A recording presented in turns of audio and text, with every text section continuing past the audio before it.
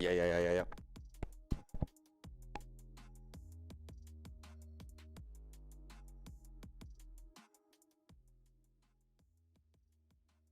Yeah, yeah, yeah, yeah, yeah, yeah.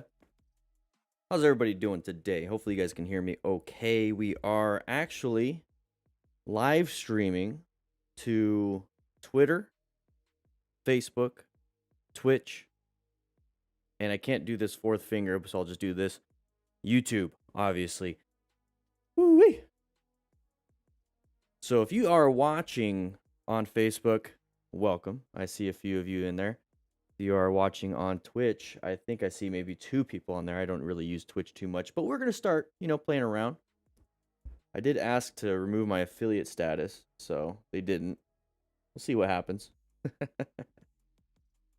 And then we also obviously are live streaming to YouTube, but Twitter doesn't have a chat function, so you guys are just going to have a video if you're watching that. So hi to Twitters.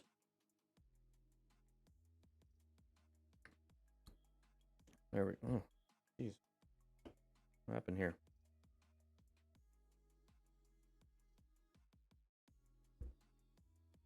There we go. Looks better. How's everybody doing? We got a lot of chatters on YouTube, obviously. 150 people in class today, but only 58 people signed in. So if you don't know, you have to hit that like button to sign into class today. Is the music too loud? Can you guys even hear the music? I want to make sure.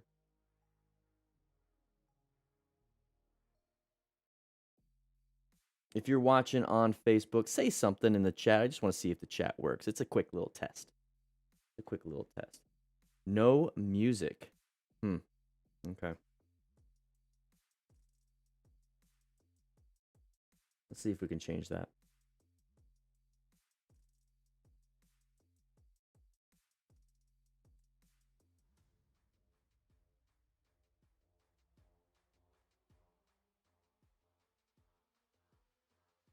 Let's see if we can change that. There we go. Okay. Is that a little bit too loud?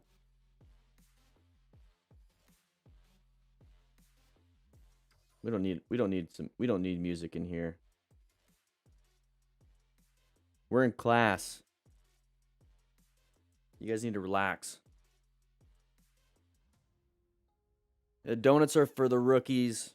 A few of them have a laxative ingredient. I'm not going to tell you which ones.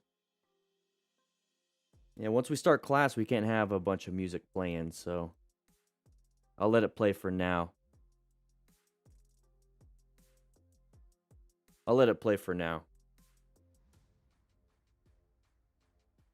Ooh-wee. Hey, this is the first time re-streaming. I'm using Restream, so it's interesting. Very, very interesting. Doc Holiday subscribed at tier 1. Hey! Woo!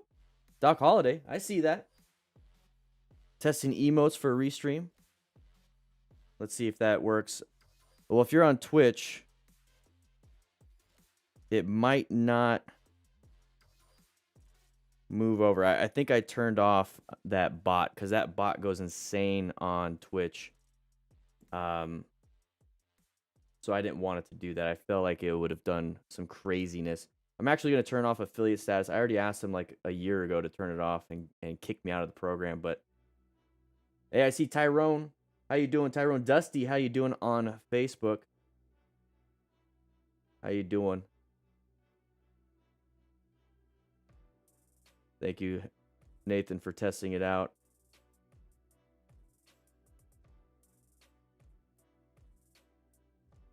Yeah, it is a good doc. It's a good platform. I just don't like what they did to the other doc.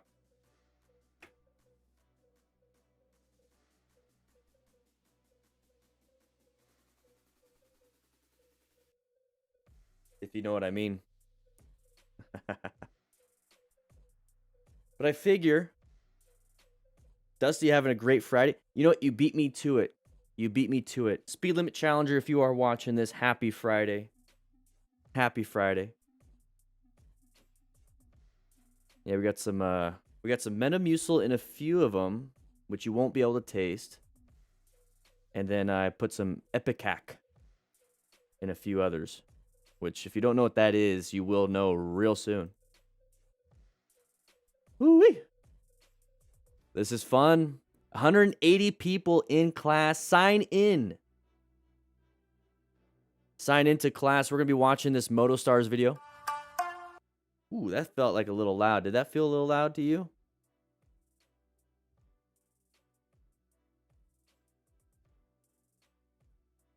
That felt a little loud. Let me turn up the music.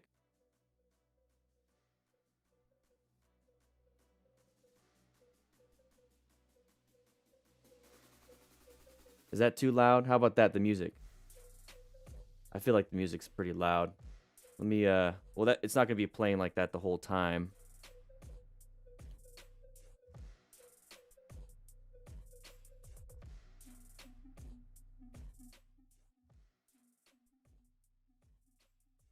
There we go. We'll just do that. We'll do that. Can't hear the music?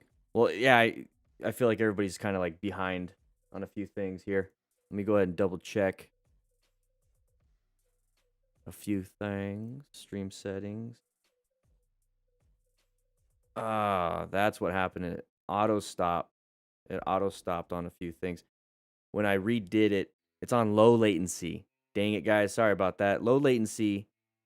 I usually keep it on ultra low latency. Yeah, I just turned it down. I just turned it down a little bit because we're going to start class soon. 12 people on Facebook, 5 on Twitch. What? Exactly. Scary crashes and close calls for Halloween. Is it Halloween yet? Oh, a couple more days, huh? Let me go ahead and just do a quick check of things.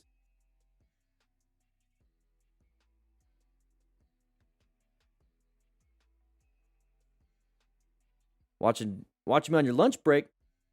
Yeah. Remember, we are taking questions, so Nikki.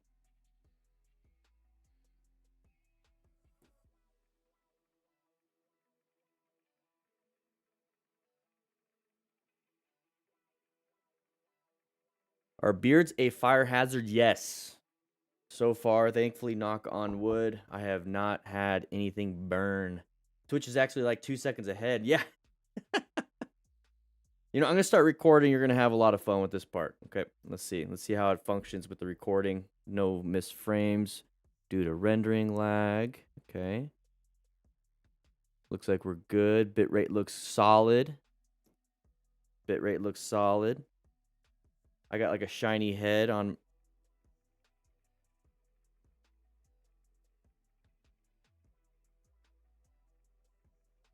There we go. How's the lighting? Heg. I don't know. Heg, Nathan, Alclor. I can't. I don't know. I don't know. What's going on? Go back to that. Sorry if you're gonna hear play for now. Yeah, it sounds good.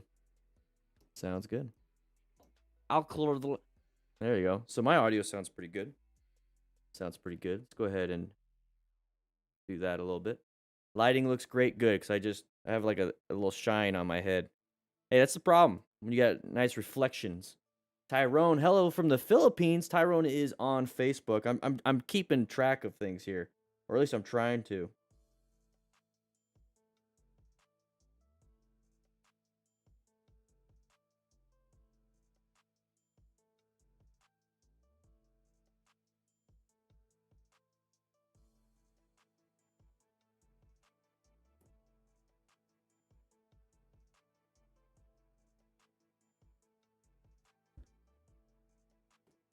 Yeah, one of those.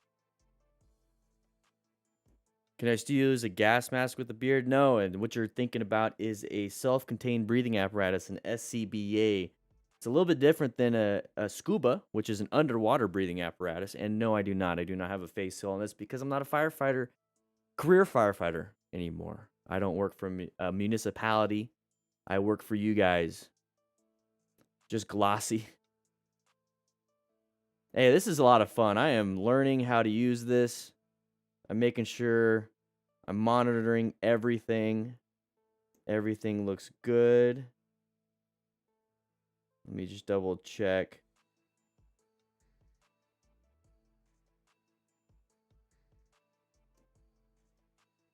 Only a few skip frames, not a big deal. Playback looks good. I'm waiting for Twitch to get rid of me on affiliate status. I do not want to be an affiliate with Twitch because I'm not even supposed to be live streaming on Twitch at the same time as everyone else. You know, I'm gonna stop recording just so you don't have to deal with all of this. Prince Meerkat, how you doing? I did not even know Dan had did a Twitch yet. Hey man, I'm gonna start doing this on Twitch also. You know what? I found out that the DDF crew is all over the place, and in fact, I am probably going to add a channel on the Discord. By the way, I'm gonna be adding a channel on the Discord specifically for this part 2, where you can get some. I think you can add a chat function. I'll test that out. Maybe in the future. We got some new changes coming up on the Discord. Can't wait to make some changes.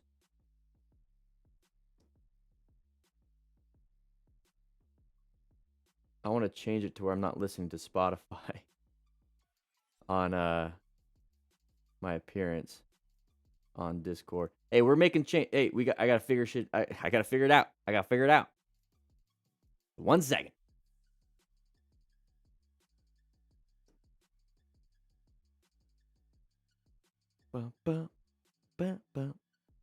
How's everybody doing today? Everybody have a good week? Everybody have a good weekend? Last weekend? Anybody go out training last weekend? Love to know, because you know what? I had a nice ride out to Sonoita, and it was just great. It was just a lot of fun. There we go. Turn off display status. And we are going to turn that off. Actually, whatever. We're good with that. Let's put streamer mode back on so I don't get little dings and ding-dings. And there we go. Still alive. Yeah, I just haven't streamed in the past few years. I really want to get rid of the affiliate status on Twitch. How you doing, Moto Electrician? Twitch is just going to be restreamed from YouTube. My main focus is YouTube. And the cool thing is I can say this: hi from every platform. And it's going to send it out to everybody. At least I hope. Sent it out to Facebook, I see. Sent it out to YouTube, I see. And we will see if it sends it out to Twitch. It's a quick test.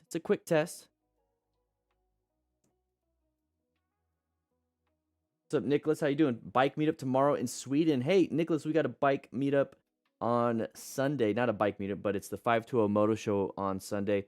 Nathan, we won't be having a booth, but I'm still gonna go. I'm gonna help out with the raffle ticket area. So if you do want to come, it's not a mandatory thing like we talked about. It's just gonna be something if you want to go. I'm gonna show up. I'm gonna try to, anyways. Nikki is going to show up. I guess it didn't send it to Twitch. Not a fun. Oh, yeah. No, it didn't. Yeah, it didn't send it to Twitch. I guess I'll just have to say hi to you guys on the Twitches. On the Twitch. Brett Hubbard from Facebook. First time finally watching you do a live stream. Your videos have really helped me a lot. Thank you so much for everything you do. Thank you so much. I'm going to hit a little like button on that. I'm also going to hit a little like button on Nicholas. And then Pablo, how you doing? Southern Arizona, where you at, Pablo? Tyrone from the Philippines. Mike Serpe, getting my first bike tomorrow. I took the rider's course, but all that I've ridden, but the bike is 70 miles away, and I'm a little bit nervous, but not crap my pants nervous about the ride home.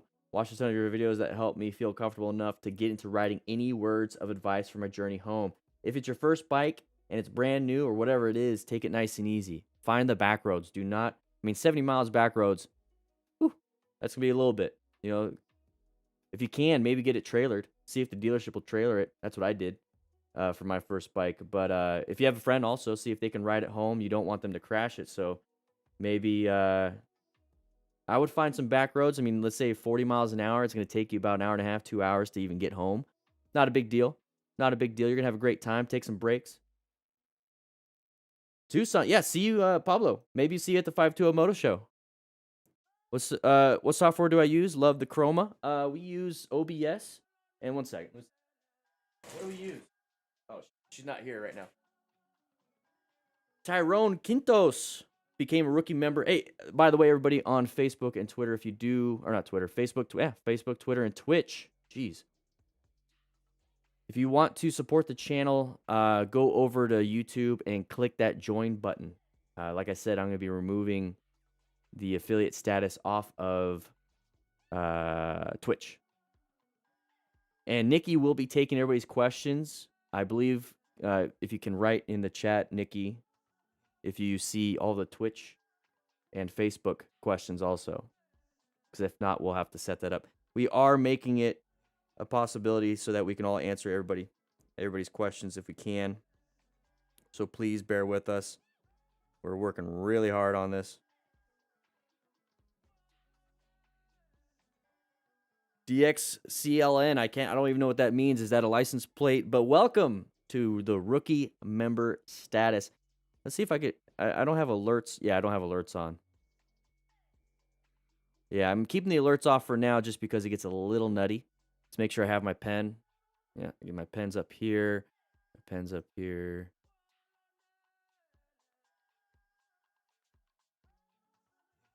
He's dripping. He's slobbering a little bit. Okay, looks like the pen works. We didn't have any rookies chewing on anything. Make sure you guys grab yourself a donut, by the way. We have plenty of donuts. Plenty of donuts. We had a lot of brown pant people, so that's why we have a lot of chocolate going on here. You can see the Twitch. Yes. Yes. Good.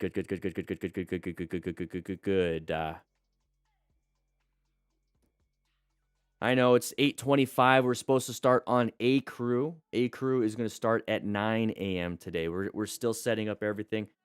Nikki, if you are in the Writing Smart class syllabus, can you go ahead and change the times for me?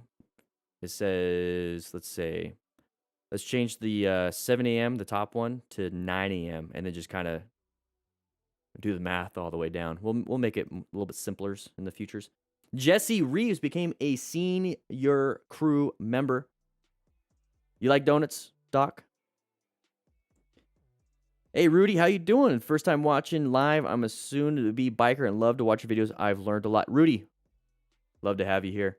Love to have you here. I am just trying to keep an eye on everything.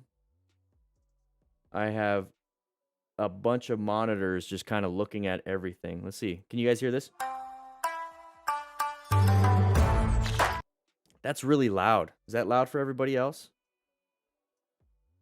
Itchy Rider, click that join button or click youtube.com/ I'm sorry, ddfmcrew.com/YouTube member. Nightbot didn't do it right. That should be linkable. Let's go ahead and go to timer.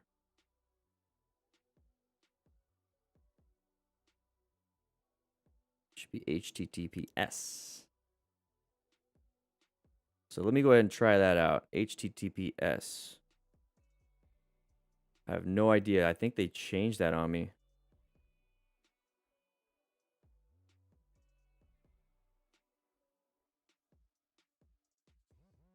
Is that linkable? How come it's not linkable? I think YouTube might have...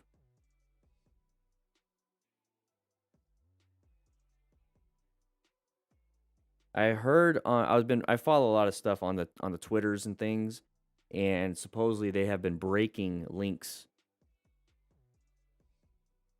Can you guys click that? What I just posted in the chat?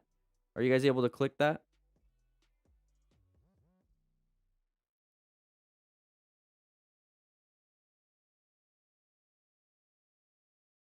It works on yours? Like the Discord thing right there. Yeah, I see some nope. I see some yeps. I don't see it. Here, I'm gonna try to post the Smart Writer ebook. This is just a test. It worked for you. It's not working for me. It's working for everybody else. Does that work for you? That link right there I just posted? ddfm.me/smart-ebook. Trembling, how you doing? Maybe a touch loud. Maybe a touch loud. Okay, good to know. Good to know. Good to know. All links work. Okay, good. So just ignore me, Pablo Dinah Daddy. Welcome to the welcome. All right, good. It works for you. Thank you so much. Thank you so much. I appreciate you guys letting me know because that. Whew.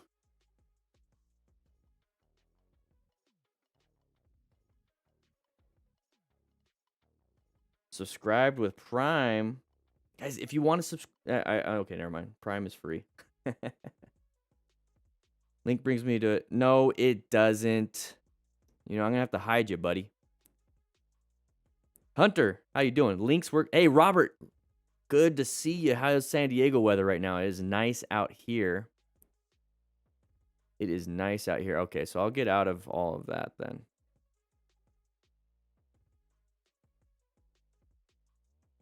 Hey, look at that. Thanks, babe. Making changes up in here. Hunter, welcome. Like how a lot later? Just 1 p.m. Oh, 2. Okay, we'll make changes. We'll make changes. We might be powering through some class sessions. Usually the class sessions are about an hour. We might just do the first 2 as a run through. That feels loud to me. Does that feel loud to you? Did that feel loud?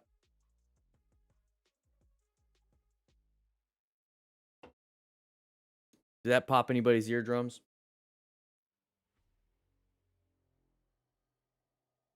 Greetings from Earth. Oh, I got a booger. Not to you personally. All right, so here's what I'm going to do.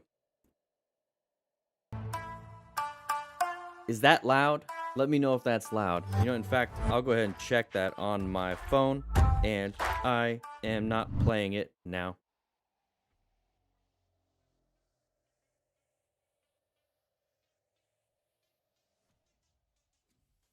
That sounds pretty loud. Okay, so doing the restream thing kind of screwed up some of the audio. Not a big deal about even with voice, and we cannot have that. I wonder if it's even ducking again. I think I know what might be the problem.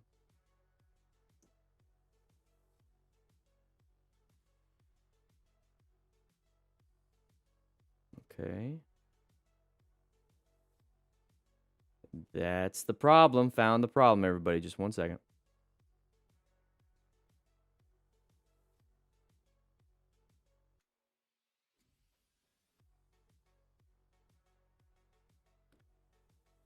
Going to go ahead and test this out. Is it audio ducking for you, Nathan? Just double checking. What? Double check, double check, double check, double check, double check. What's wrong? Yeah.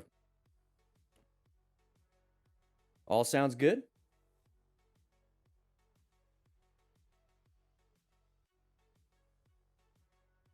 Trembling Sphincter. Amazing.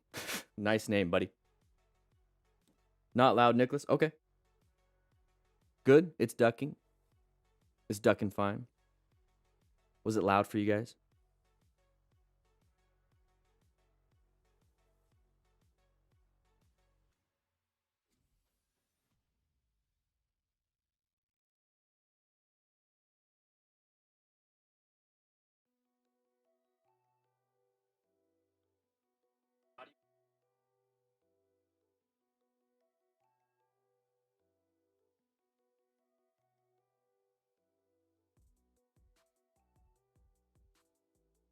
Okay. Okay. I have no idea why I said that. Sounds good from that last test. I put my headset on. Yeah, I got making some changes. Shouldn't probably do it at 11 a or 11 p.m. at night the day before you have class. You know what I mean? All right, 8:33. How are the glazed donuts? They're great. Now what happens? Cool videos. We are going to be starting real soon. Give me a glaze. I'm a simple gal. Hey, Lisa, how you doing? Okay. I learned way too much from Nikki. Yeah, exactly, Tony. Let them know. Let some of the rookies know, because some of the rookies don't know what's going on. You guys can come on in. We're about to start A crew's class. A crew is going to go a little bit. It might bleed into B crew, so we got to make sure we have plenty of people, plenty of seats. MotoStar's intro is a shout out to you. Where? MotoStars did a shout out to me? No, he didn't. I hope he did. That means he likes me, and I want him to like me. Nicki Minaj fan. Not a big fan of Nicki Minaj the person, but some of her stuff is fun to listen to. Hey, that's just the way it is. Christine, hey, got some donuts. What is an A crew and B crew? So, Seth, great question. What we do here is we have 4 classes, okay? So we have A crew, usually from 8 to 9 a.m. Mountain Standard Time. 10 a.m. to 11 a.m. is B crew, AB, get it? And then we usually have like a lunch, but then the 3rd class is C crew. The 4th class, there you go, is D crew. Usually because they're not very good at what they do. Why do I like MotoStars so much? They're consistent with their content. They're very consistent, and they make pretty good content. So we use them as the training tool to talk about what we talk about. You're here for the whole cruise flashlight. Aren't you the one that said you're going to get a tattoo? Are we having buffering issues on Twitch? I'm just going to keep an eye on it. It looks good. Maybe it's just the playback. ABCD crew gang. I saw that before class started. I got cameras in the class. Twitch is fine. Hey, thank you for like watching everything. I appreciate it, Nathan. All right, everybody. I think we're just going to get started. I just hit the record button. So, Nathan, thank you so much for being a part of this and helping me out. Is it buffering for you, Homo erectus? You've been around for a very long time. You should have a pretty good internet connection. Probably been grandfathered in for quite a bit. Yeah, it looks good. We've been chatting. We've been doing our thing for 30 minutes. It's like World Star for motorcycles. Hey, that makes sense. X racing videos. Is that a thing? CBT tomorrow. You're gonna do fine. Nah. Let me go ahead and turn up the music, because I like to hear the music too.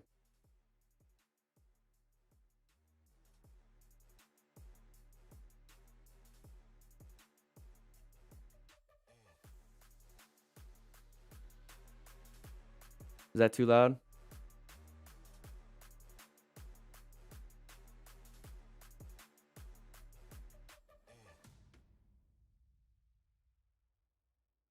Just double checking.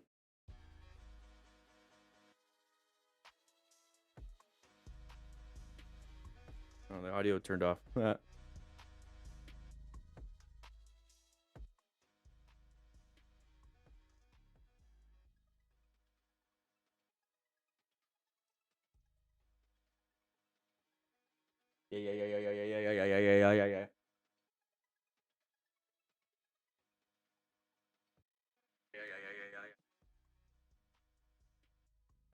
I like to have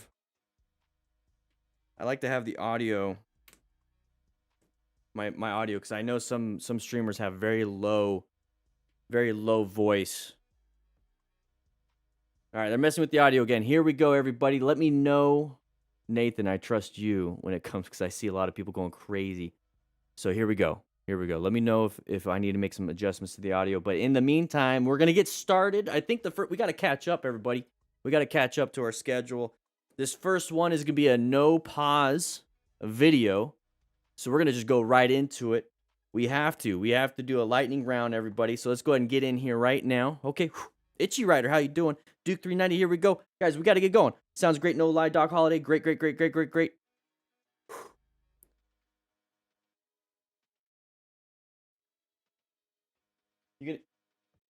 You gonna start it? Okay, here we go. All right, so this is gonna be a MotoStars real quick, straight up compilation. I'm gonna be talking about what's happening with Mr. V Rod right here. BMW rider was not too happy getting flipped off for riding in the carpool lane with no passenger. Okay. What's wrong with me? He's not. What? Okay, so what we don't do here is mainly focus on, or what we don't do here is focus on road rage stuff. When did I flip you off? Don't really care too much. When? Really don't care too much. So Nathan, let me know how everything is. Why are you in the carpool lane? You got no. Which, by the way, everybody, Nathan is our editor, great editor, video specialist. Do it. Yeah, non-issue stuff. So here's the thing. We're just gonna go ahead and skip it, Mr. V-Rod. I've seen you in these videos quite a bit. Let's just go ahead and be a little calmer next time. Non-issue. So here we go. Wolf. Looks like the ground is a little bit wet. Plus, in this situation, the driver didn't give him a chance to react. Okay, so the driver did not give him a chance to react. Okay, just because you can't, don't try to take the spot. It says keep clear. It says keep clear, and I know it's for those riders, or I'm sorry, those drivers in the main thoroughfare right there. But that person did not want to be there anymore. So you just got to be careful. Put yourself in a better position for safety, which is, obviously the planning part. Okay, we should have located that as a hazard. All right, so thankfully his fender is pulled back right there, so it's not going to hit the fender, but you got to watch out for the frame. I mean, not the frame, but the rim. See how we're doing it live, nonstop on Fridays at 8 a.m. Mountain Standard Time? Thankfully, it didn't damage the rim. That's where it could really happen. All right, so always be aware of your surroundings and try to predict the intentions of other drivers. Let me get the pen out so we can actually play around with that. Do I have the... Yep, the pen looks great. Okay, so pay attention. Watch out for anybody pulling out. Side of the vehicle right there. It's going to be live. I can't pause it, so there we go. Good job with the orange stage maneuver, which is going to be him being prepared for those intersections, and he just rolled off the throttle. Okay, T-show stoppa. Here we go. So we're going to get into that blind spot. Watch. And then this lane right here is going a little too slow for this person's taste, and they're going to come out this way. And that's a common thing. That's a pattern that we see all the time. So be very careful with these patterns. You did a great job with progressive brake pressure, or even rolling off the throttle, so you're using some engine braking. I usually don't get as mad, but I got rendered 2 months ago, and I just got triggered. So 2 months ago, so a little bit of PTSD going on. That guy's really far away, but remember, GoPros, it's a lot closer than it appears, right? So if you're getting this type of agitation, this is a good time to really think, okay, so maybe I'm not really ready to ride in this type of environment. Getting a little upset. Remember, you want to be a smart rider and acquire and utilize personal protective equipment. He is not wearing any gear, so if you are concerned about getting injured, killed, or whatever on the motorcycle, please wear some gear. It is that safety net that a trapeze artist, I like using that. But it really is personal protective equipment. And you got a kid in the car, dude? Come on. The kid is safe because probably in a car seat, got seat belts, crumple zone, roll cage, airbags. You don't. All right, so Dresh, hey. Off the bike and getting rid of I'm trying to talk here. MotoStars. Especially in I'm trying to talk. Conditions turns out not to be MotoStars, stop. I'm trying to talk. Sit back down. All right, here we go. So you got some rain droplets on the GoPro, so that means the road is wet. So oh, there's some loss of traction. That is what you call a high side crash. So if you want to pause it, go ahead and pause it for there so you can read it. But there's a high side crash. Thankfully, nothing too crazy because he's walking around, so I'm not too concerned about that. He is doing well. He's got full gear. The bike is just going to be damaged. Let's see if he can ride it home. Is he going to pick it up? There, good job picking it up. We do have a video on that on Motorcycle Training Concepts on how to pick it up. He did a great job. Probably watched it. Kalanio CCCCCC. That's his name. I don't know. All right, so big open area. Side of the vehicle, side of the vehicle, side of the vehicle, side of the vehicle right there. Okay? Go ahead and adapt to it. Because remember, when you plan, you have to position for safety, locate it. And all he did was adapt to a different lane position. I know there's a bunch of letterings and stuffs. I clipped this dude's mirror with mine when lane filtering this morning. Doing very, very slow lane filtering. At this point, just kind of sit there. If it's too, you know, it's too close and it's not, you don't have enough room, just kind of, just sit back. All right. Yep, good. I'm glad he apologized. Put it back, put it back. Man. Oh, she's upset. He's upset. Hey, it's okay. Just apologize. Let them have it. Hey, let them have it. Cool Breeze Rider, how you doing? Send me a message. Remember we talked about it. Oh, came across a car crash? No? I was about to say he needs to rescue this person, but we don't look like we need it. It's just more like a bunch of dum-dums. Don't get in front of other vehicles, though. You could have went around the right. Okay, that would have been a little bit easier. Anonymous reports. Whoa. Nice little rev bomb. It's not going to do anything, really. It's just going to get you on MotoStars. Watch out in front of you. Watch out position. Okay, this is an orange stage area, so you have to watch out for that. Momet. It's Momet. Reaction from Good position. See the line of sight? fine and certainly. Great line of sight right there. Whoa, uncommon thing in a common situation. We're braking. Good job with that emergency braking. We did some really good progressive braking. That's what I was trying to get at. Don't get, he can't, you're going to have him back up in the, what are we doing, Momet? Stop getting in, let him go forward. It's so much more dangerous to go backwards in the middle of traffic. Oh my gosh. Motostars, what are we doing here? Why do we have people like this on your channel, man? Jeez. All right, nighttime, low visibility. Got to watch out for that. Got sirens. Uh-oh. Somebody is extremely intoxicated with whatever substance. I have seen that many times, but wearing black on black at night, doing some stretches, getting those, you know, the growing stretch, because maybe he's about to go run away from the cops. He's got to get prepped and ready. You know, lions do stretch right before chasing a gazelle. Or is it the other way? Anyways, True Bowen, here we go. Lost his GoPro. Okay. We got a ram mount, not a rock form. I know some of you guys don't like that. Great swerve, by the way. I don't know if we were going too fast for the flow of traffic, because it looks like we are kind of keeping up with the cars up ahead. Actually, no, we're catching up quite a bit. Now we're maintaining good flow. Did a good job with that swerve. Very good job. That happens quite a bit. People kind of pull out. The problem is it's going to be that inattentional blindness. A lot of drivers don't know how fast you're going, so there's motion-induced blindness. But that right there, they're not paying attention. What's up? Brian636, hey, how you doing? You're fine. Brian636 is in the chat. Hey, this is a straight up no pause video, so you just got a shout out on one of our videos. Nathan, give him a good shout out. You know what I'm talking about. Hey, doggy. Oh, don't do that. Dog, look at the ears. You know how... Some dogs don't like noise. My dog hates noise. Oh, that's stress. That is stress. Some dog... Oh! I'm not going to say he deserved it. But...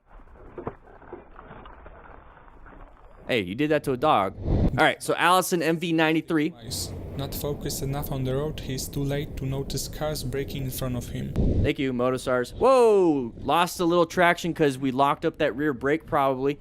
Not paying attention. Didn't do a good plan. We didn't locate this potential hazard. You know, we got brake lights. We have intersections coming up. We should have been in orange stage, prepped and ready for this. All right? Should have been prepped and ready. It's okay. Maybe a little bit of, you know, white staged. Maybe a little bit white staged. I think so. All right, we're moving on. These things won't move. Get out of here. There you go, white stage. So sun in the eyes. Okay, we have a low visibility issue. Could not see that in time. Ooh, the growing and the pelvis right there going up and over into the handlebars and the gas tank. It's a no bueno situation. All right, so we got water on the screen. Okay, watch out. That person's turning left. Brake lights, brake lights, brake lights. Go to the right. Position better, position better, position. Oh, shoot. My bad. I'm not there, so I couldn't see it. It's not my fault. It's not my fault. Did a good job with his progressive braking. DM motorcycles, so we're looking like we're trying to get a good line of sight right now. We have a good line of sight. We can go around brake lights. That guy can't drive. We're going to pass on a double yellow. Not a good spot to do so. Hey, you know what? We are not a smart rider in that situation. We did not seek and recognize this hazardous situation. Okay, this is an orange stage because you have... Where are we going? Hey, you know what? Found an escape path. We found it. Where's the escape path button? Where's the escape? Oh, thank you. Good. Oh, man. Did a good job. Found an escape path onto the brick. Roundabouts, they'll kill you. If you're not paying attention, they will. Roundabouts and intersections or automatic orange stage, you specifically identified that threat. Okay, so we're filming with a potato, and we're getting to here, a Toyota Tacoma. Okay, oh, curb check. Just double checking, making sure it's there. Not a big deal. We got an air horn. You know what? Whoa, no, you know what? I said that's the wrong button. I said I wasn't gonna pause it, but I am. Here's the thing. Let's look at this. We're gonna go back to this, right? Kevin Ward, welcome, rookie member. You're supposed to wait. Just wait. That person was already in the intersection. That one I agree with. That was the side of the vehicle. Shouldn't have done that. But that other spot, you should have waited. You just want to use your new horn, huh? You want to use your new horn again, huh? Are we just here for the new horn? Speed limit 45 downhill, run a bit over. Hey, not a big deal. You know, you did that probably yourself a few times. Not a big deal. Probably did not see you looking around for parking spots. All right, slow MT, how we doing? We're going to get into a blind spot. There is a turn signal. Did not want to go right. So once you see that, let them in, okay? Let them in. Don't just, you know, try to force them to go take that right turn. Total disintegration. What's going to happen here? All right. All right, so we're going to be turning right. Are we paying attention to what we're doing? Yes, we are, but that truck is not. Good job with your positioning for safety. I believe that is the last video. Yes, thanks for watching, Moto Stars. You know what? I had a great time. Doing that. So, Moto Stars, go ahead and grab yourself a donut. I appreciate you putting these videos together so we can utilize this in the classroom. But, A-Crew, it's almost over. I'll be seeing you guys around. See, look at that. Boom. Great job, Dan the Fireman. I'll tell myself good job. Whew. We got more videos. We got some more videos. Do not worry. Do not worry. Looks like they're about to ride into the grass there. Can you guys hear the music? I want you guys to hear the music.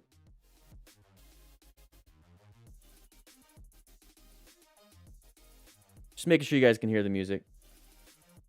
There we go.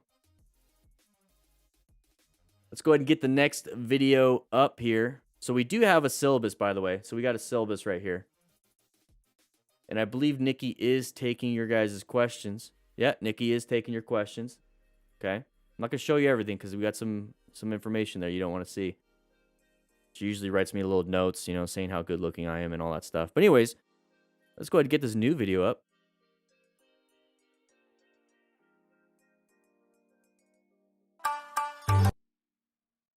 There we go.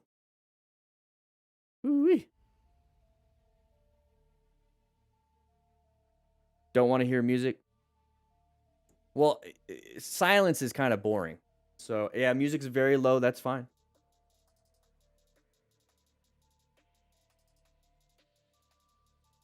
I'm gonna figure out a way to separate audio. I do already have a way, but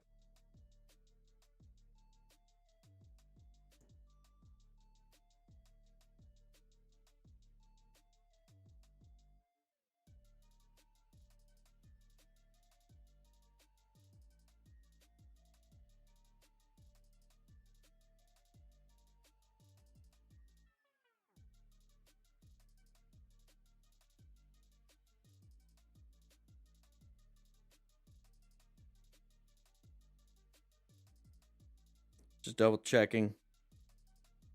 Everything looks good. Everything looks good.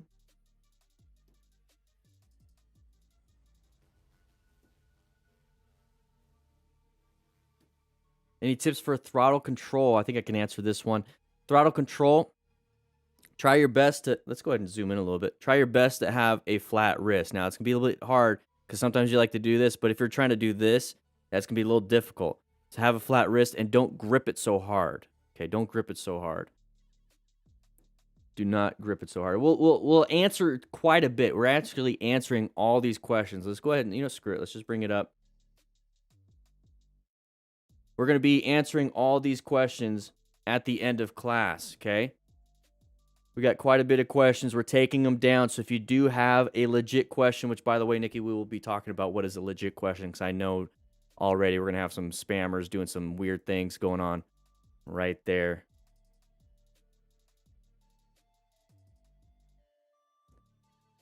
Just want to double check, make sure Facebook looks good. Yeah, you made it live, Laura. How you doing on Facebook? I'm going to go ahead and like your comment. 6 people on Facebook. Hey, not a big deal. Not a big deal. Don't expect it. Don't expect it. Mainly everybody here is on the YouTubes. We got 13 viewers, though, on Twitch. How you guys doing on Twitch? How you doing on Twitch? You know what? I'm going to go ahead and make you a mod. I'm going to add you as a friend first. Actually, I don't know how to make you a mod. We're going to have to figure that out, Nathan. We're going to figure that out on the Twitch. How does a bike with ABS braking differ from a bike without? Great question. I think it's better with a picture. I think it's better with a picture.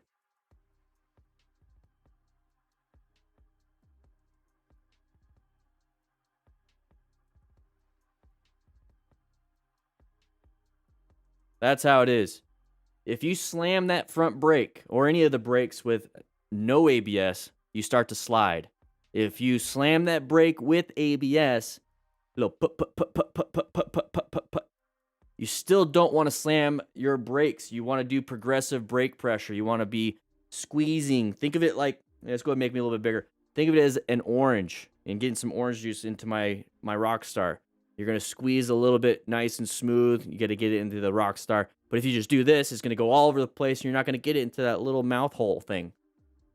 That sounds bad. It's basically ABS versus non-ABS. So great question, Mike Serpe. Mike Serpe. I see, Laura, that you are liking everybody's things and comments. I love it. I love it when the crew is all over the place. So we do have a Facebook, everybody. We have a Facebook, and we have a Twitter, we have a Twitch, we have a YouTube.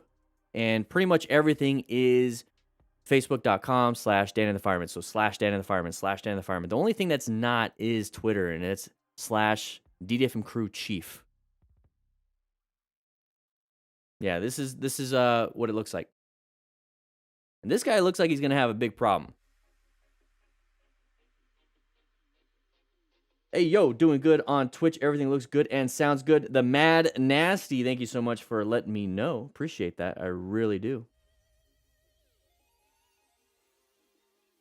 Just ordered the Smart Rider book. Laura, great. Hey, by the way, everybody, I'm not going to jump too much into this, and I'm not really promoting this too much.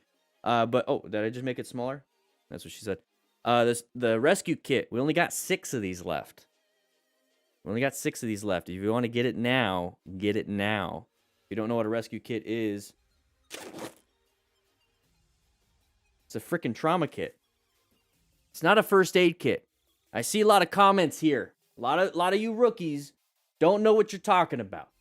You're eating too many crayons. You're chewing on too many electrical cables. You're frying your brain a little bit. Maybe some of you guys ate some of the donuts with the laxative. But here's the thing. This is not a $20 first aid kit with Band-Aids. There is literally no Band-Aids in here. There's no ibuprofens and Benadryls. There's none of that. It's a legit trauma kit. You got a Sharpie, though. I mean, okay, so maybe you got some weird things in there. But you got a Sharpie. You got 2 tourniquets. You got a bunch of 5x9s, 4x4s, which are those bandages. Like actual real bandages that absorb blood. You got a CPR mask. You got a whistle just in case you crash. You got to whistle things because screaming can ruin your vocal cords. And you might not be able to scream anymore, but you can still get airflow out. Triangular bandages. Emergency blanket. Trauma shears. Let's go ahead. Hey. You going to make me big on screen or what? Rookies, I swear. Got some trauma shears. So you can cut off some clothes. You get a sweet patch too, by the way.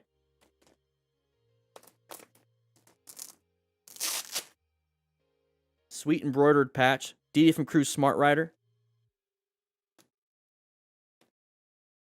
Seriously, Flash Ninja, I've seen that quite a bit. Guys, this is not a first aid kit. So you do need training for this one. And we do have training on motorcycle training concepts. Our YouTube channel. Prep Medic did an amazing video series on how to use everything in this trauma kit. I sent him one so you can play around with it. Guys, check it out. We only have 6 left. 6 left. 6 left. I think if I do this, Nightbot might help me out here. Arrogant from Slovakia on Twitch. Woo! I think Nightbot. Come on, Nightbot. What are you going to do? What are you going to do? You going to make it work?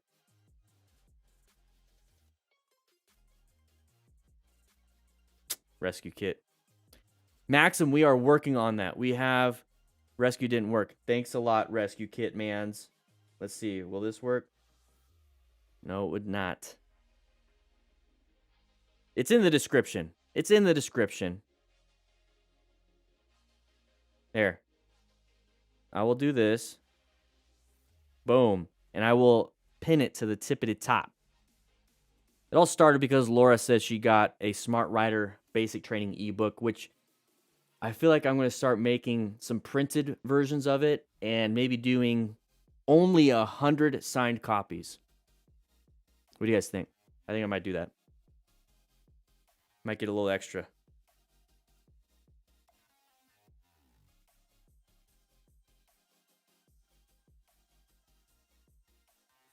Oh, Laura just got the book, I think. Laura just got the book. Cool videos? Not yet. The goal is we're going to be getting international shipping, hopefully by the end of the year.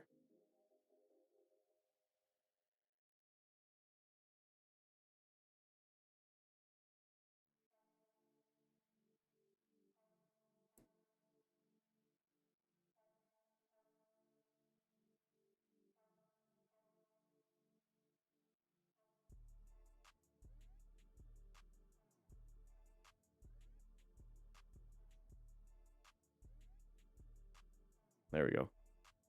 What's your advice on riding at night, Yetta? Be very careful not to outrun your headlight. So let's go ahead and talk about that real quick.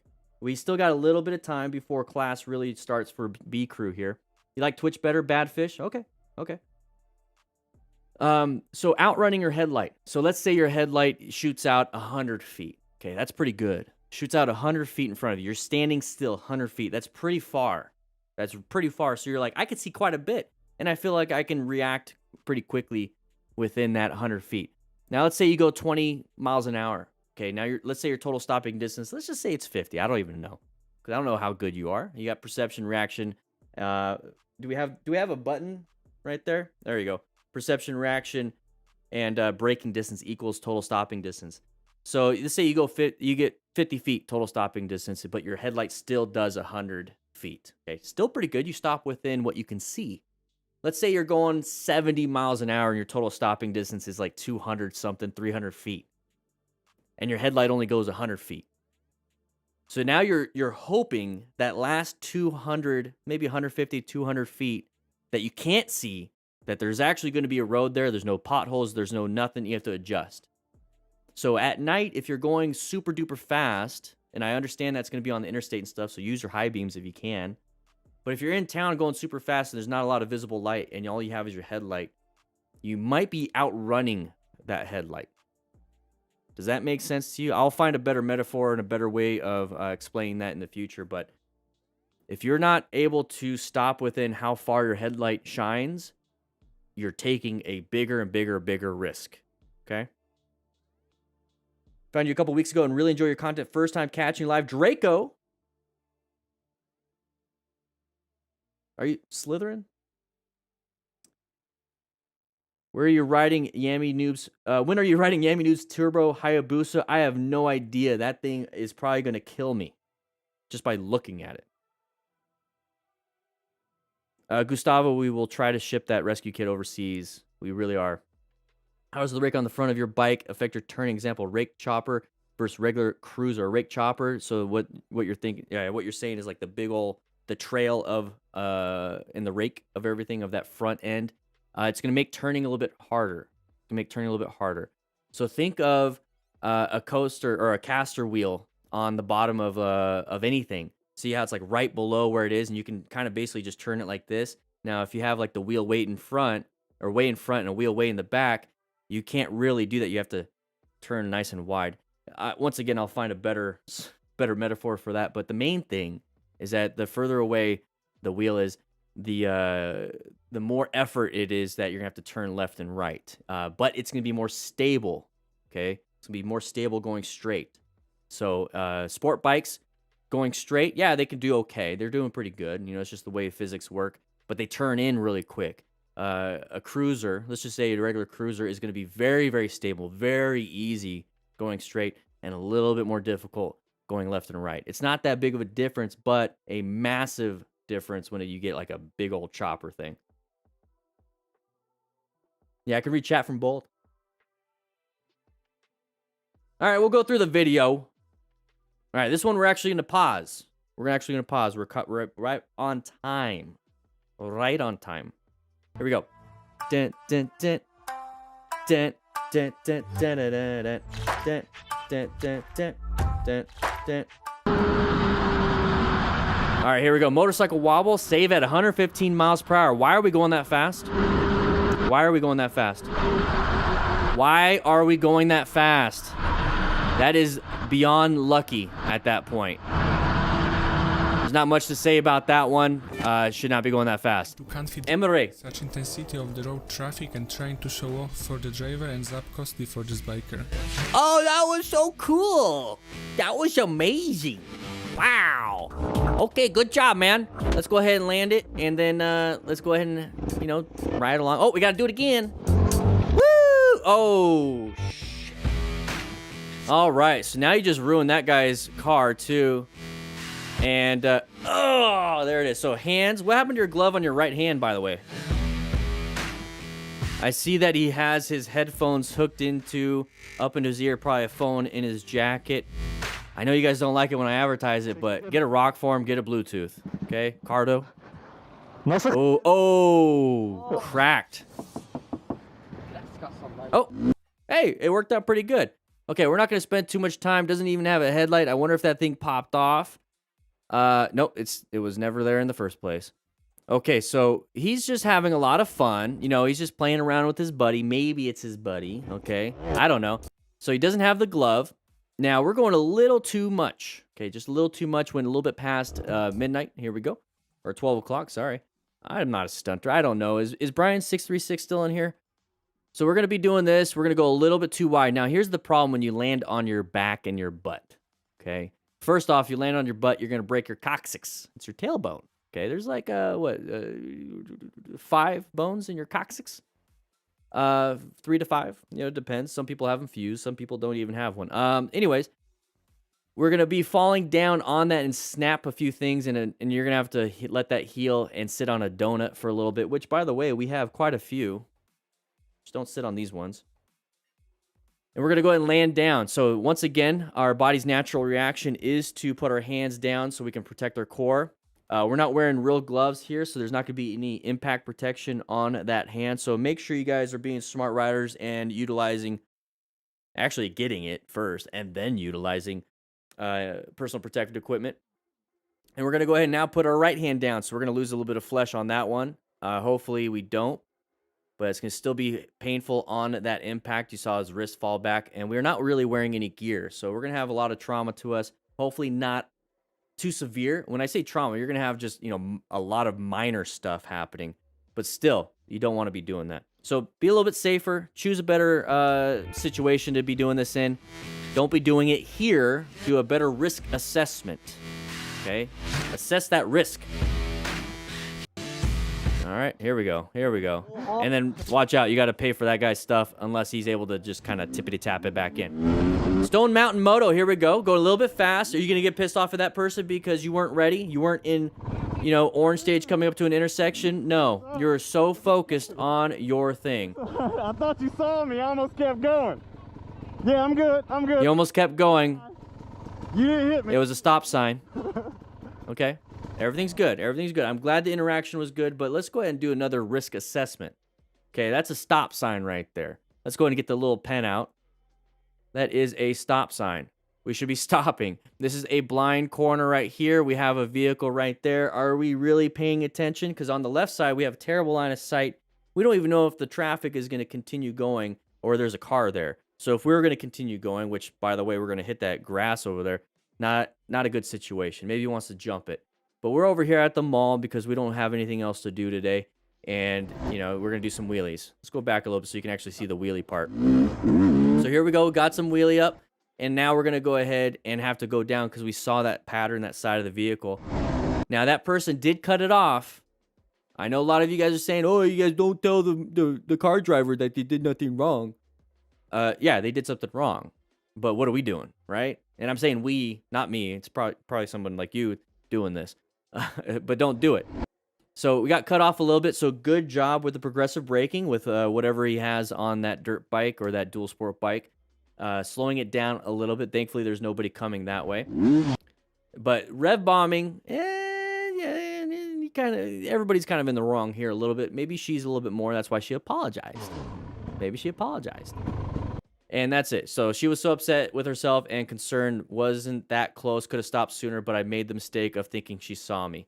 That is the biggest thing here. Never make that mistake of a driver seeing you. Let's go ahead and get that off the screen so I can push this on the screen. We have unintentional blindness, okay? You could literally not see something right in front of you if you're not paying attention. And that right there is why we focus on the yellow stage. We don't want to be in white stage. If we're in white stage, we're zoned out. We're not going to see anything, okay? It's just like when you drive home from work and you're like, how did I get home? That's white stage. You screwed up. Thankfully, you got home.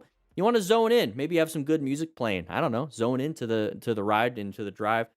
Intersections, orange stage. Corners, orange stage. Red stage, we're going to have to do emergency brake, emergency swerving. Brown stage, typically you see that with panic braking and you get a little bit of poo-poo in your pantalones. All right? So thankfully, nothing happened there and everyone's having a good day. So let's go ahead and move on to the next one. So Stone Mountain Moto, it's okay. It's okay.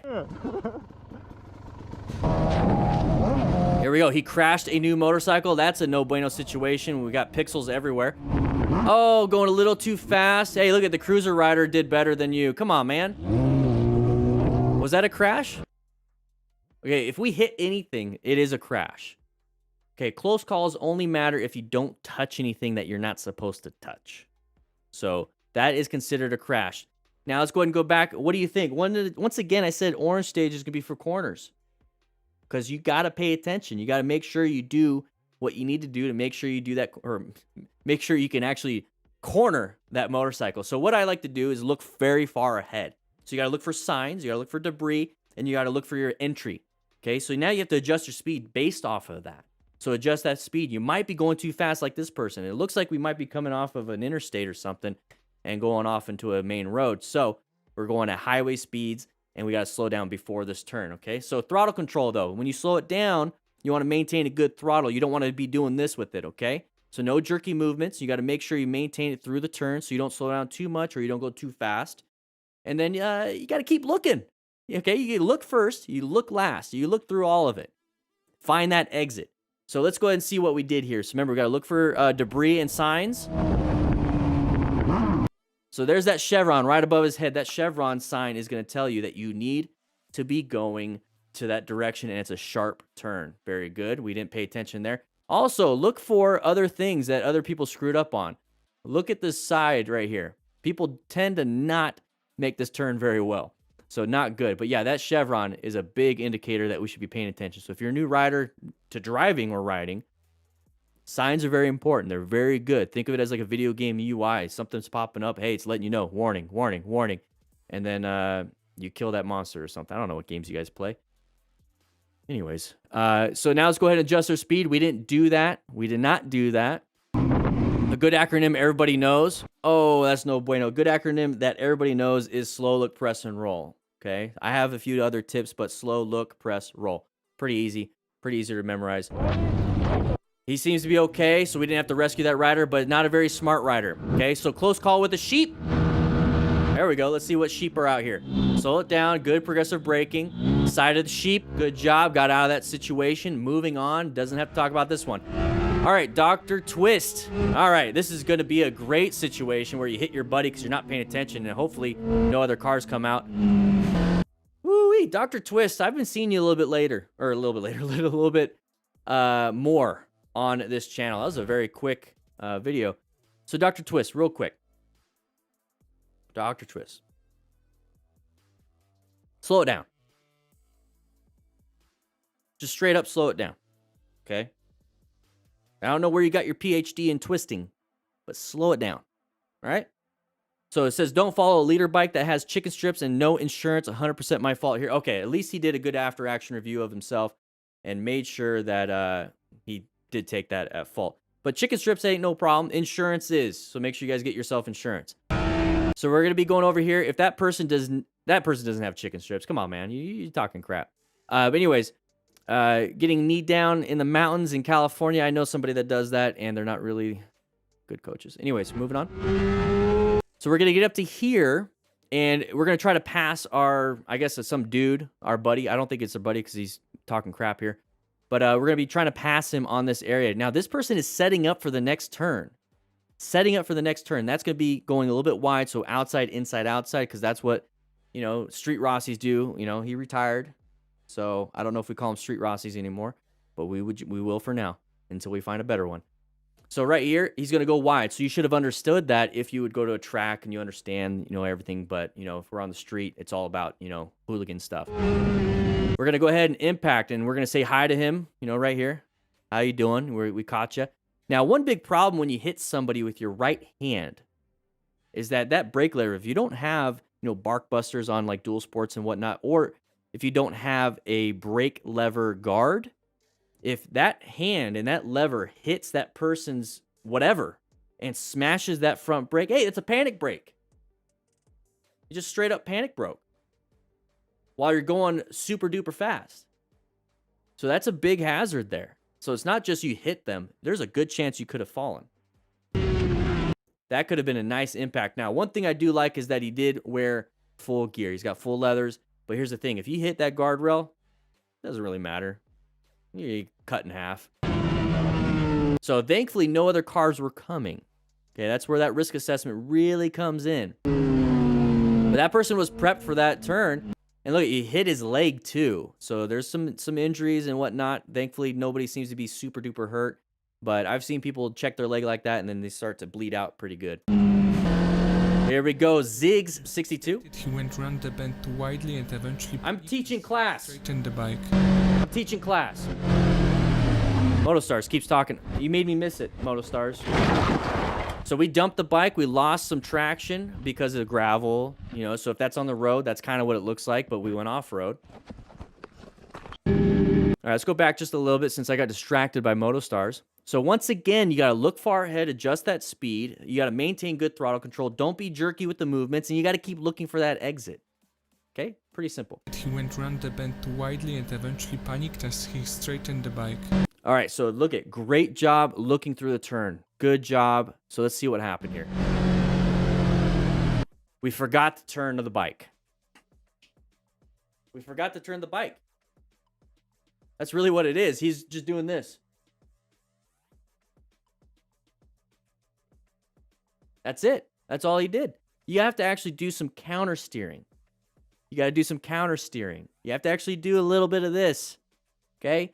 Got to turn a little bit, buddy. Now, typically what you see with this is that, you know, there's multiple aspects to actually turning. So like I said, you have to look through the turn. You have to adjust your speed. You actually got to turn the bike. You don't, there's a few things here. Also shifting. So there's a lot going on. So when I see something like this where somebody just forgets to turn, it looks like a new rider.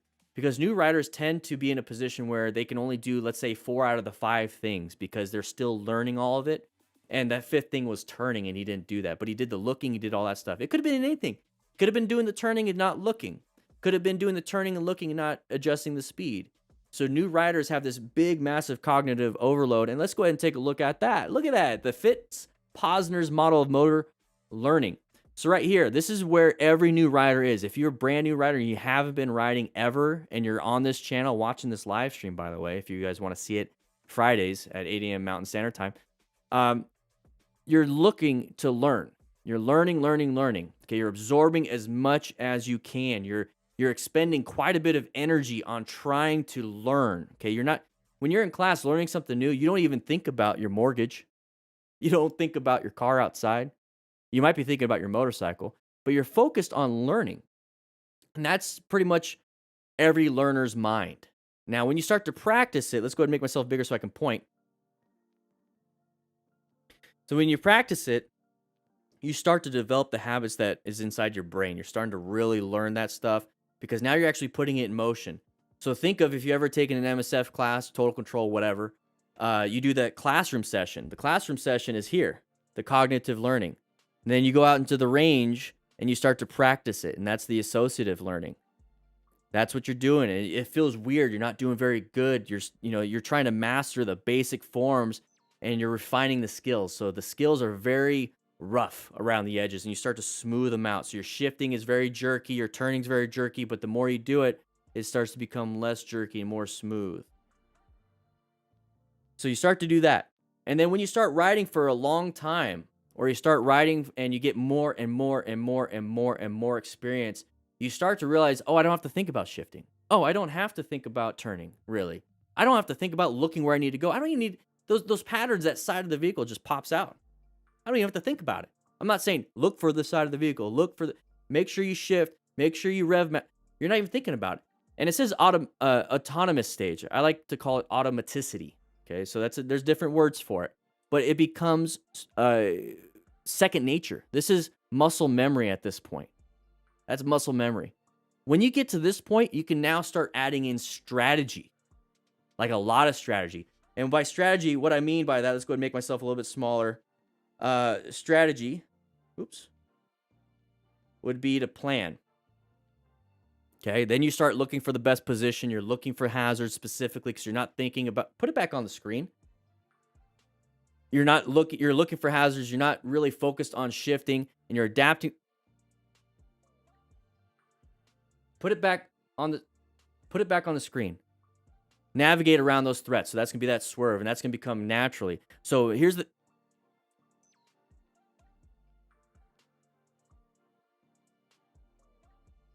plan your ride. Go back and pause it if you need to. All right, here we go.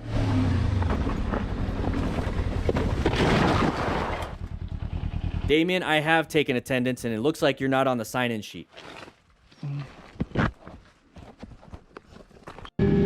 All right, here we go. CBR 600 dies mid-wheelie after scrape and mouse traps. Wait, there's mouse traps on the road? Oh! Rescue a rider, buddy. You got to rescue that rider. Could be a high injury. Oh, he's standing. Good. So that's an assessment section right there. Let's go back just a little bit. That's an assessment. When you see him walking and actually picking things up, what this tells me, no broken legs unless there's adrenaline really kicking in. No broken arms, no broken back unless adrenaline's kicking in, unless he's faking that he has pain.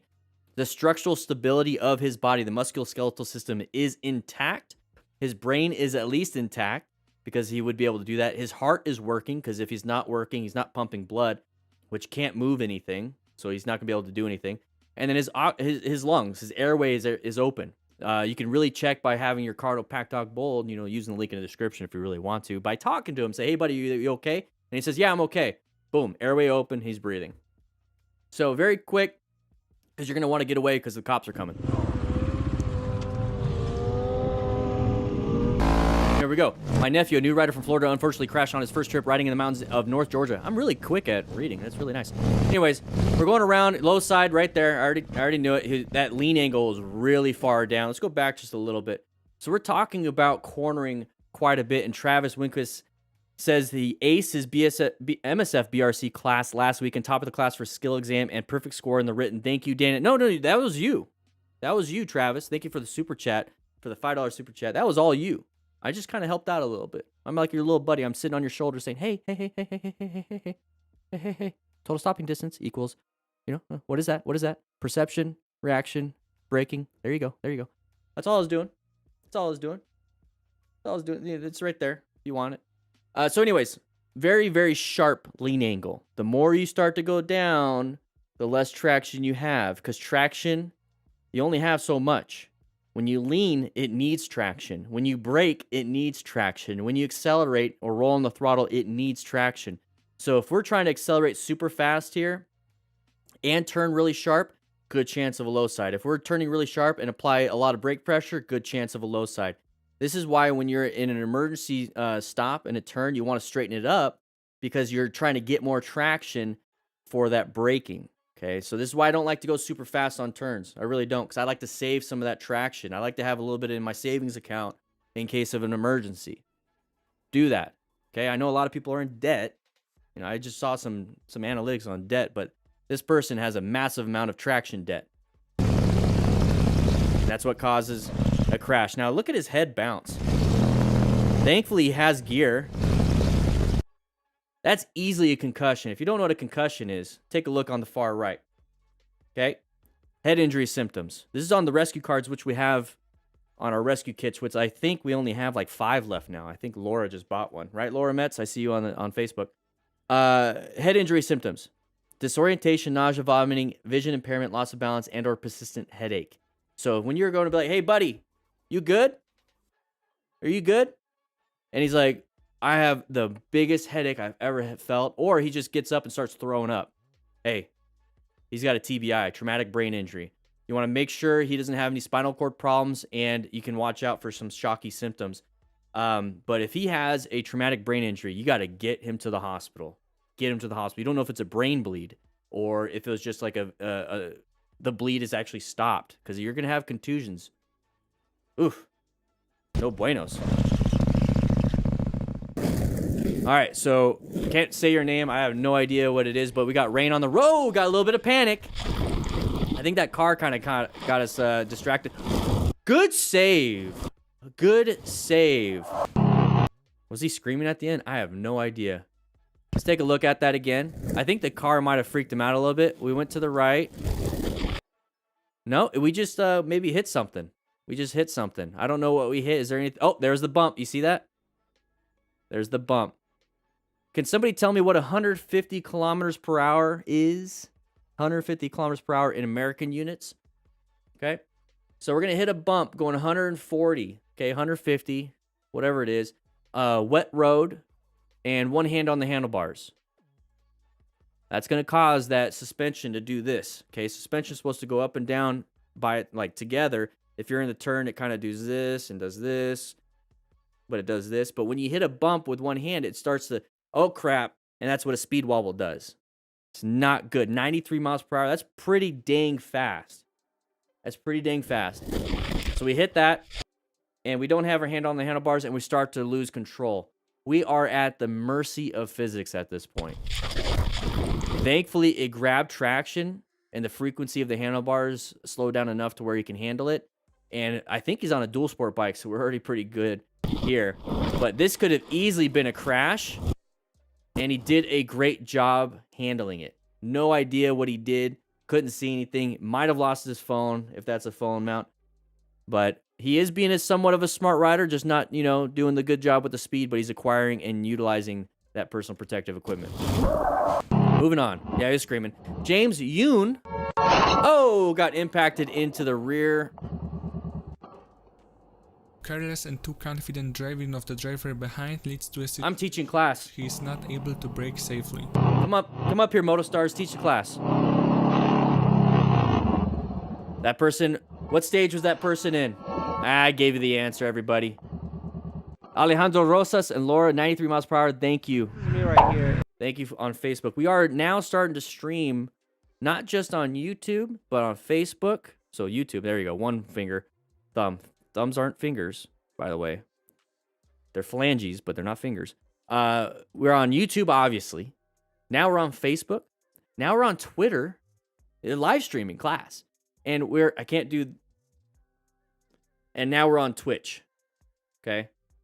I don't like the purple snakes, but you know, we got them. All right. So that person got hit in the rear. Let's see what happens here. So we're going up to here. Now, what's the light? I don't understand the light system here, but it looks like red. So went a little too far. Was supposed to stop at that line. Couldn't do it. Did really good progressive brake pressure. But here's the thing. If you're getting to an intersection and you have to slam the brakes, and you already know because you did good 360 situational awareness that there is a vehicle behind you, and you don't feel like they could stop in time because they have a terrible total stopping distance because you didn't really allow them to have enough perception and reaction time, just go through it if it's safe to do so. Go through it if it's safe to do so. Right now, what we see here is that there's no vehicles. If it's safe to do so, continue on with your day. Serious. Last thing you want is to get hit in the back. Now, if a cop pulls you over and says, hey, you ran a red light, I'm telling you this. I would rather tell him I did not feel safe to stop because that person was right on my ass and I did an emergency brake and I felt like they would have hit me. And if they're like, well, I'm giving you a ticket, I would go to court. I'd rather be judged by 12, which we probably wouldn't because it's just a judge at that point, than to be carried by 6. Okay, I think a lot of people in the gun community understand that phrase, but that's a no-bueno situation, everybody. There we go. Careless and too confident driving of the driver behind leads to a... Thumbs are not fingers, they're phalanges. You got phalanges. It's not a finger. How you guys doing on Twitch? How you guys doing on Facebook? Let's say hi to each other. Let's say hi to each other. But this is me right. You know what? When I say hi to each other, I'm going to go ahead and I'm going to try it out. I'm going to turn on, before we jump into this next video, I'm going to turn on the bot. I turned on relay mode. So what relay mode does is that the bot should be saying hi across everything. There we go. So now I see it in Twitch. I see it. I don't know if I see it in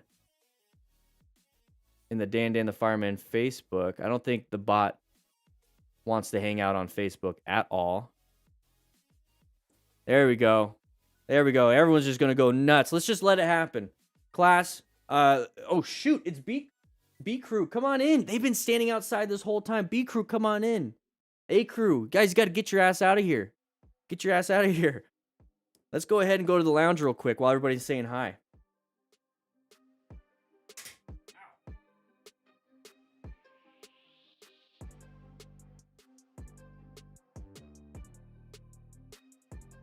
Yeah, I have to do it myself. I understand the audio doesn't sound that great. It's this stupid little microphone. It's not the really expensive microphone that I have in the classroom, but you guys need to shut up.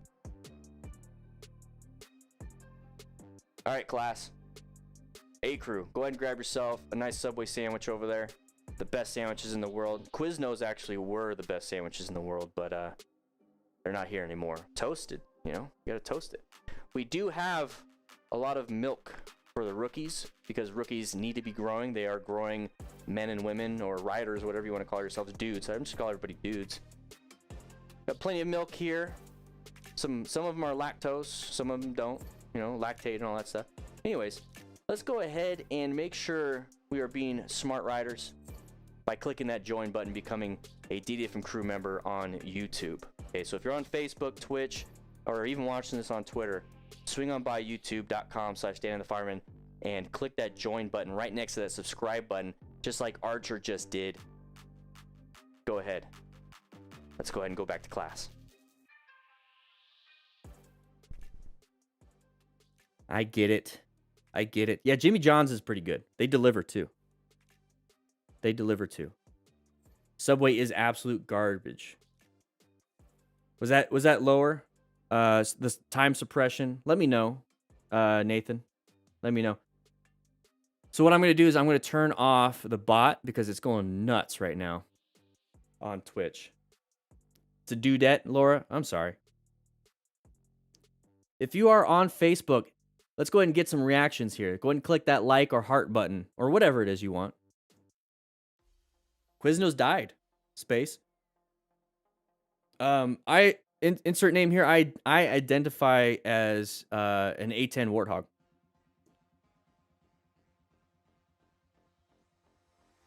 Firehouse is way better, and I like that they donate to the local fire departments. When did this happen? What? Spatial? A while back, man. Yeah, we're on the Facebook. I see the likes going on. So if you guys want, let's do this. If you prefer Facebook, to YouTube, that's fine. I suggest everybody goes to Facebook and just hits that like button. Follow me on Facebook just in case you miss the notification on YouTube. Go over there and hit that like button. You identify as an 07 VFR 800. Yeah. Dude, Gator A10s. We have them all in Tucson just flying like crazy, and I love it.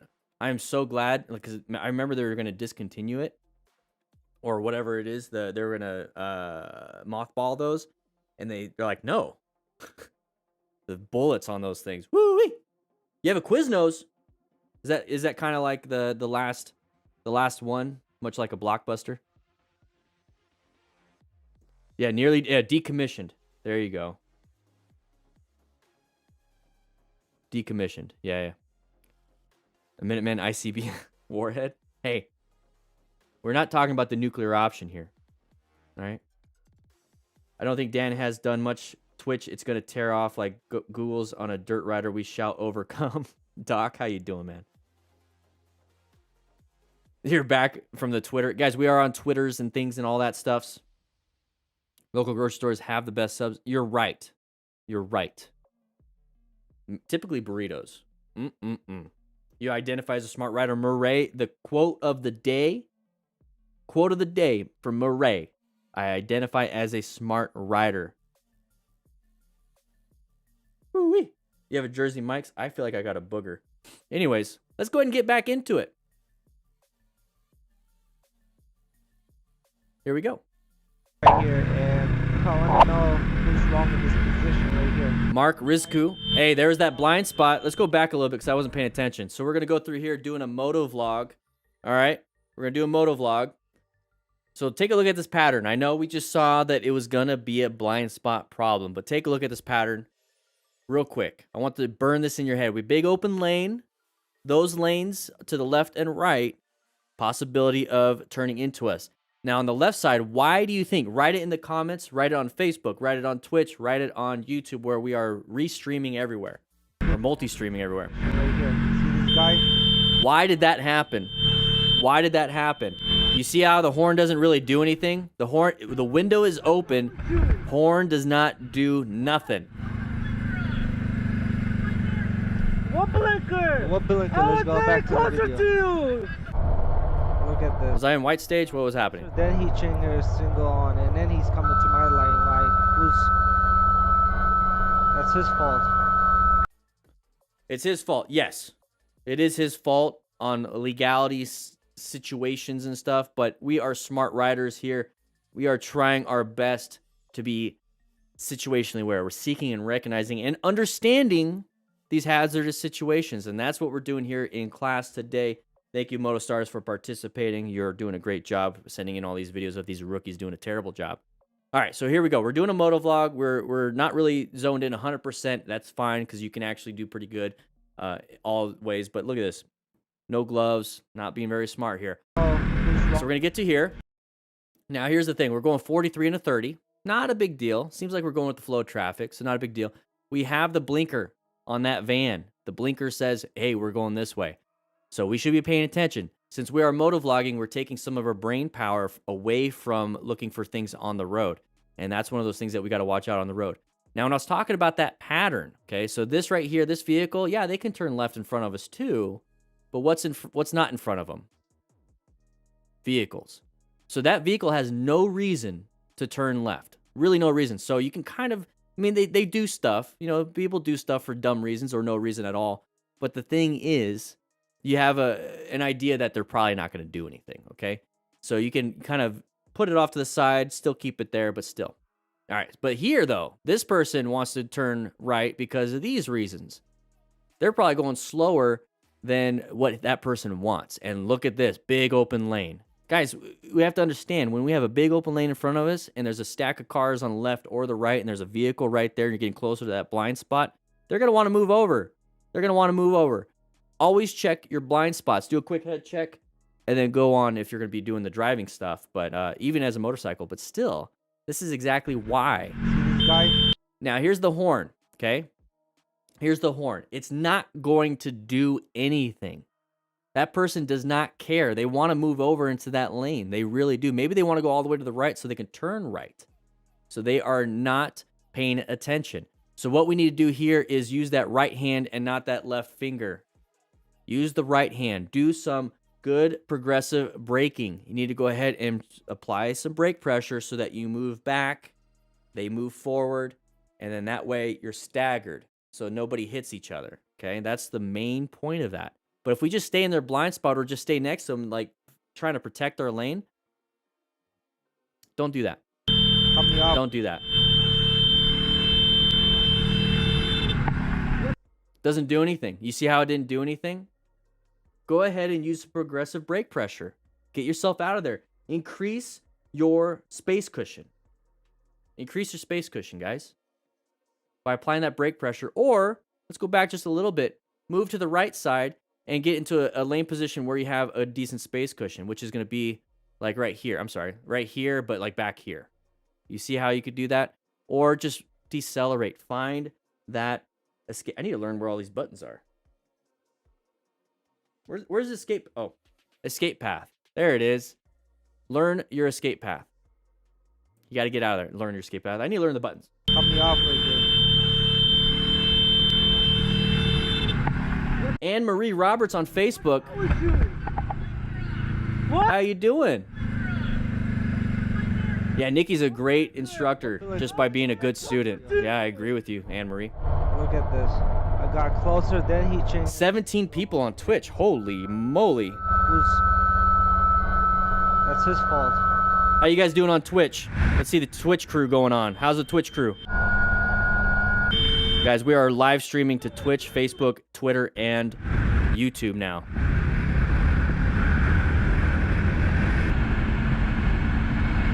Mark Risku. Another issue, side of the vehicle. They just did not see you. Why did they not see you? Inattentional blindness, especially at night. Okay, they cannot see. We just love our horn, don't we? We just love our horn. Let's go back just a little bit here. I don't care about the previous one. So we're going to get up to here. This is an intersection. Guess what? We should be in orange stage. Should be prepped and ready. If you don't know the color code chart, we do have it in the class. It's up on the top right. You can go ahead and look. It's okay. You can cheat on the exam if you need to, but here it is right here.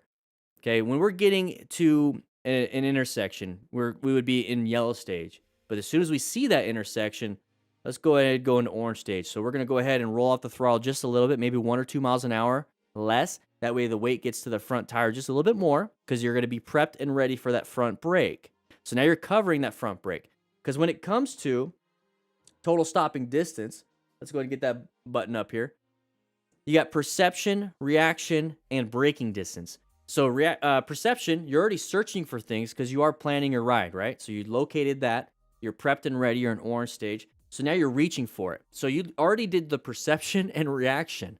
All you have to do is now squeeze for braking distance. You just removed about 1.5 to 3 seconds off your total stopping distance. You just improved your time by understanding that this is a hazardous situation. That 2 to 3 seconds might be enough to save your life. Let me know if you've ever been in a situation and you utilize that. Write it in the comments. Write it in the comments because I want to know if it's working for you because it works for me. I'm only telling you guys what works for me, and I'm so happy that it's working for you guys. So we're going to get up to here. Orange stage, you already see one side of the vehicle right here. You see a bunch of left turners kind of coming up here. So we should be in orange stage. There is that side of the vehicle kind of approaching the area. So if we already had our hand on that throttle and that front brake, sorry, I had something in my throat. We could start to squeeze a little bit, and we don't have to go 49 to 0. We can go 49 to 45, and that's going to be enough.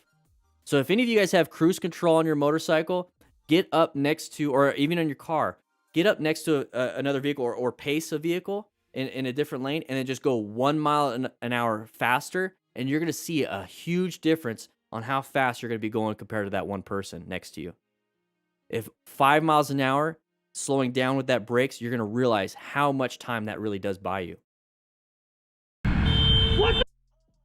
Getting a little angry. I don't even care. Angry riders, not smart riders. Okay, you should be able to see this vehicle.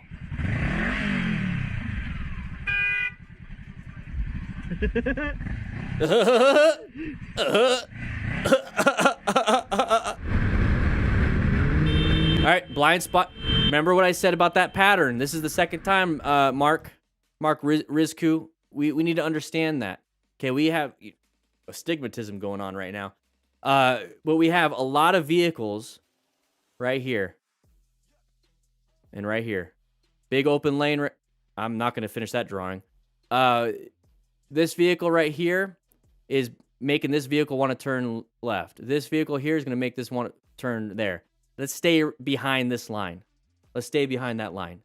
Okay? That way we're not next to these vehicles. That is a dangerous area.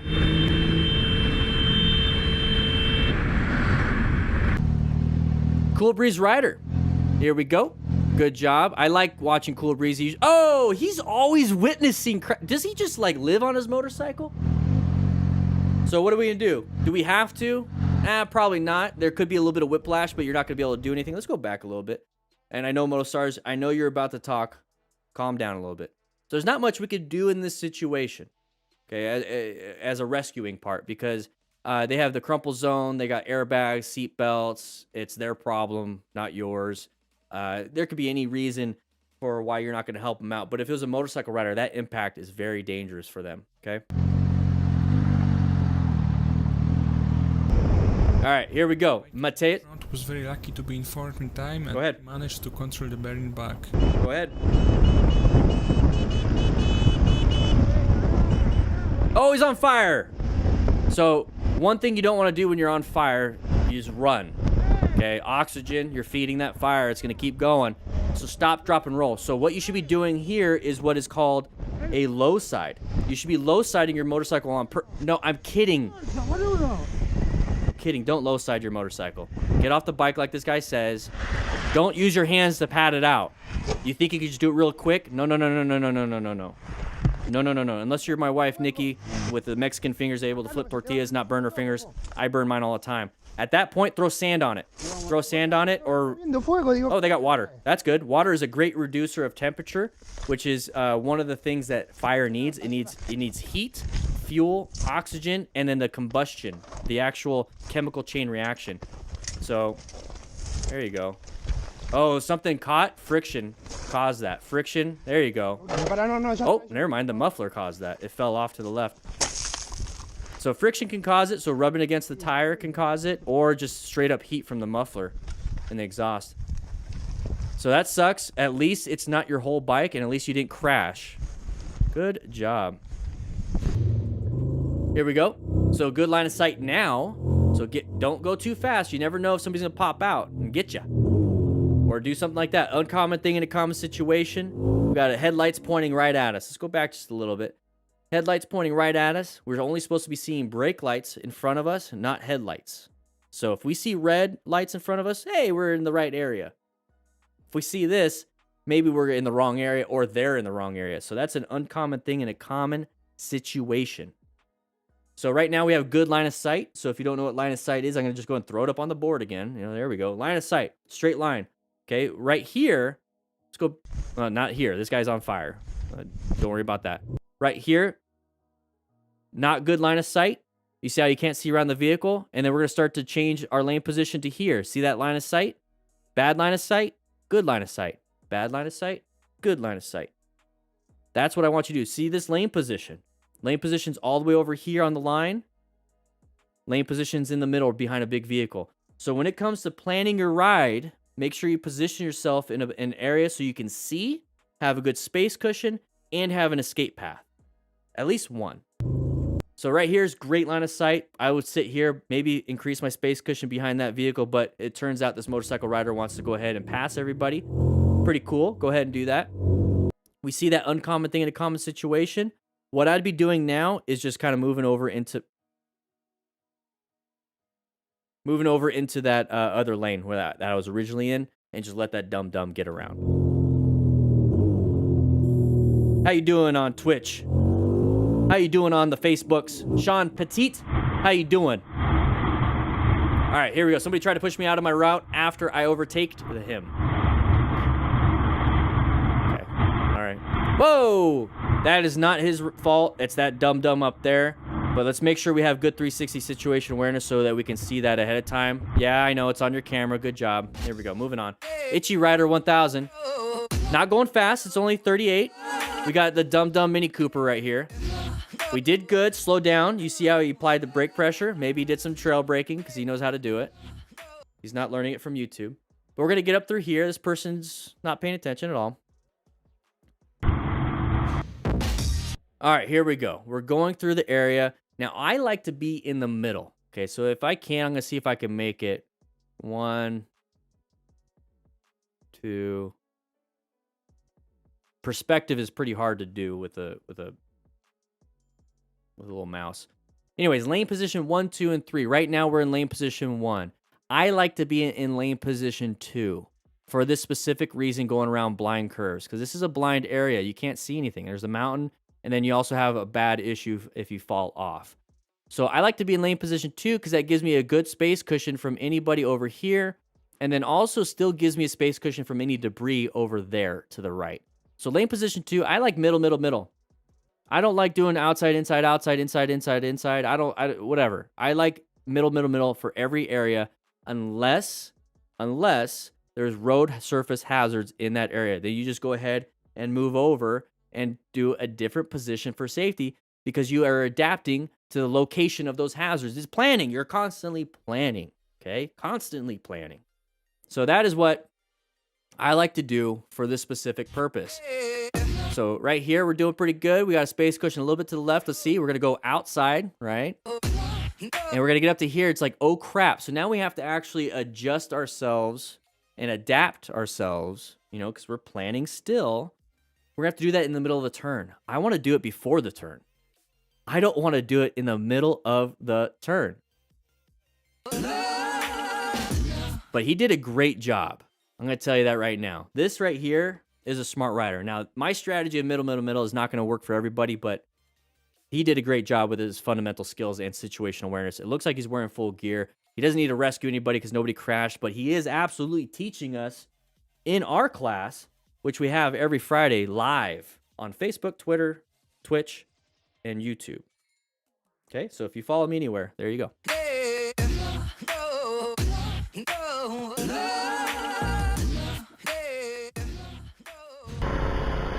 Here we go.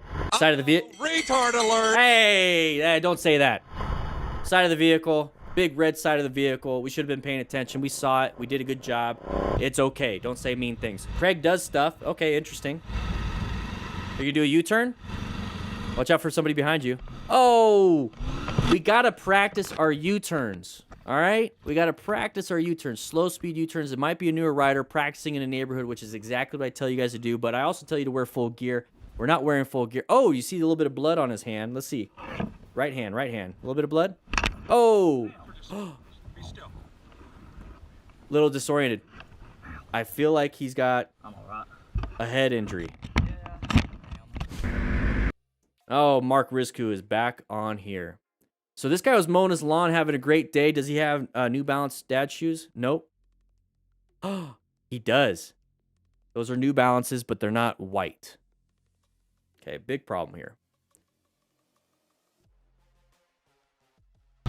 So the dude's just mowing his lawn, probably a rider himself. You know, he's gonna go ahead and rescue this rider. He's gonna rescue him. He's gonna remain calm. He's like, hey, relax. You know, it's not his emergency, it's yours. He's gonna probably call 911 if he can. He probably has his phone on a rock form mount on the handlebars of his lawnmower. But he's gonna ensure his own safety. So we're gonna make sure nobody's gonna come after us. He's gonna stop any major bleeds that are possibly there, because he has a rescue kit also in the saddlebag on his lawnmower.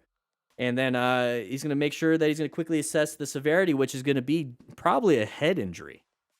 Probably a head injury.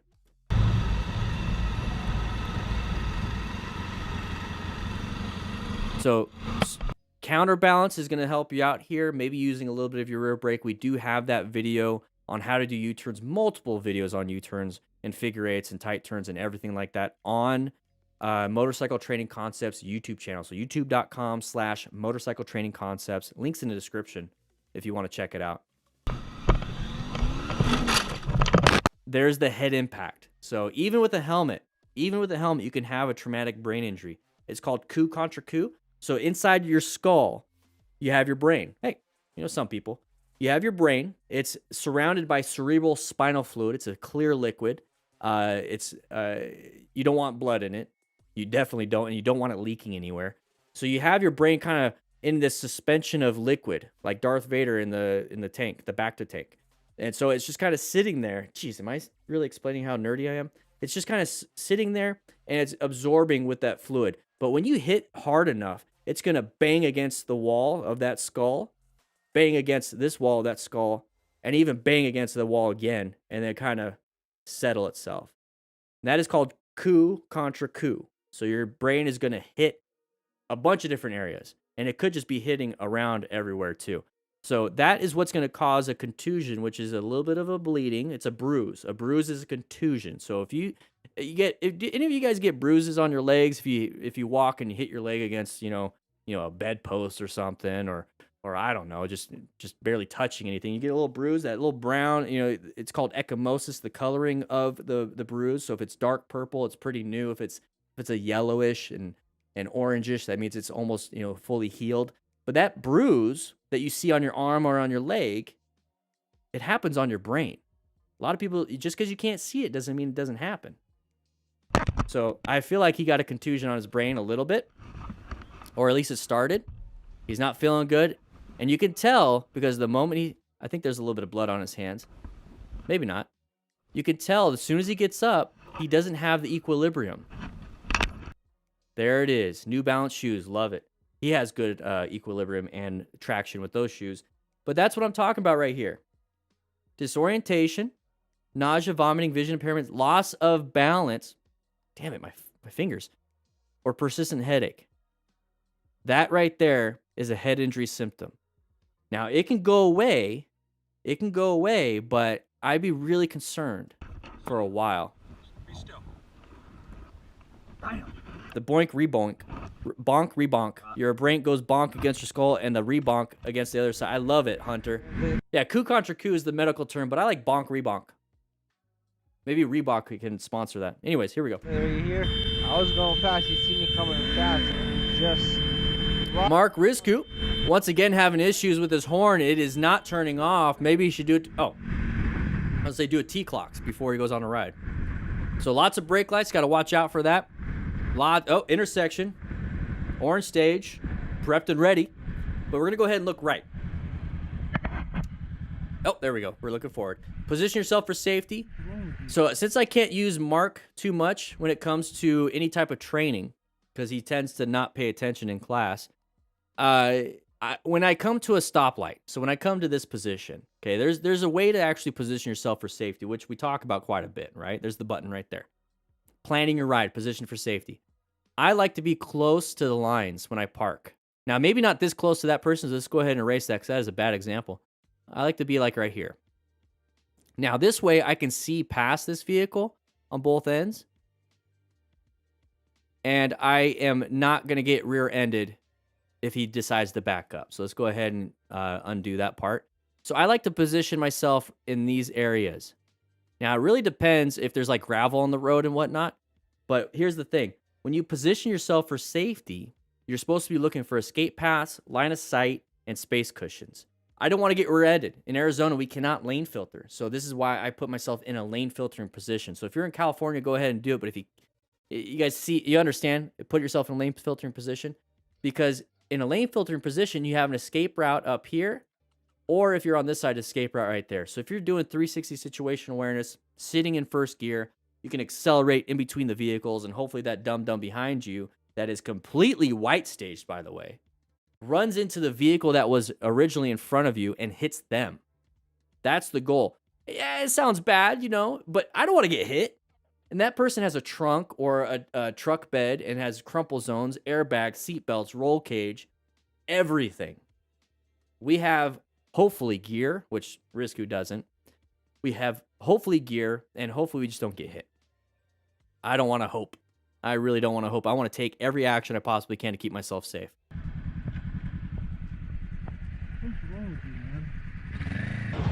All right, Jason, Hunter, how much more do we got? Okay, once we finish this, we gotta let C Crew into class, and we're getting closer and closer to lunchtime. So what do you got? What do you guys want? We have, let me see what we got. Let me see what we got. We can get some pizza again. I know you guys, it's Pizza Friday. It's always Pizza Friday, but we can also get sushi. So we can get pizza first and then sushi. What do you guys want? What do you guys want? Let me know what you guys want, and we'll go ahead and have one of the rookies go ahead and pick it up for us. I was going to pick this up, but I wasn't sure if it was safe to pick it up just in case a car came along and hit me. Okay, let's see what happens. I wish we had tacos. It's not Tuesday anymore. He hardwired his horn to his brake, mad nasty.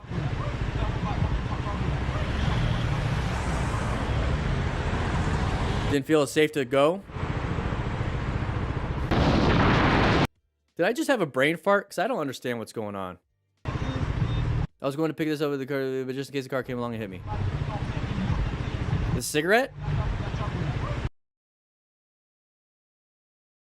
Is this what we're doing?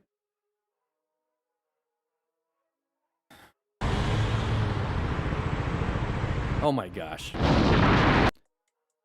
Oh my gosh. 22 people on Twitch. Trembling, you want sushi? Hey guys, if you are on Twitch, share this with your buddies. Forsan, how you doing? If you guys are on Twitch, share this with your buddies. 22 people. I've never had 22 people watching. This is absolutely amazing. You are a small army over here. That's actually really cool. We got 300 people on YouTube though. So Twitch crew, what are you gonna do? Huh? It's a 10-to-1 ratio. Do you think you can handle it? It's more than 10-to-1. 300 people, 22 people. Hey, what are you gonna do? You gonna take on 10 people each? Come on now. Here we go. Riding around 64 miles an hour. We got a turn coming up. Slow look, press and roll. We got to make sure we look for these signs. The chevron is going to indicate it's a sharp left turn. I like that yellow thing. I'm going to look at that. Uh-oh. Uh-oh. Somebody crashed. You see the dust up. Let's go ahead and rescue another rider using our rescue kit and the training we got from Motorcycle Training Concepts. Okay. Uh-oh. Okay, so he's moving. He's conscious. That means his airway's open. I'm sorry. His heart is working. Still move. Hey. Check your hands, your legs. Make sure nothing is out of place. I see. I'll let him do it. Man, why did you do that? All right, I'll let him do his assessment. He seems to have already done it. It's like his airway's open. He's breathing. Circulation is good. He understands what happened. You good, man? So his brain is doing fine. Now we just got to look for any major bleeds. Let's go ahead and put this back up here. Ensure your own safety. Stop major bleeds. Quickly assess it. Adrenaline is out of your system. That is a really interesting turn. Lots of motorcycle. Hey, we got a lot of rescue. We got a lot of smart riders, guys. A lot of smart riders. Love it. For watching till the end. You're welcome. You're welcome. You're welcome. He's walking. Jeez, my brain works a little too fast here. Whew. One of us. One of us. Yeah, we're on Twitch. We're on Twitch. You can watch on Twitch, but I'm trying to get rid of the affiliate status on Twitch. So if you do, subscribe over there, it's going to hopefully go away. So if you want to really support the channel, we do super chats, and we also have memberships on YouTube. There's actually it's a better cut. It's actually a better cut. YouTube is much nicer than Twitch, but I want the Twitch peoples to actually have a way to watch. So you don't have to. You can just follow. Just follow. You don't need to subscribe on Twitch. All right, so let's take a look at this. I want to see, look at that rail. I think that's hopefully to prevent anybody from going underneath it and hitting one of those pieces of wood, which will snap you in half. They probably understand that this is a dangerous area to do this. Here we go. We're moving through here. So that chevron, the chevron's over there. Let's go ahead and circle it so you guys know what I'm talking about. Those chevrons indicate it is a sharp left turn, and it looks like it continues all the way around. So you got to be very careful with that. So when it comes to cornering, you got to look far ahead. So you have to look for signs. Okay? You got to look for the debris on the road, so road surface hazards, and you have to look for your entry point, which is, for me, middle, middle, middle. Keep it simple. Keep it simple. I'm not going to say it. You guys know what I mean. Write it in the chat if you know what I mean. Then you got to adjust your speed because you don't know how sharp of a turn it is sometimes because the line of sight is a terrible line of sight. You can't see around a blind turn, but this one you can see kind of far. So you should understand we should be slowing it down because it's a constant turn. So you have to maintain that throttle going all the way through. We're trying to slow it down though, so you might be going too fast, but maintain a good speed around it. Don't be jerky. Don't be slamming it back and forth. You're going to lose some traction when you do that. And you have to keep looking. So when it comes, look for that exit. That's what I'm saying by keep looking. So look for that exit. Don't be like, hey, squirrel. Boom, you crash into the squirrel. Just kidding. They'll jump out of the way. They're really quick. Those big fluffy tails. But if you stare at it, you're going to go towards it. So where you want to go, your exit. So stare at your exit. Now, I like to look back and forth for road surface hazards, but the exit is where you want to go, okay? KISS. Yeah, keep it simple, stupid. Here we go. So there's the dust up. You can see the dust up right there, right after. Okay, so if you had your Cardo Pack Doc Bull, you could be talking to everybody behind you, talking to him, asking these questions. So the fact that he's able to take his helmet off, very good sign, means his musculoskeletal system at least works in his arms. We don't know about his back. We don't know about any of that stuff. You see rocks there, so he could easily hit his back.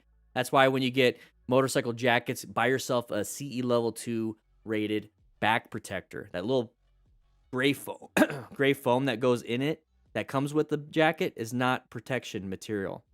That is just a pad. You need an actual CE level 2 back protector. So right here, that works. So that means his heart is working. It's pumping blood to move the arms. Okay. So we're doing an assessment. Are you okay? Yeah. Boom, right there. We know his airway is open. Got some voice out. Also, his lungs are working. Got some air out with the voice. That's how it works. Okay. So circulation, airway, breathing. Hey, look at that. We are doing fine right now. Now, what we don't know is if his legs are bleeding out. Now, his arms are exposed because he's not wearing full gear. He does have a chest and back protector from Fox. I'm hoping that CE rated for the road, because there are CE ratings for bicycles and mountain bikes. Make sure you get the right CE rated. It's usually 1602. Okay, CE 1602 is usually the one. So right here, he's got a helmet too, so that's good. Backpack maybe absorbs some of the rocks impacting his body. So you got to be very careful with that.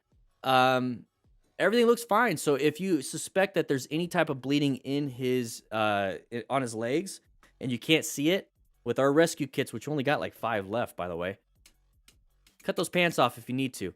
Now, if you don't want to cut his pants off, what you can do is put your gloves on, your nitrile gloves, which, by the way, we have with us.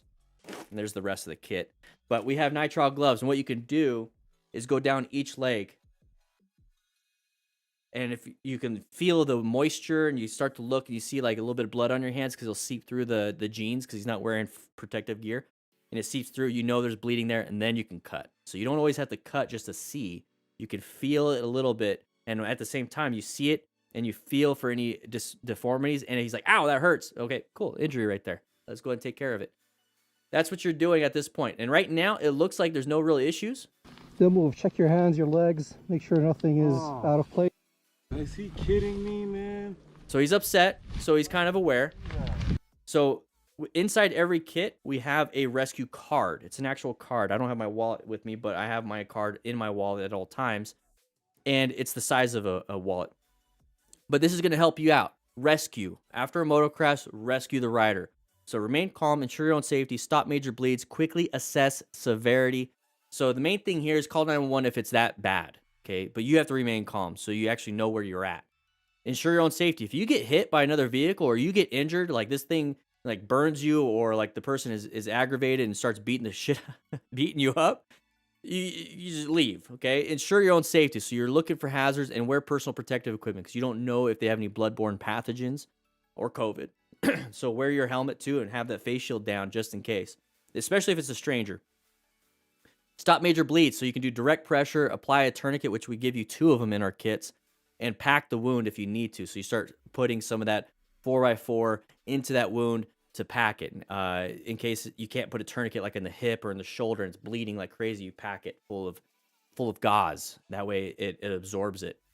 And then it actually compacts the actual bleeding vessel that's inside. And you want to quickly assess the severity. Head injury, spinal cord injury, shock symptoms. Flip this card over. Okay, let's flip it over.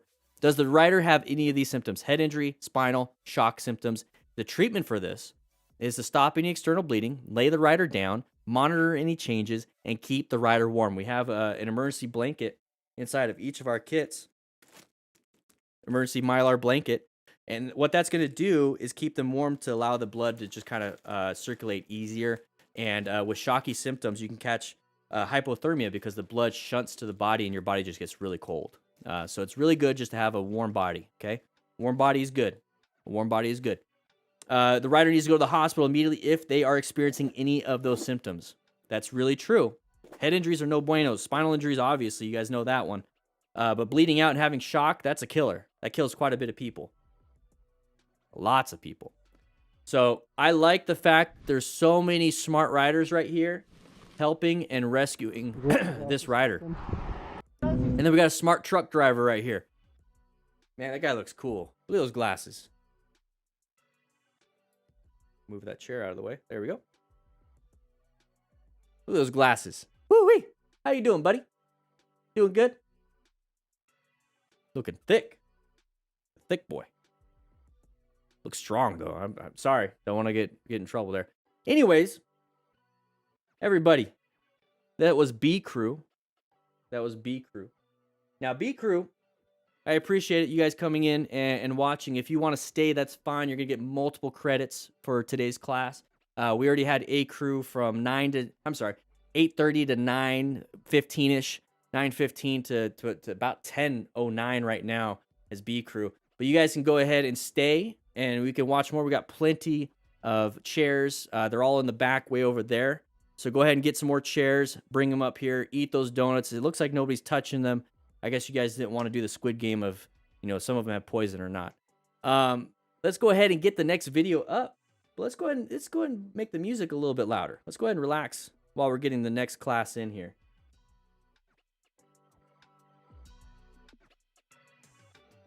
How's the music for you guys? This is non-copyrighted music. Let's change that song.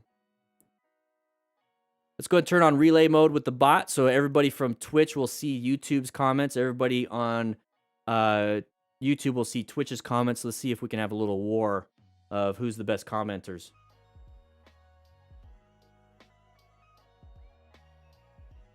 Let's go ahead and get the next video up on the screen, by the way. Hey, we're not ready yet.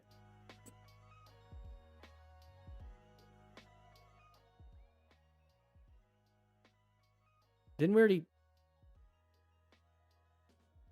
Oh, we did not see... Oh, this one does not look good. Stay tuned for that. Hey, FJ, thank you for being in class today. Woo.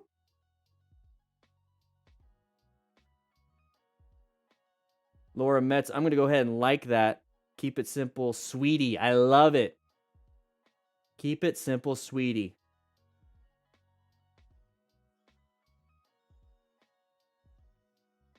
Maybe keep it simple, smarty.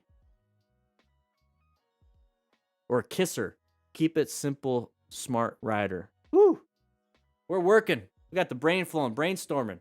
Write it up on the board, Laura. Go ahead and write it up on the board. Put a little pin in it. Keep it simple, sweaty. Okay. Now we're getting a little weird. Dan said we get extra credit on Twitch, so y'all can join us whenever. Yeah, if you guys want to hit that join button on YouTube and then hang out on Twitch, that's cool. That's cool. Go ahead.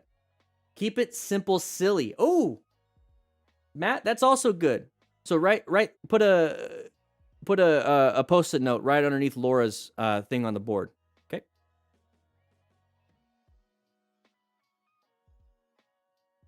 You're in both, Dogma. Woo!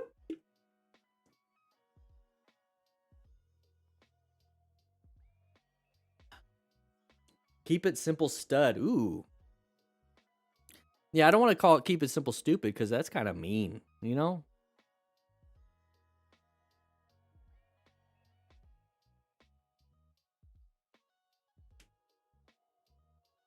So while we're doing this, I'm going to go ahead and take a look at some of these things going on here. So anybody else riding tomorrow? Keep it simple. Seriously. I like that, Travis. Hey, Laura, I'm sorry. I think keep it simple, seriously. I kind of like it. I kind of like it. Keep it smart. Keep it simple. Keep it smart. You guys are amazing. Write these things down. Write these things down. Put them on the board right next to Laura's first comment. Anybody else riding this weekend?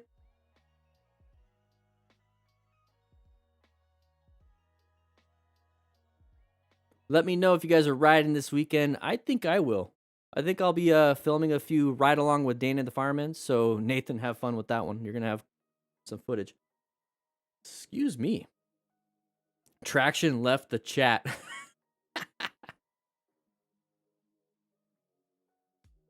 Love it. Love it. Woo-wee. You guys are riding this weekend? Too cold, Maine? CBT on Saturday, so I will be riding. Yeah. Later this evening, Olive? Nice. Laura, you are riding this weekend. Love it. Where are you guys all riding? Maybe if I had a Ural with a sidecar, I would be in the snow this weekend. Hey, maybe you should get one. You get 3-wheel drive, buddy. At least, right? No, is it 2-wheel drive or 3-wheel drive on those things? Every day since you got the bike, Travis, how long have you had the bike? Working tomorrow, but I will be riding Sunday. Love it, Matt. On Facebook, by the way. Matt is on Facebook.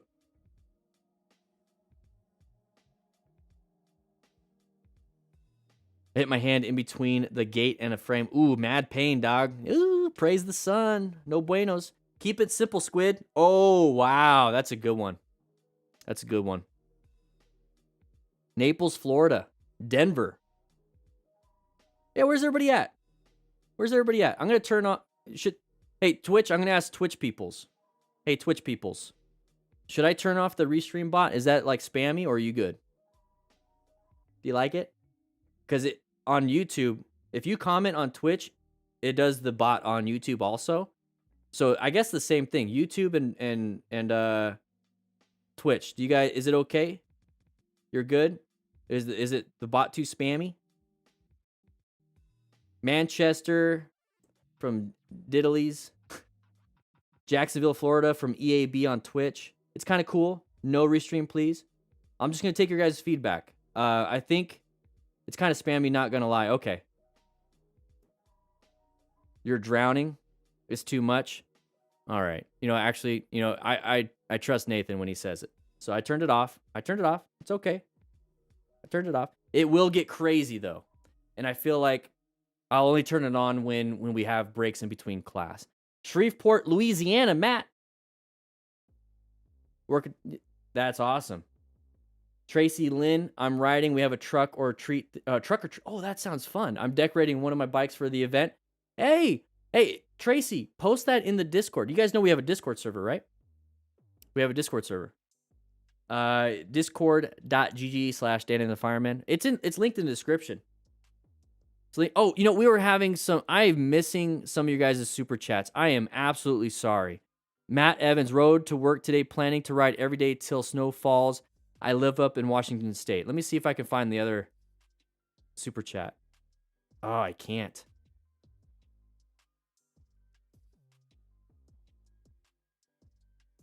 I'm really upset with that. I am sorry for whoever super chatted earlier. It was $5.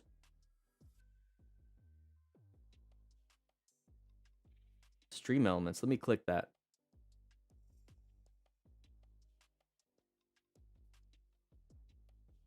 I don't know if I want stream elements on Twitch.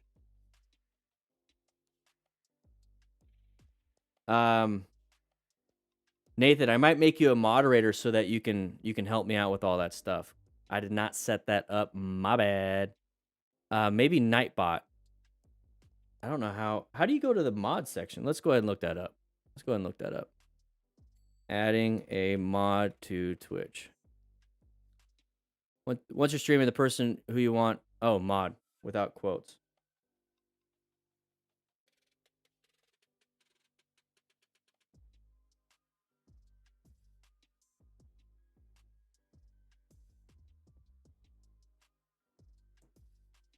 I don't know if that worked, Nathan. Go ahead and type something in the Twitch chat. There we go. Got your buttons. All right. removing a mod in Twitch. Unmod. So let's get stream elements on here.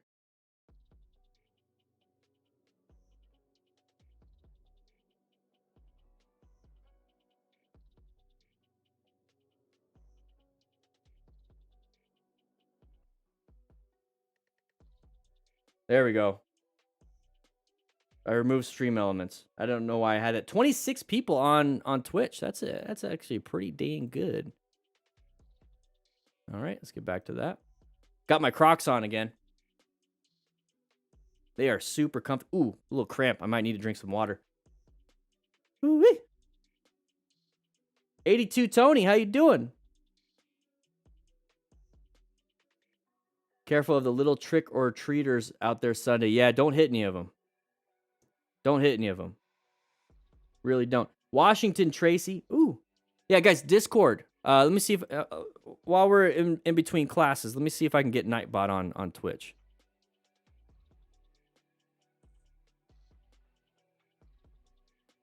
Nope.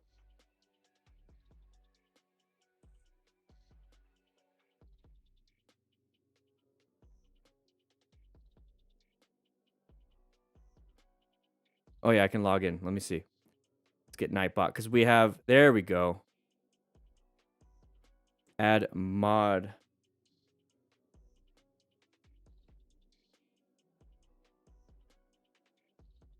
Now let's try it.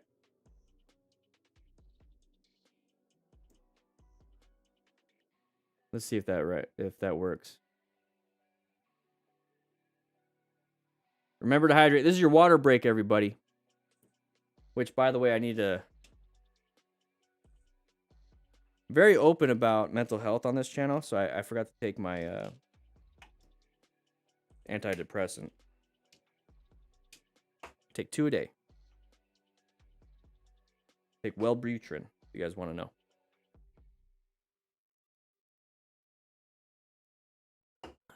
I don't think I have the command for Twitch. Nope, no commands here. I'm gonna do this. I'm gonna add a command real quick. I thought I was gonna add it over. I'm not endorsing medications for it. I've been in therapy for 2+ years straight. Almost monthly therapy. Now it's actually been twice a month.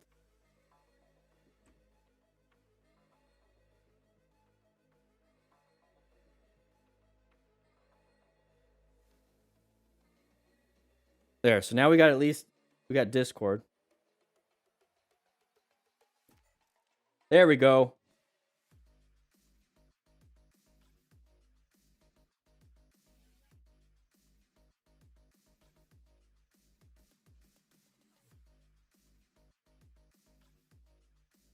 We're making changes here. Don't worry.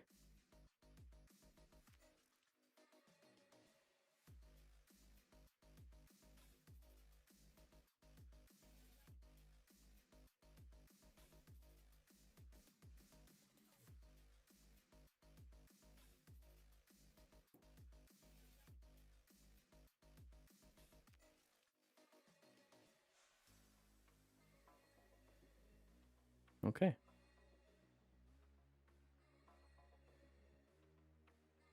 Yeah, we support mental health here on this channel. Oops.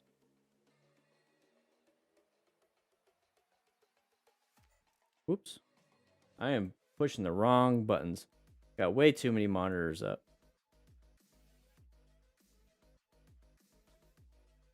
Let's do...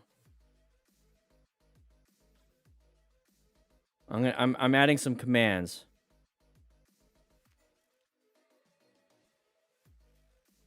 You know what, Nathan? What I'm gonna do is I'm gonna add you, Nathan, as our longtime mod / video production specialist. Pretty much a crap ton of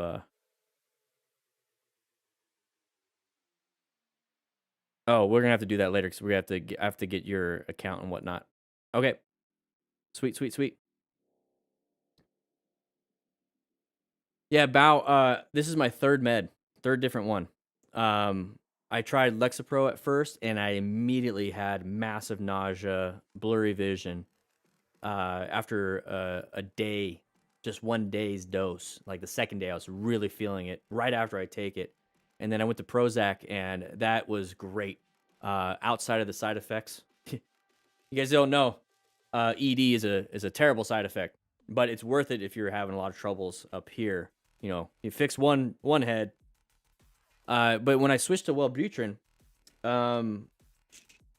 it's actually really good. Like I don't get any side effects. I get energy. I get a little bit of energy from it, but it's not more than like let's say 100 milligrams of caffeine, which is great because I'm pretty caffeine intolerant, and it's like a different clarity, if that makes sense. But it only allows me to have that clarity so that when I'm in therapy, it allows me to kind of push away some emotion so that I'm able to actually utilize the therapy. So it's not the end all be all. You really have to focus on the therapy itself. It's only going to help you better with therapy. It's not going to change too much. It can be a crutch, and it could be a good one, but it's not going to be the one that you're going to absolutely need.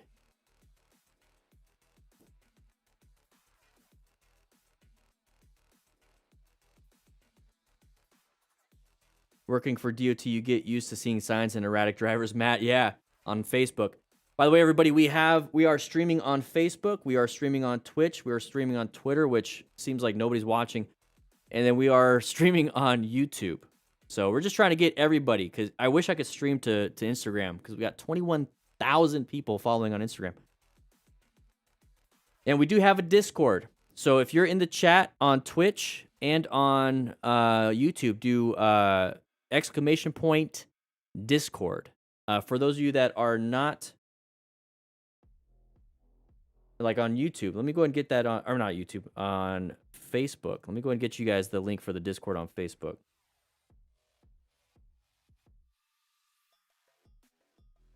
There's the link for, I don't know why.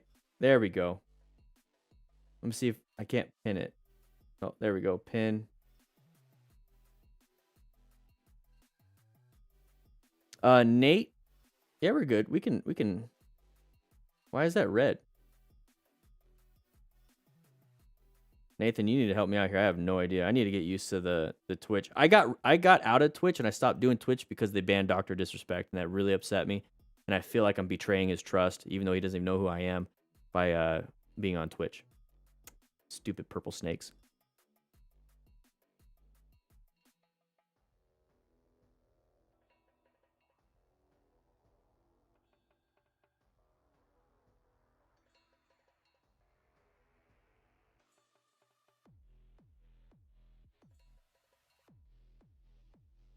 It's red because it mentions you. Oh, thank you. See, Nate, we got the crew here helping out. So the main goal is because I know there's a bunch of people on Twitch that have not seen motorcycle safety, and I'm already over here on YouTube. So I wanted to just grab some people that were on Twitch so that they can understand that there is a resource for motorcycle safety. I want to make the Twitch viewers, the Twitch crew, safe and smart. The only problem is Twitch, they don't allow restreaming or dual streaming or multi-streaming if you're an affiliate, which I am an affiliate, so I'm wondering if I'm even going to... I got to message them again. I asked them to remove me from Twitch affiliate status, and they said they did, but it doesn't look like they did. Is there a channel on Discord just for live streams? No, there isn't. No, there isn't. Maybe in the future. Maybe in the future. All right, everybody. I think we're about to get started again.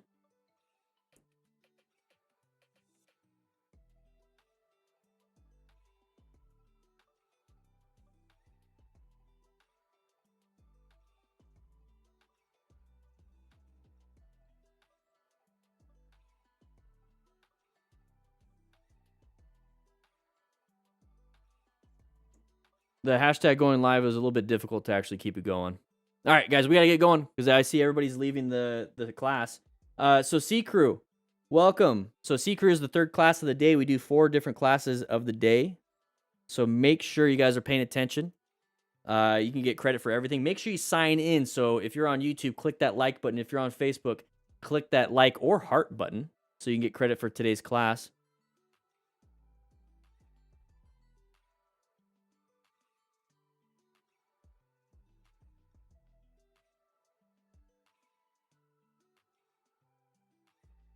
That's right, maestro. Here we go. Oh, this one's going to be a good one. This one's going to be a good one. Here we go. Maybe it's going to be a no stop. I don't know. Here we go. G's life. A mistake left everything in the hands of the driver, who fortunately managed to spot him and stop the car. Hey, MotoStars, you're getting better at this after action review stuff. Whoa, a little bit too wide. Woo! Another Harley rider not knowing how to ride. All right, it's fine. It happens all the time. It's a Sportster, though. I mean, it's a nice looking Sportster. I had a Sportster. You could do a little bit better. You just don't want to be scraping those pegs. So this is going to be a motorcycle group. Could be a hog group, the Harley owners group. And the main thing here is that we got to be as safe as possible, and it doesn't look like we really are, okay? So these helmets right here, no buenos, okay? We got to be smart riders. We got to acquire and utilize personal protective equipment. This is not personal protective equipment. This is not personal protective equipment. It's not going to do much. When do we ever hit the top of our heads after a crash? No, we hit the sides. That might help, but where's the other sides of your face, right? You don't want to lose your jaw. Anyways, we're going to go over here, and I think I have to do a thumbnail. I got to do a thumbnail.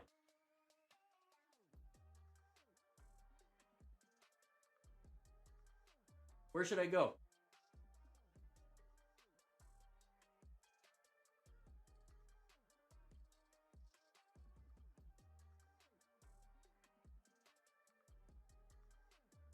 I don't know.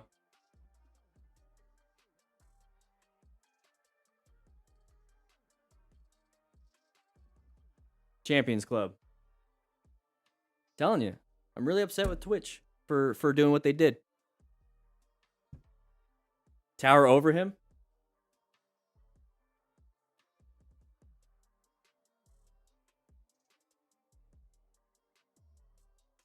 Ooh, chair.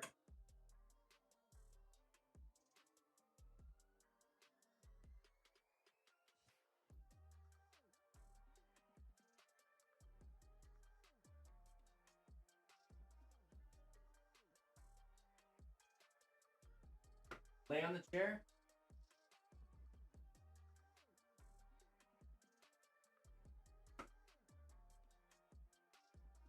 No. Doesn't work. Does not work.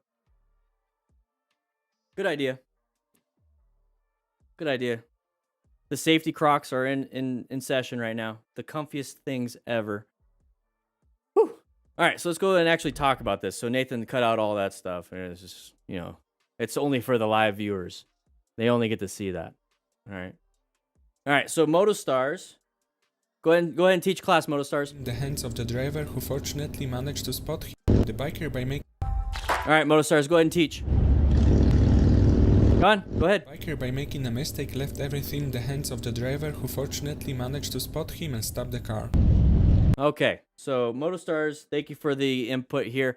So we're going to be going wide on this turn. So Sportsters tend to have Harley and Cruisers tend to have a tough time making right-hand turns, especially if they use the stock exhaust because they're super low. You start to scrape that exhaust, it's a hard part. It's going to actually start to lift you up a little bit so that rear tire gets loss of traction on that. Okay, so that's a no bueno situation. You don't want that because you're going to start the low side. But what a lot of cruiser riders do is they don't lean the bike then. They don't want to scrape their nice exhaust they got from Vance and Hines or whatever. And so what they do is they still go fast and they don't make the actual turn. So you need to actually do good body positioning and having that bike, like you're turning left, you're turning this way. You're turning this way, so you're actually having to keep the bike upright. So you see how I'm kind of keeping the bike upright while getting into it. Okay? So instead of doing this and keeping your body upright and turning the bike down, it causes issues. So if you keep the bike upright, I don't know which way I'm looking. Everything's mirrored. You know what I mean. Good body position will keep the bike more upright so that the exhaust won't scrape, but you're actually going to be able to turn. There you go. So slow look, press, and roll is going to be the thing that you're going to want to do on this situation. You got to slow down before the turn. So you have to look really far ahead, look for the signs, look for debris. This is a line of sight problem. You can't see around the turn. You got to adjust your speed because you might be going too fast. You need to actually have good throttle control, okay? Relax. And you got to keep looking for that exit. So middle is what I like. Went a little too fast, caused them to go a little bit too wide. Now, let's say it's not too bad. Hopefully you don't go off the side of the road. Oh, that car slammed those brakes. You can actually see that. So you see the weight transfer to the front? That means they slammed the brakes. They put on the brakes. Thankfully, that person did really good progressive brake pressure, which I don't know how you're going to do that with a brake pedal, but so it's probably ABS and a lot of weight on that tire. Probably wasn't going too fast. Found the escape path, though. That motorcycle rider found the escape path on that shoulder, got himself out of that situation. Still a no bueno. That could have been deadly. Could have, at minimum, lost his right leg. So big group ride, tail gunner should have a Smart Rider rescue kit, okay? Or at least be a Smart Rider and have a rescue kit. And then everybody should be having a Cardo Pack Talk Bold. You can have a Cardo with a helmet like that, but don't have a helmet like that. Okay, get a full face helmet, guys. So make sure you're doing a good job with your cornering. If we're in a group ride and everyone else is going fast and you feel like you can't keep up, you slow yourself down. You ride your own ride. Do not ride everybody else's ride, especially if you're a beginner. Your skill level as a beginner is going to be way lower than somebody that has been doing it for a while. So the people that have been doing it for a while, they're feeling confident they can go faster. You are going to try to keep up, and you are putting yourself in a massive amount of risk. Your skill is not there yet. So ride your own ride. You have to know what your limits are. Don't let anybody else determine your limits, okay? Very lucky. Very lucky. All right, TKL Motovlog, here we go. Going a little bit fast, and by a little bit, I mean a lot. Say, that person you should have known. Whoa! Woo-wee! Hey. Good job. He braked in the middle of the lane change. Had to do the last-minute evasive maneuver. Okay, so let's take a quick look at what he thinks of this. Okay, so we have an exit right here, but we're hauling ass. Let's see how... Are we going with the flow of traffic? Are we going with the flow of traffic? No, we're not. We're hauling pretty fast. Now, this looks like it was an on-ramp to the interstate, and then there's going to be an off-ramp right here. So I can tell because there's the gore line right here. So he's actually getting on the interstate, so he's speeding up. But we're not speeding up to the flow of traffic. We're speeding up to like 100 plus just because we want to. Okay, this is an interstate pull. So there's that gore line. It's getting smaller, and see how small it is. So he's supposed to merge. He could have merged a lot sooner. He decided to do it at the last second when there were an off ramp up here. So this is definitely an orange stage. We should be prepped and ready. This is specifically identified as a hazardous situation, and yet we're still hauling ass. So now we put ourselves in a bad spot. I don't think he is in orange stage. I think he's kind of zoned into the wrong thing. When I say yellow stage zone in, I mean zone into the ride and be a smart rider. We're not being a smart rider. We did not seek and recognize and even understand that this was a hazardous situation. Okay? We did not. He does wear full gear. I give him that. So right now we're like, oh, I'm going to go ahead and try to cut through. Okay, we got to figure something else out. You know, we have to find an escape path. We have to find a way to get around this white vehicle. Oh crap! Oh crap! Oh crap! It is a red stage. Action time. We have to do something. We're on high alert. We have to. Okay, red stage. You just gotta. When there's something like this, either you do red stage, or you get a little bit of brown in your pants. Okay, this is where you completely screw up. You don't even swerve. You don't even brake. Or you panic brake, or you swerve into the wall to the right. You completely screw up. You don't want to be doing that. So, how do we get to this spot? We're going too freaking fast. Don't go this fast. You wouldn't have this issue. So let's not do that. Let's not do that. That would have solved all of this. That is very lucky. This is a great thumbnail, by the way.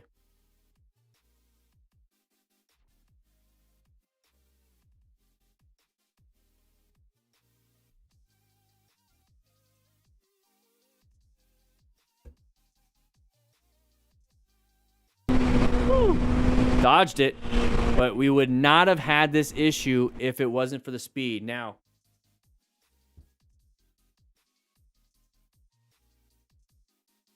He blamed the driver. Come on now. That was a close call. Yes, it was. All right, so 17 quarters. Why can't we have 18? I like even numbers when I have quarters. 16 would be better because then that's $4. Whoa! I was not. No. I wasn't paying attention, and you guys couldn't see it. Let's go ahead and go over here.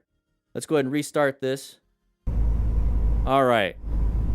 So, bunch of brake lights. What stage do you think we're about to be in? We should be in yellow, orange. And we were in white straight to brown. Thankfully, he's okay. Nice looking bomber jacket, by the way. But that does not look good. There's thumbnails upon thumbnails. So, Nathan, it looks like we're just going to split up this video into multiple videos. Because we want to use as many thumbnails as possible.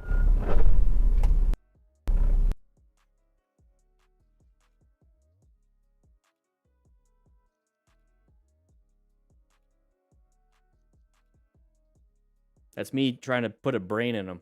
Anyways, here we go. Let's go back. Let's actually see what happened. Let's see what happened. So we have an interstate. Everyone is slowing down and stopping. Everybody's, see that right there. One sec. We're gonna talk about this part right here. This is what I'm talking about. Take a look. This is just a quick pattern recognizations. That's a word. Big open lane. This truck is behind this red vehicle, and he's gonna move over. Okay, so just look at that for right now. Boom, and motorcycles would have gotten hit right there, right? Look, everybody's moving over. Okay, so that's typical. So pay attention to that. Now let's pay attention to this black van that's going to be popping up right here. Right here. So that black van. Okay, that's what's going to be hit. Now, everyone is stopped. There's a lot of brake lights on the interstate. This is an uncommon thing in a common situation. We need to be paying attention. I want to use more syllables than I need. So when it comes to this rider is white staged. Now, if you guys don't know what white stage is, it's right here. So completely zoned out. Completely zoned out. We should be in yellow stage relaxed, but we're paying attention, looking for hazards, scanning around, planning our ride. Orange stage, as soon as we see a bunch of brake lights, a bunch of vehicles kind of stopped on the interstate, you got to start doing something. You're in orange stage, so start slowing down, adapt to these hazards. And then red stage, if you get too close, you got an emergency brake, emergency swerve. But it looks like what happened here was it went to white straight to brown. Now, let's see what happens. Remember, plan our ride. Plan our ride. And we're white stage. What's going on? Oh, shit! Boom. Let's get out of the way again. It's like, hey, you know, I'm white stage. What's going on? Oh, crap. Bam. Hit the person. Now, why is that tire making that white smoke? What's up with this? What's up with this? This might be a good thumbnail, too.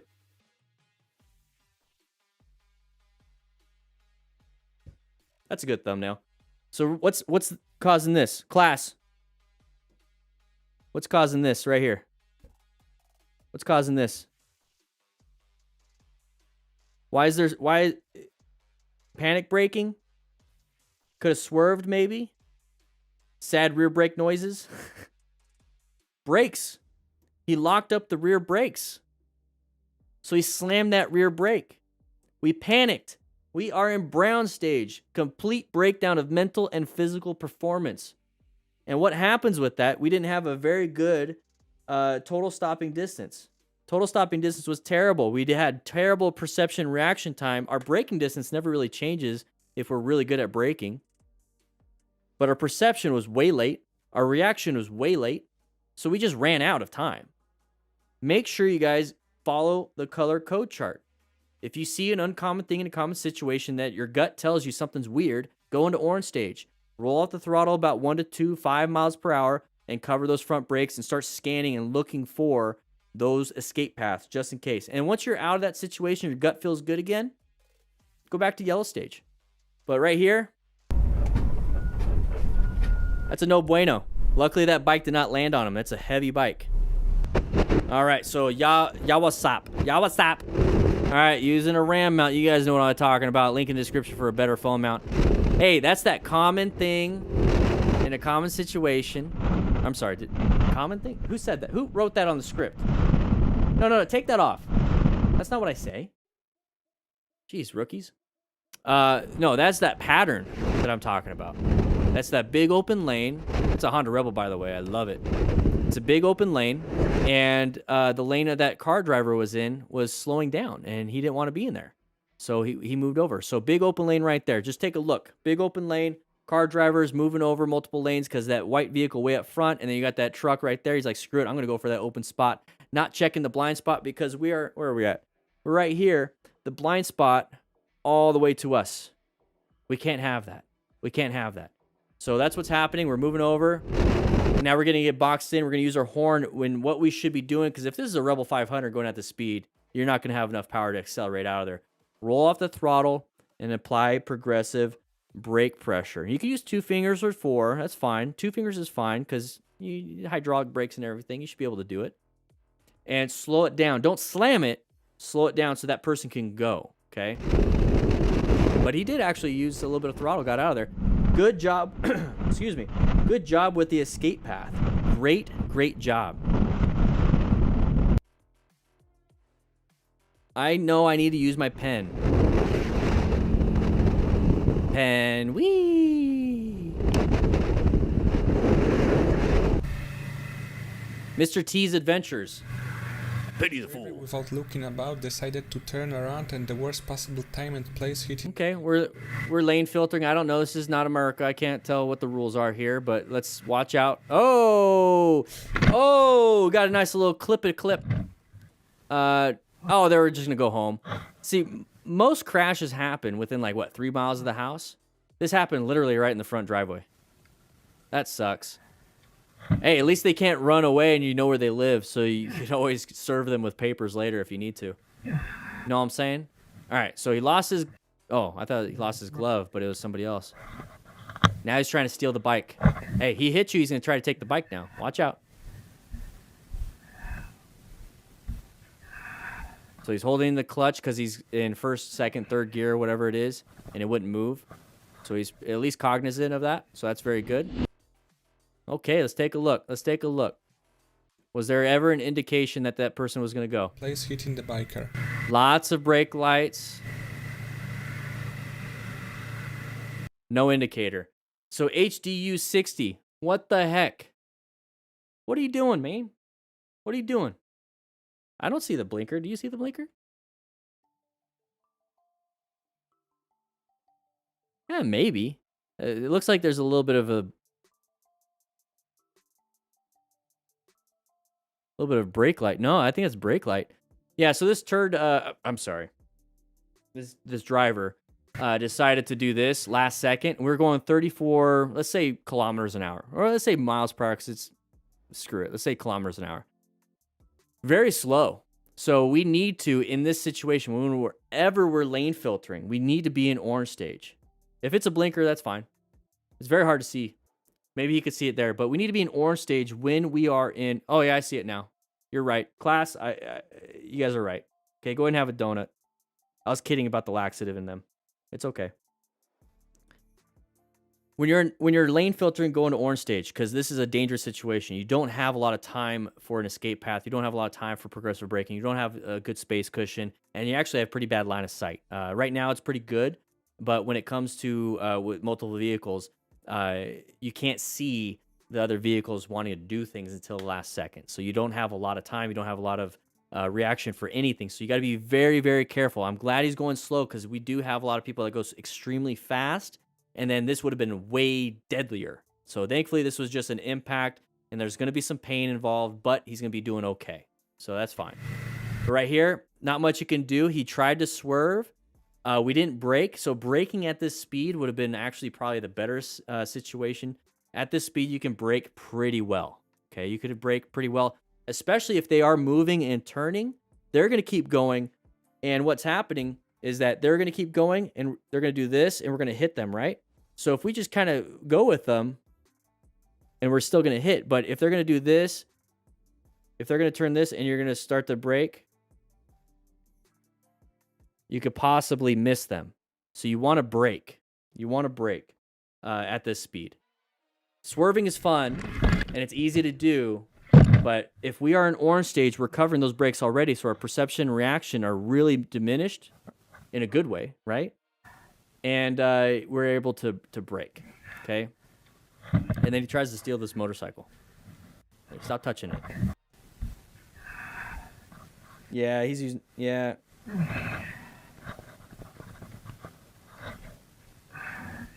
Here we go. My backpack slid down my arm and caused my wrist to twist. Oh, no. Oh, no. Hey, he got it. He got it. So here's the thing. When it comes to backpacks, this is a really good tip right here. When it comes to backpacks, get a backpack that has that chest strap. Let's move that out of the way. So you guys... Okay. So you want it with that chest strap. That's going to prevent the issue of your backpack sliding off if you have that chest strap. Okay, let's go ahead.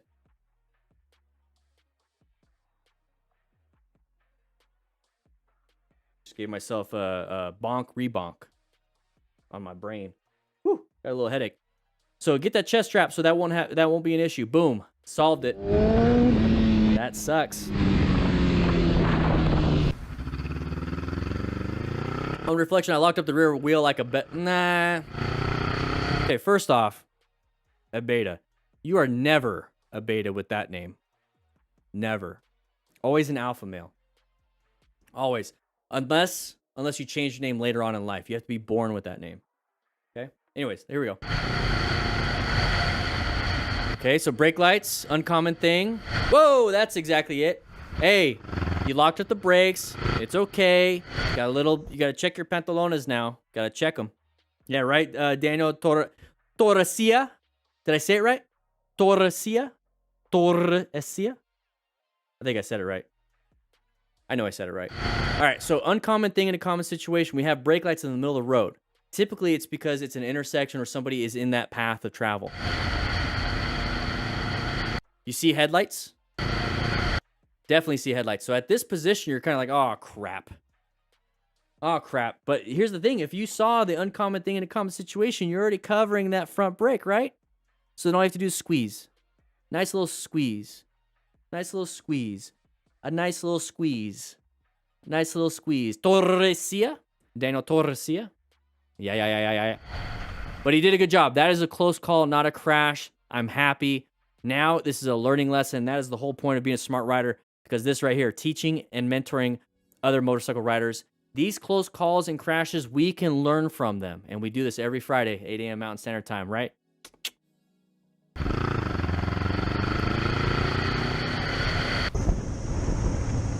Here we go. Angry People Media. Interesting. Side of the vehicle right there. Go ahead, swerve left. Good job with the head check. Hey, no. I want to give you compliments, but you're screwing it up. The other side of the vehicle right there. All right. Real quick. Look how quick of a head check that is. Look how quick of a head check that is. He sees the hazard. Look at his hand. Guess what? Planning the ride. So he located. He's positioned for safety. He's off to the left a little bit of this lane. He sees the hazard, hoping that they would not be there. This is not his fault. If I was in the same position, I expect that stupid dumb driver to stay there, but he's not going to do that. But we are smart riders. And maybe I would have checked the mirror in my blind spot before this. I don't know. Probably not, right? Because I'm enjoying myself riding. You know, I'm in orange stage, still kind of prepped and ready for things. But if this person started to do this, look how quick this head check is. Damn it. I was hoping to catch it. Let's go ahead and do that again. Look how quick this head check is. There it is. And look at, he's already in a good position. I know we kind of moved over a little bit. Let's go ahead. So he's already starting to swerve with the head check because he's got to do something. So if he hits a vehicle to the left, it's an angular hit instead of a T-bone. An angular hit, you're going to bounce off that person, still get some injuries to that left leg. But he's already he's like, I got to get out of here. This is a dangerous spot. And you could lane filter, you can aim for the line if you really wanted to. And that's what he does. Very good. This is a smart rider. I'm calling it now. Calling it now. Smart rider.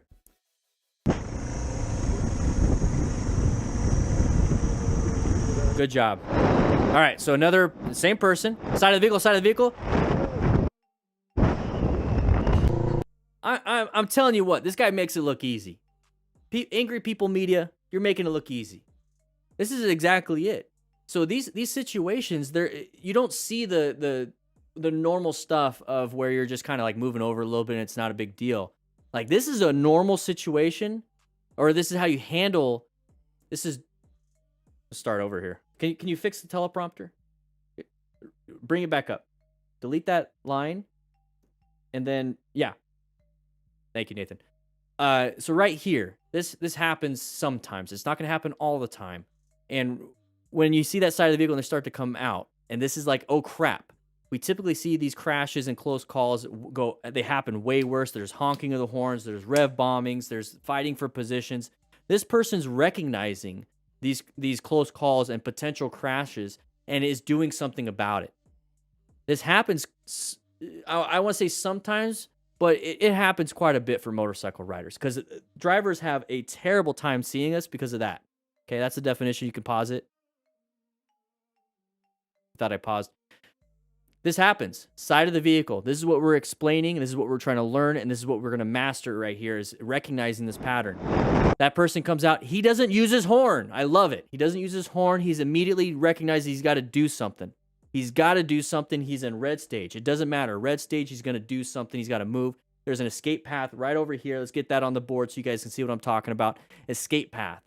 He's going for that escape path. Great. Nobody's there. I'm safe. I have to do something or I'm going to hit this person. Hopefully they see me. And if they don't see me and we're going to hit them, you can always use progressive brake pressure. So we're going to get through here. It was slow enough because it's a freaking H3 or H2, whatever the freaking thing this is. Uses 4 gallons to the mile. I don't understand why this is even a thing. Coming out of the intersection, the intersection, we're going to start to swerve left. We're going to get ourselves out of that situation. Did an amazing job. Now start to look forward. Whew. Shadow MT507. I never heard of that one before. Anyways, oh! That swerved, saved his leg. Okay, we got a lot of crashes on this video, Moto Stars, but we also have a lot of good smart riders. The only problem I see with this...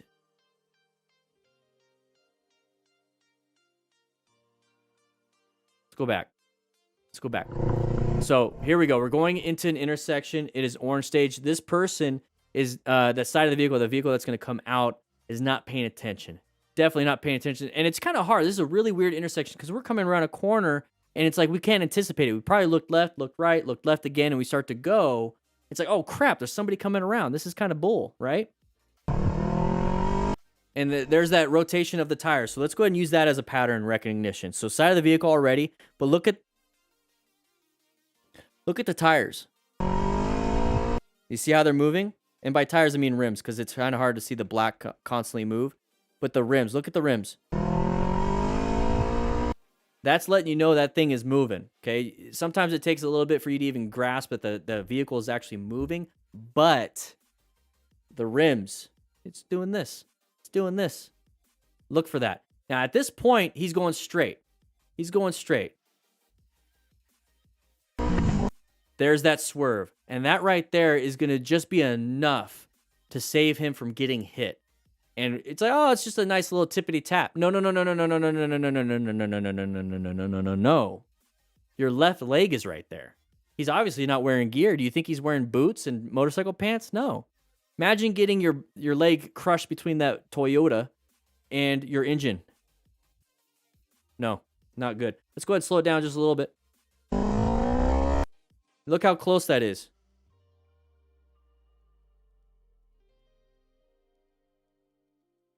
That would have been an impact if he did not swerve. Did a great job. Got himself out of that situation, right, Moritz? Welcome back, rookie member. But here's the thing. That the white vehicle almost hit him too. Because that vehicle thought they were going to go. So when you swerve right, you got to swerve left to keep going straight. Did a good job. Wear some gear. Become a better, smarter rider right there. Okay? Do that.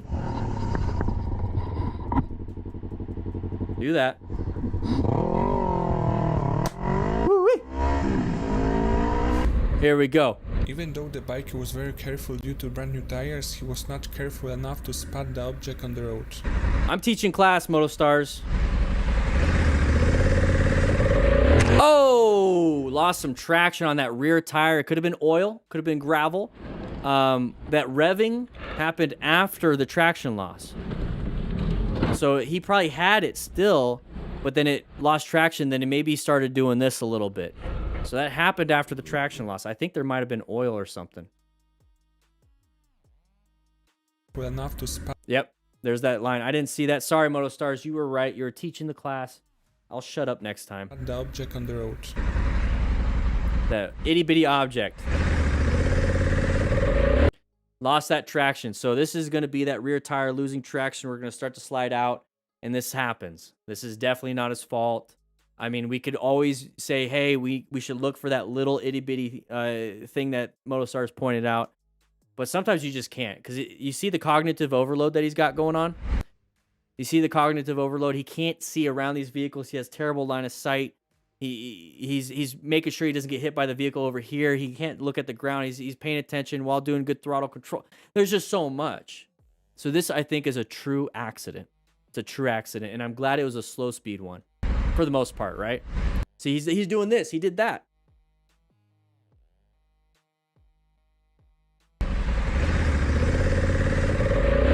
So we start to do that low side. We start to fall down. We're going 56 now. And here's the head. Doink. There's the bonk, rebonk. And then the legs flying everywhere. So make sure you get some protective boots.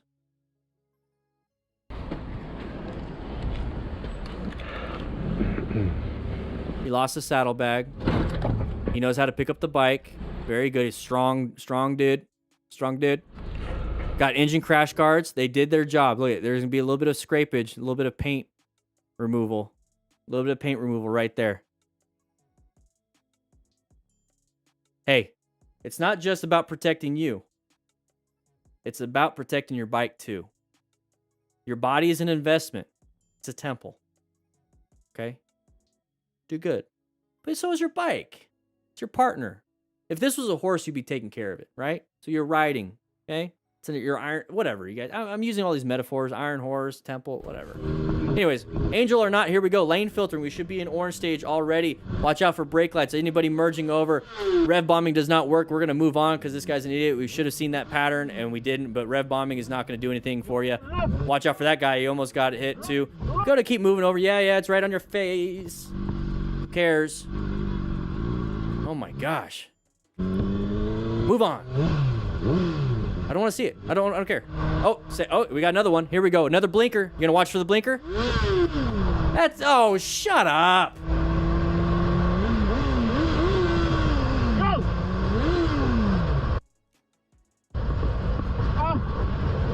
Come on. Who cares? You almost got hit right there. Get out of here. Get out of here. Oh my gosh. Here we go. Him, Chad. Oh, we got a Chad here. There you go. Hey. Let's see. Does he have full gear? Yeah, he's got gloves. He's got gloves. He probably broke his finger. Let's just see. Let's see. I'm all for stunting if you can stunt safely. Okay? Stunt safely. That's what I care about. So, let's take a look. Risk assessment here. Nobody on the road. Nobody. We got plenty of tarmac to work with. We're practicing our wheelies because he screwed up the first one. Plenty of road. Okay, cool. So the major hazards when it comes to stunting, and what I don't like about stunting is they do it with a crowded area with pedestrians and cars and other motorcyclists and big group rides. So this is fine. I'm good with this. Hey, Cool Breeze, you're in the chat. Hey, Cool Breeze, send me an email. I'll send you this one. You are constantly seeing motorcycle crashes. I'm going to send you this. Send me an email. Do you have my email? Join the Discord and I'll DM you. I'm going to get you this trauma kit, dude. You're constantly seeing people crashing. I want you to have the training and the materials to handle that situation. DM me on the Discord or on Instagram. Because I know we've talked on Instagram. Nathan, you can cut all this part out, but I'm going to send you this one. This specific one. I only got 5 left. This is the 6th. But I'm going to send it. These are over $200. But I'm going to send you this because you're constantly seeing crashes, and I want you to be prepared. I don't know where you're going to put it on your bike. I don't know what you have, but put it in your backpack at least, okay? Okay, anyways, we're back to this. You distracted me, Cool Breeze. You distracted me. Go ahead and sit back down, grab a donut. Okay? Which, by the way, when are we going to get our pizza? When are we going to get our pizza? Come on, crew.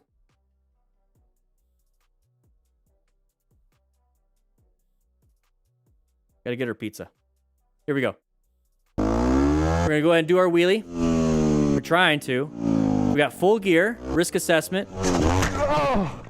So it looks like he's got boots. Oh, instant jump cut. We got motorcycle boots. Oh. Let me refresh. Boink. Boink. There we go. I had a little bit of lag. So here we go. Let's start that part over. We got a risk assessment going on. We have full gear. We have an open road, nobody around. And he hits the ground. So you got your head and everything, but he's got motorcycle boots right there. He's got motorcycle pants, and he's got gloves, jacket, helmet. Very good. He's trying his best to stunt safely. And so he's going to hit his right hand, though. So here's the gloves. Okay, so just because you have gear on doesn't mean you're not going to have an issue. So let's go ahead and see what it looks like. Because he feels the pain, so he wants to look underneath. So I could do that too. So it looks like it's broken. Damn. Anyways, yeah. It looks good. Anyways. Finger, but he's still got some abrasions. Probably, he's moving it. That's good. Lots of pain. I'm just really glad he was stunting safely, did a good job with his risk assessment, wearing gear, showed us this. Join the Discord. There we go. MT09, are we going to be an ass when it comes to other drivers? Oh,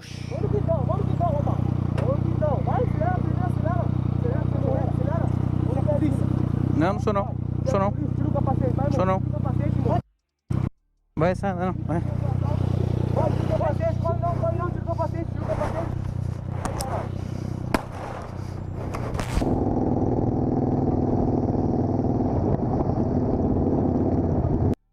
Ooh.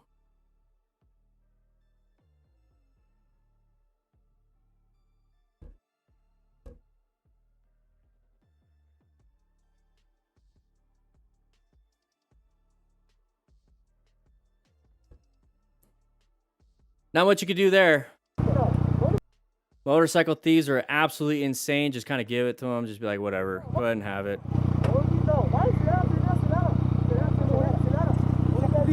Holy crap. See how calm it is? It's probably his 6th bike that was stolen. I'd be like, hey man, can I just have my phone? It's got a Rockford mount on it. I like it. Whoa, are they going to do more? Anyways, Bangers 68, here we go. We're going to rev bomb these people? No. Good. I'm glad. We're going to move on. We don't even have to talk about it.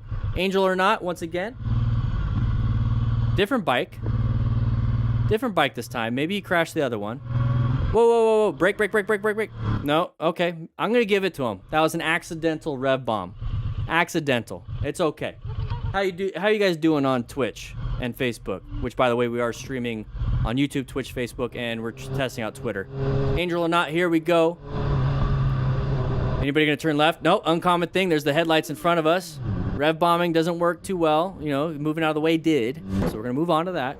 Mr. Z, all right. I feel comfortable because of the driver who followed him without the proper distance. However, warning the driver didn't have a desired... Right turn. Red light, green light. Whoa, get off my booty. Get off the booty. Hey, it's not a big deal, actually. Why?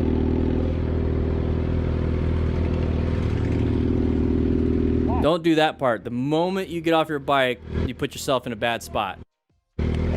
What? Problem, you drive like an How?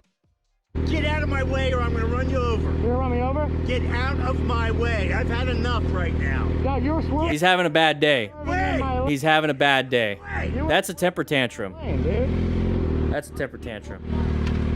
So adults can have temper tantrums. Just move on. Just like children, you ignore it. Okay? Nice ponytail. Nice ponytail. Oh, we got more? The guy's gonna come up behind you? Oh, of course. Dodge Caravan. Okay. Or is it Chrysler Pacifica? Bye. Aha, we passed you, buddy. Having a great day. Oh, look, I didn't know you could peel out in a van. Look forward. The main issue is what's in front of us. Okay, let the dum-dum be in front. He's having a bad day. All right, Canada Rye. Hard to judge with quick glance, but the pickup truck is flying. One more check, and oh, whoa! So, those types of people that ride or drive like this,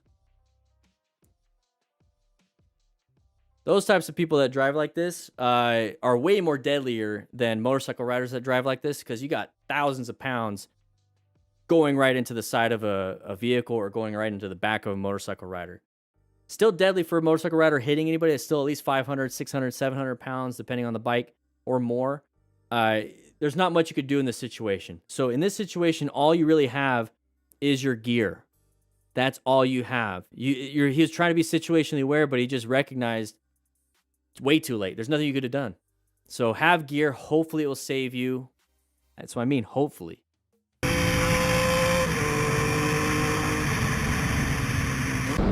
There we go. And you know what? You're right, Daniel Torresia. Threatening is a felony, but especially with threatening to run you over, that's a deadly weapon. He's threatening to use a deadly weapon on you and it's not for self-defense. That ponytail guy is a no bueno person. Okay.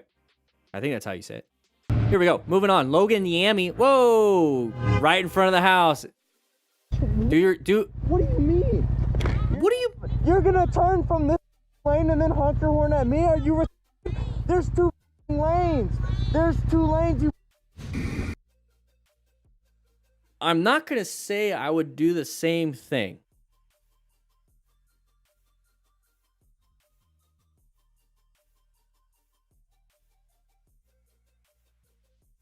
I'm not gonna say it though.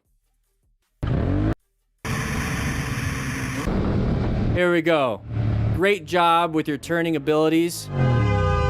Of course, Nikki, it's a white Tahoe, right? You know what I'm saying? You're gonna turn from this. Did a great job. At me? Are you? Not much you could have done. There's two lanes. There's two lanes. Here we go. JS Vega. All right. A truck car. Interesting. Oh, blind spot. Not much you could have done. I wouldn't have used the horn. I would have used a little bit of rolling off the throttle and applying some progressive brake pressure. But a close call is better than a crash. You do you. Boo.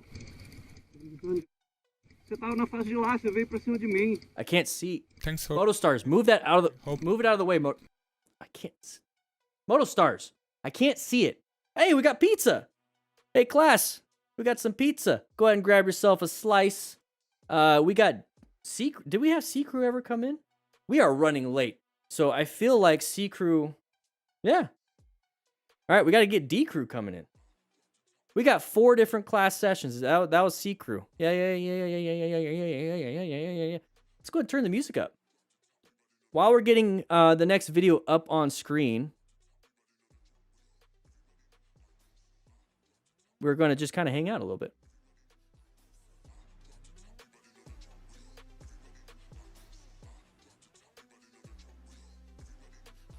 Yeah.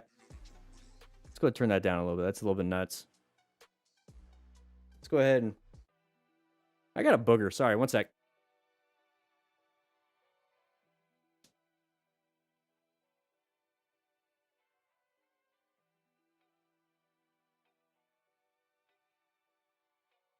I don't have... Rookie, can you give me a napkin? Thank you.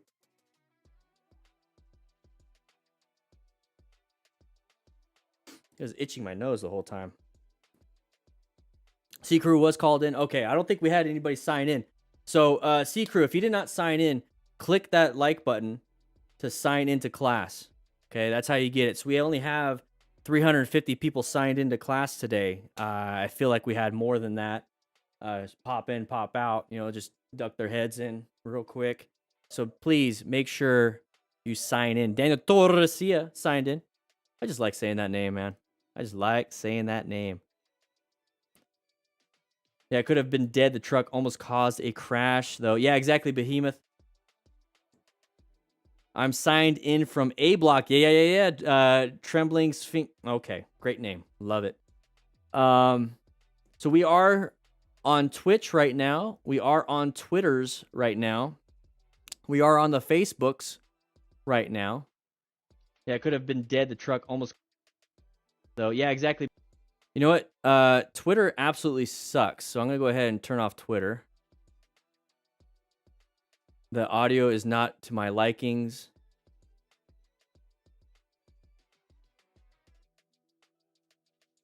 So I turned off Twitters. In fact, I'm actually going to probably delete Twitters, tweeters.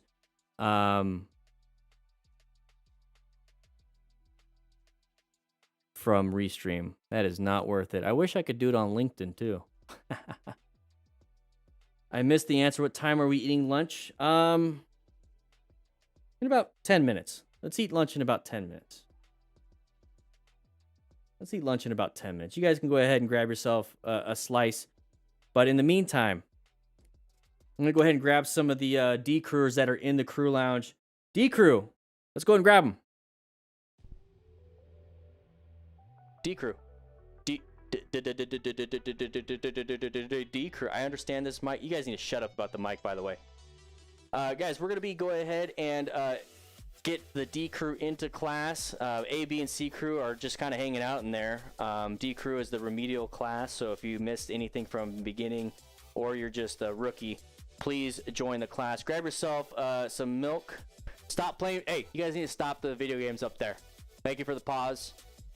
Who's winning? Left, first or second player? Doesn't matter. I always win.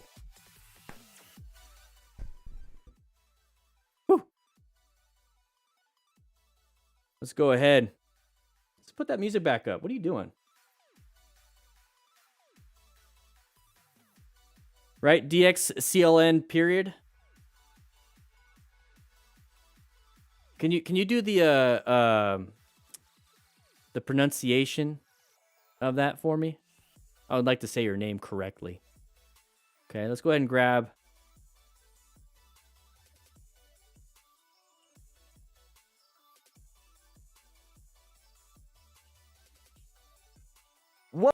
Whoa! Chill out, DanDanTheFireman. We're gonna get some videos here because I saw that we had a lot of people having trouble with the U-turn. Everybody, yeah, I know. What up?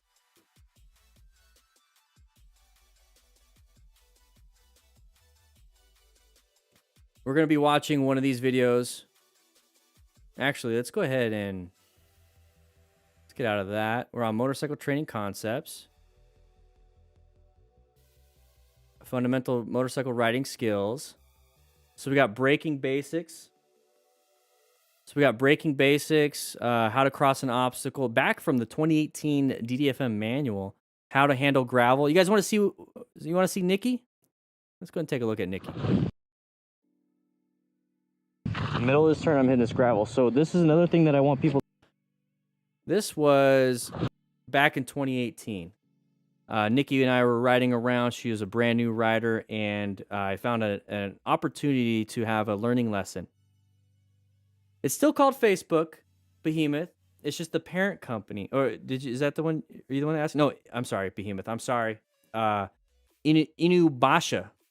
It's still called Facebook. It's just the parent company's Meta now, which is kind of cool.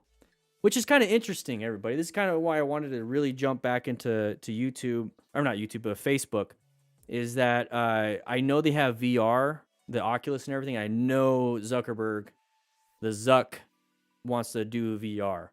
So if he allows VR live streaming, we might be changing some things up here to accommodate that. We might be streaming twice a week, one on Facebook, because obviously it's, you know, going to be VR stuff, and then obviously YouTube.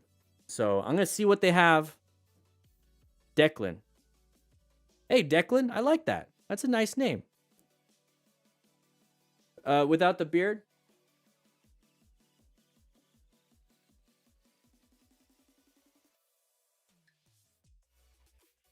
Hey, there's my neck.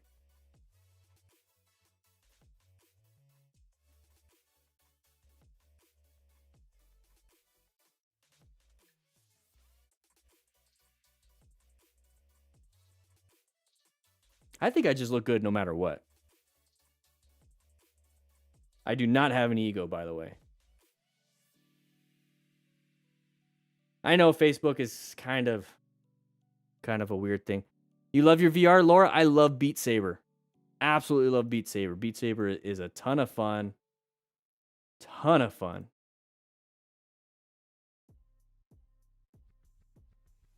I'm going to refresh.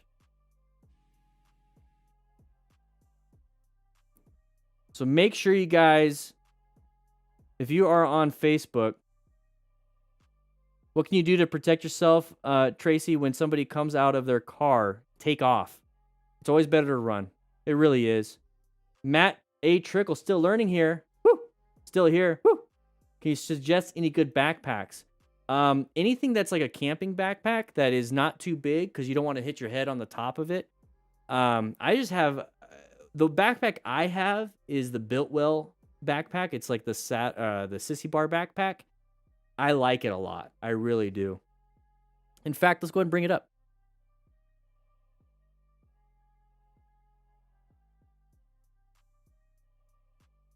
This is not, oh, there it is. No, not that one. Let's go back. So this is like the bigger one. Let's just actually go to luggage. Do they not have it anymore?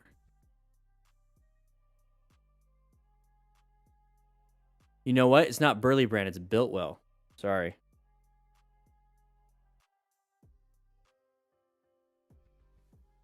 There you go. Nope. This is the backpack I have. The Xfil 48. I love it. I love it. Now, there's some things I wish I could change, but it's actually really cool. So you get side pockets, side zippers, and there's that chest strap I was talking about. There's that chest strap. You want that so your backpack doesn't slide down your arm. Multiple pockets. That is what I like. I like how it's like big and open. It's orange on the inside. So if you're ever like, if you need a cone for like a crash, take your backpack off, open it up, and set it down, 100 feet away from the crash. You basically got a free cone right there. That's a laptop strap, so you can actually put a laptop. But that's what I was talking about. On the inside, you have these cup reservoirs, so you can actually put like a drink in there. Obviously, it'll spill if you don't screw around. They have a lot of MOLLE attachments. It's kind of big and bulky, but it's fine. That's what I like about it. You can do with the straps, you can make a roll, and it's designed for the saddlebag, or not saddlebag, the Sissy Bar, but you can wear it.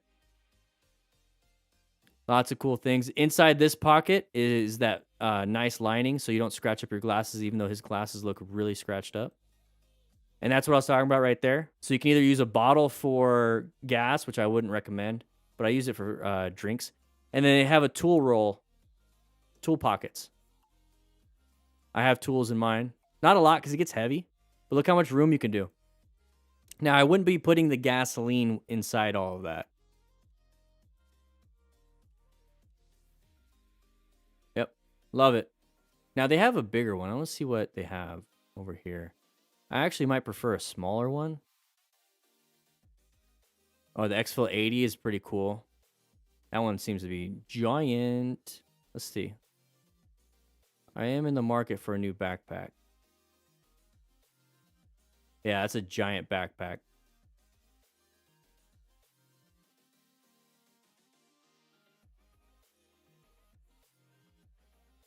I don't even think it is a backpack.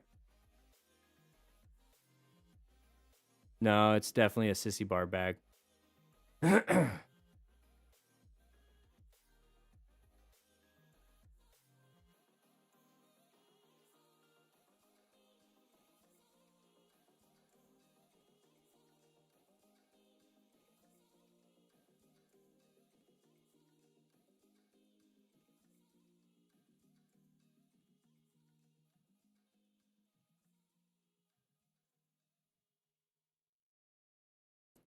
You guys, we don't have any music going.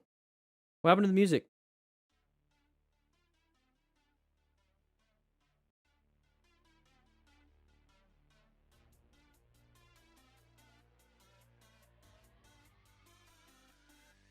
Yeah. Sweet. Okay, so we're gonna have a nice little eating session. So if it's break time for you guys, Alex Parker, welcome to the crew, rookie member. Now you can hear it. Yeah. So what we're gonna do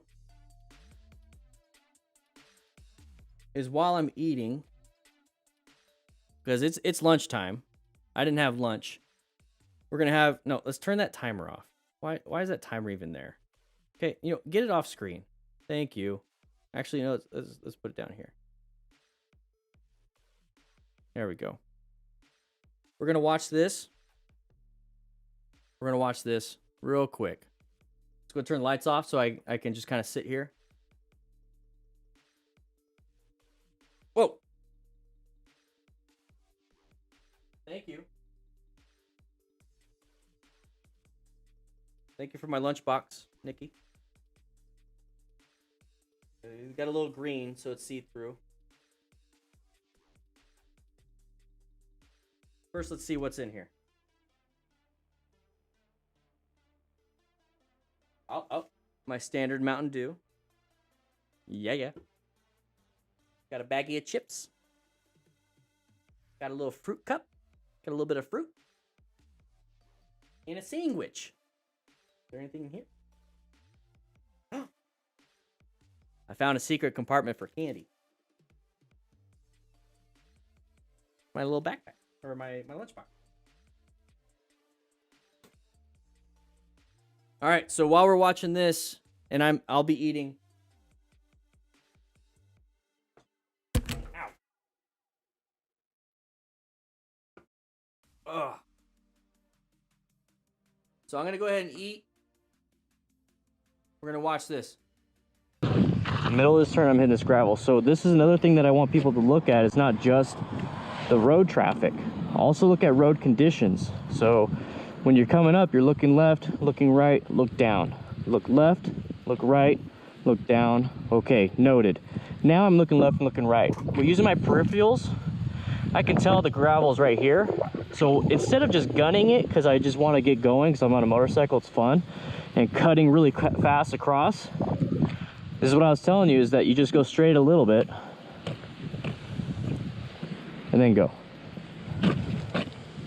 It's as simple as that's how you would drive in a car. People in cars, they don't drive and they're like left, right, cool, awesome, and then cut across this way. But motorcyclists, we do that. That's what causes a lot of issues, because that's in the middle of the turn. If you have debris right here, let's say this is in the Europe or UK and I'm in this lane now and I have to go this way, I have all this debris. Where do you think the car's normal path of travel is? You see how there's like barely any debris? See how there's like no debris right here? 1 second. Mobile phone connected. Anyways, this is what I was talking about, is that you can tell where cars normally go is because there's less debris. There's debris here. They all cleared it. So I would go through here. So if we were coming up this way, going that way, there's still a lot of debris because this is the corner, right? There's still debris here. So the reason why there's a lot of debris is because of water runoff and it takes all the stuff. So if it rains, so if I'm going, I want to turn right, I'm going to go, I look down, look up, look right, look down, and I'm going to slowly come through here, nice and easy. Slowly go through here, nice and easy, and then go. I'm not going to try to pick up speed to where I have to make a very sharp turn, and then on top of that, I go a little bit wide now. Sharp turn, a little bit wide. That's the problem. So take it nice and easy and ride normal. Keep it more upright and just take it through the turn. That will prevent a lot of issues. And who are you trying to, what's going on? Why are you rushing through it? Yeah, so pick your line is very important while maintaining a nice smooth acceleration. So I'd go through here, just maybe maintaining throttle, maybe maintaining speed with my throttle. And then once I'm straightened up, then I accelerate. A lot of people like to accelerate through the turn, especially on this, but there's a lot of debris. Wouldn't do that. Once again, turning right. Let's say you had to turn left.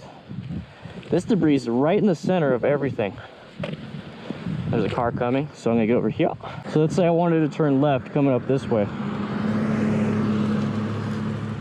So I'm getting ready to turn left, looking, nobody coming this way, looking, nothing in my way. I start turning left. Oh crap, there's a bunch of debris in the road. I'd go a little bit left, a little bit right, and go through. Hitting that patch is not good in the middle of a turn. So if there's debris all the way across and you can't do some evasive maneuvering, what I would do is I'm going straight. I gotta look left. I see debris all the way across. Shoot. I'd go straight and come around the other way. That's number one. Number two is like I have to make that. So I would go. I'd look down. I'd go a little bit wide. I looked back because I don't want anybody behind me. If there's somebody behind me, I wouldn't go wide. If there's no one here like it is now, I'd go a little bit wide. Slow down a lot. Practice my slow speed maneuver. Slow speed maneuver.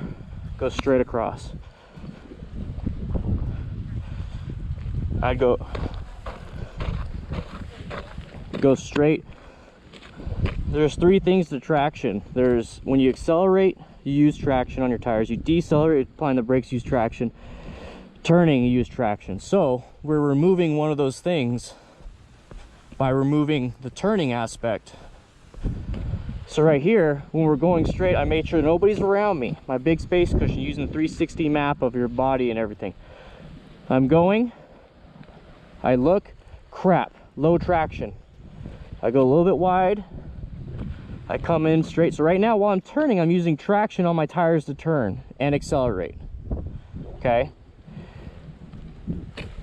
Now that I straighten up, I removed the turning aspect of that traction. So now I have a huge section of traction for acceleration, deceleration, since I'm just going straight. And since all I'm doing is just maintaining throttle position, I'm not accelerating or decelerating, I'm literally just letting the bike go over the stuff. Now that I'm past it, I'll use some of my traction for acceleration. But the only way you're gonna do that is if you see that stuff first. A lot of people just go, and then they fall. They just see, oh, there's no traffic. No traffic whatsoever. I'm good. No, because this will hit you too. So. My car turned off. Okay, turned off? All right, I guess I'll be timed then. All right, guys, that was fun. Yay. A little tidbit of information. This is what I do, but. That's what you see when you see all that. Huh? I said that is what you see when you. I know, we don't have our systems hooked up. What is up, everybody? DanDanTheFireman here. We're gonna be doing a slow speed skill, the U-turn, and build upon our tight turn from a stop practice we did last week. So if you don't know how to set some of these things up or what we're doing here, you need to check that video out and then jump into this one. But we're gonna be doing the U-turn, and the reason why we need to do the U-turn is because we use it pretty much all the time. I don't want to 3-point turn my motorcycle. I don't have reverse. So I'm gonna do a U-turn fluid in a parking lot at the dead end of a street like this. Or you missed your turn because you weren't paying attention to the GPS because you didn't have a Rockform motorcycle mount on your handlebars. So a quick shout out to Rockform for providing some really badass products that I use every single day. You want to check it out, code DanDan25 for 25% off. But anyways, let's jump into this because it's very important. Let's make sure we're doing this correctly, and I'm gonna show you how to do it. So I was riding around some neighborhoods, and what I did is I found this nice dead end spot, and before I decided, hey, let's set up the tripod because I want to share with the DDFM crew on the Discord, I made sure that the ground was actually okay. You know, the asphalt's kind of eaten up, it's not really taken care of, but it's perfectly fine because that's kind of where we ride, so I want to make sure I practice like I play. So what I did was I kicked around some of the rocks that I think could have caused some problems, and then I'd go ahead and measured out, you know, how far the cones should be. So in this situation, all you really need is gonna be, you know, 4 to 6 cones, like I said for the last video. So what I did was measure out 20 feet a while back, and I found out 9 regular steps of my gate. equals 20 feet. So what I'm gonna do here is I'm gonna put the corner cone to corner cone about 20 feet, so 9 steps, and then I'm gonna go ahead and bring the other cones down about 5 or whatever steps. This is how much room I have. You can do however much room you want. The main thing is you need to have it 20 feet wide to start off. Also have some runoff to the sides just in case you go wide, and that way you're not crashing into something. So I got plenty of runoffs, and I got 20 feet right here, basically in a box, and I'm gonna do a left-handed, right-handed turn. And I have my tripod right here, so that way I can go ahead and share this to the DDFM crew in the parking lot section of the training center on the Discord, which is absolutely free, and we're gonna get some critiques on my own stuff, and I'm gonna critique myself, and I'm gonna critique you guys so we can help each other out, become better, smarter riders. So let's go ahead and jump into this exercise. So remember, we're gonna be building upon the skills from tight turn from a stop. So we need to use our vision. So we need to look where we wanna go. We need to turn the handlebars, you know, full tilt or as much as you possibly can. We're gonna counterbalance, a little bit of weight on the peg or a little bit of body weight this way. And then we're going to use some friction zone and some throttle control. And we're gonna add a little bit extra, and I'll show you another tip later. So once again, we're gonna do that, but now, instead of just one 90-degree turn, we make another one, so we have to commit to it. We have to commit for that full turn or that full rotation. And with that said, I'm gonna share with you a nice little tip a little bit later. All right, let's jump into that first one. I'm gonna go ahead and break it down. I'm gonna do it as slow as I possibly can. So I'm coming up to here. I'm gonna start to right here, about right here, I'm gonna look. Okay, right here, I'm about to look, and I'm getting ready for the counterbalancing. So already I'm doing that from right here. When I get up to about right here, don't put your foot down, I'm showing you. I'm really counterbalancing. See how my handlebars are fully tilt? I'm really counterbalancing. From here, it's normally, if on tight turn from a stop, you keep going. You know, your nose is pointed where you want to go. No, I need to commit now. So I'm gonna go ahead and commit. And now I'm right here. So now I'm on my way out. That's a full U-turn. That is 4 separate steps put together. Is it 4, 5, 6? I don't know. Commit, all that stuff. I have it on the screen. All right. Now we're on to number 2. It's gonna be more fluid, no stopping. All right, so I'm getting ready, counterweighting, handlebar turn, commit, commit, commit, out of the U-turn. Very good. This next one, I'm just gonna do it just like that, but I'm not gonna say a single word. I want you to find out what's the one thing I did wrong. And I haven't even talked about this yet. This is gonna be for crew basically only, because I'm gonna give the crew a little hint. So if you wanna be a part of that, make sure you join the crew and be on the Discord and get the crew lounge, and there you go. All right, here we go.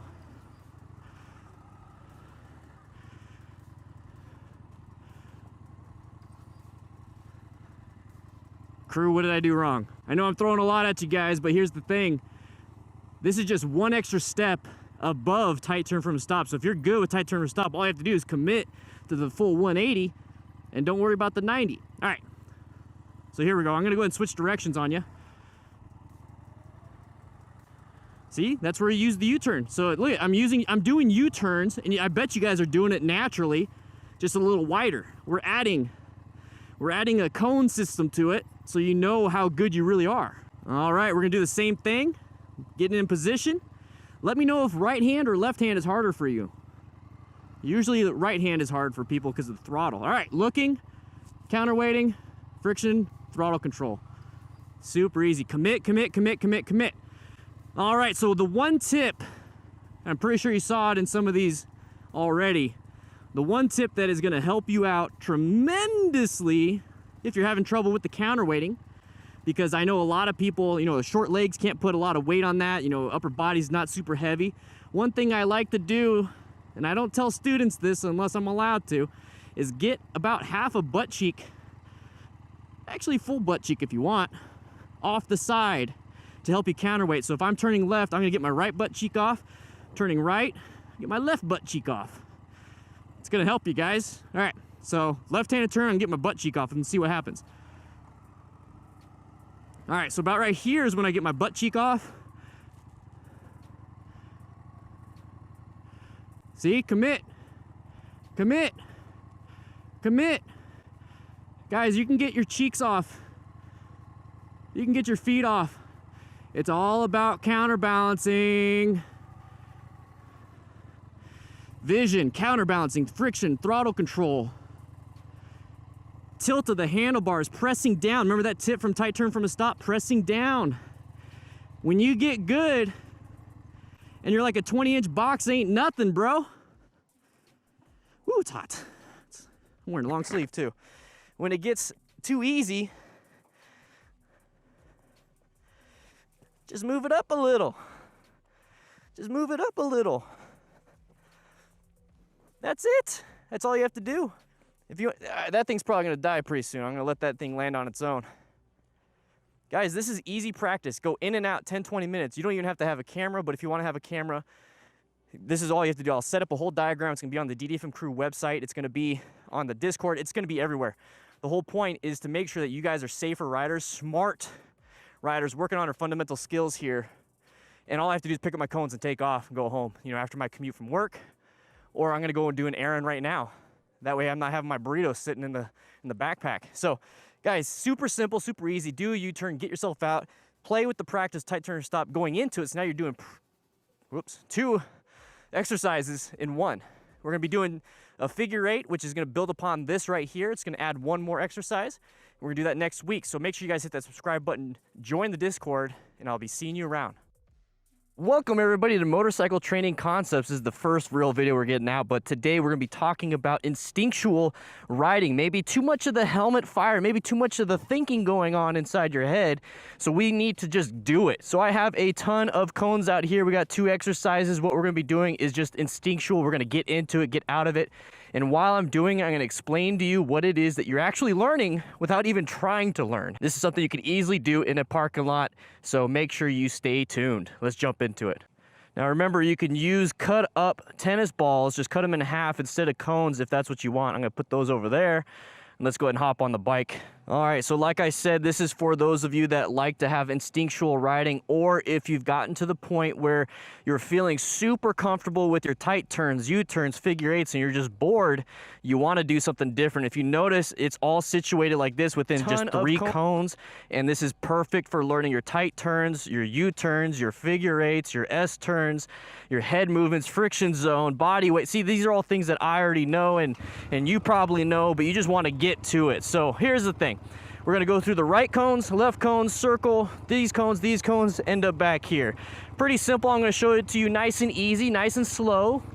So if you're new to this, go ahead and get used to the actual function of all of these things. Now right here, nice, huge or short circle through these cones. Look for the next ones. Look for the end, turn. That's it. Now it's just friction zone. I was in first gear. I was just letting the bike do its thing.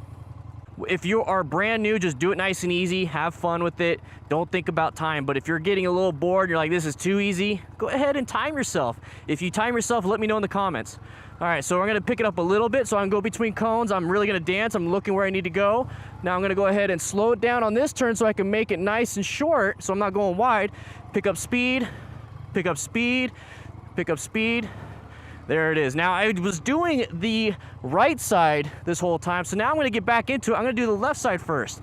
So left side, I'm gonna look where I need to go. I'm dancing, now I'm gonna go around this cone. Remember to counterweight, look, turn the handlebars, look at the next exit, and get yourself into it. Now you can go fast, you can go slow. The main thing is we're having fun. Now if you have a bunch of friends, what you could do is have them all line up here and watch. So like one will go off. All right, we're gonna have fun. One's gonna go off.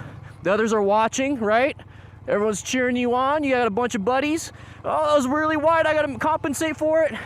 And then now I just go, and then someone else takes off, and now I just get back in line and wait for them to go. So be very safe when it comes to that. Be very safe when it comes to that. Don't run into each other, but still have a good time. Maybe get about 5 or 6 of these in, and then take a break. Do it the other way. Have some fun. But I'm gonna show you the other one that I really love.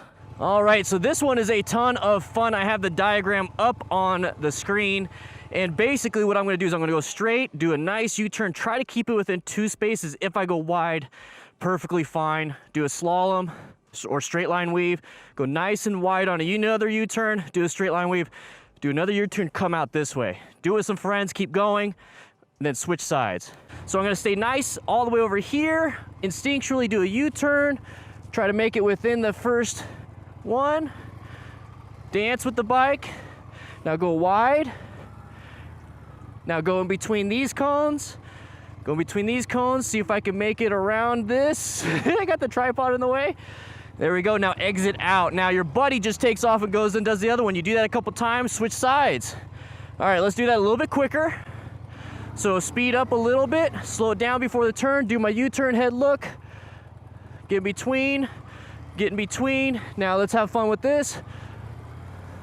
Now slow it down, do my U-turn, look, and then go. Now switch it sides. So you have a bunch of friends, you did it a couple times, or you're by yourself, just go ahead and get back in line. Now start over here and go right. So now we're doing a lot of right-handed turns. So within, now go wide, nice wide turn, in between, I don't want to hit the tripod, so I'm going to go super wide on this one. As soon as I exit out, boom, right there, point my nose out and leave. Now, here's the thing, with these exercises, they're just trying to get you out of the house and practice, because a lot of the tight turns, a lot of the exercises that we typically do are boring, to be quite honest. So what we're doing is we're having fun here. And this is something you could do with your friends. And if you're not comfortable on a motorcycle yet to do these things, still come out here and do it with a bicycle. You're still gonna learn your tight turns. You're still looking where you need to go. You still need to get the counterbalance. The only thing you don't need to do is friction zone and throttle control. You're going to get a lot of the same things from a bicycle that will translate to a motorcycle and vice versa. And here's the thing, you only need 6 cones. You only need 6 cones for that exercise. You need 2, 4, 6, 8, 10, 11 for that. But remember, you can cut up your tennis balls, 6 tennis balls cut in half, boom, you got 12. So it's a lot of fun. It's really easy to do.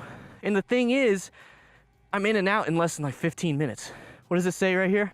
What does it say on the camera?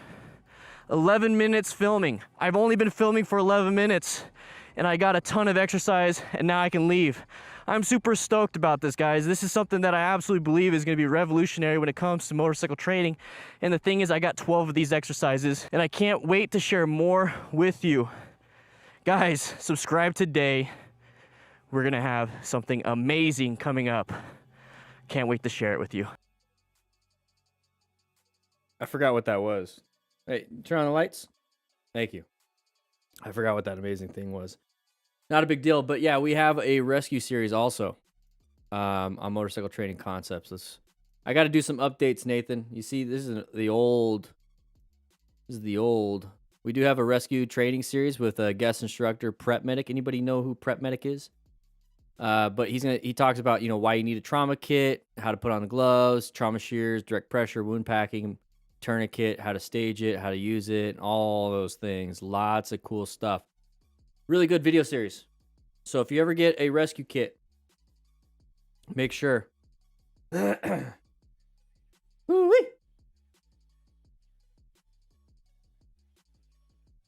My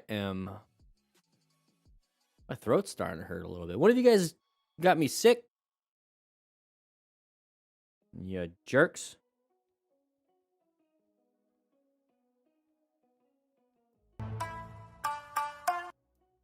I think, let's see. Is this a good one?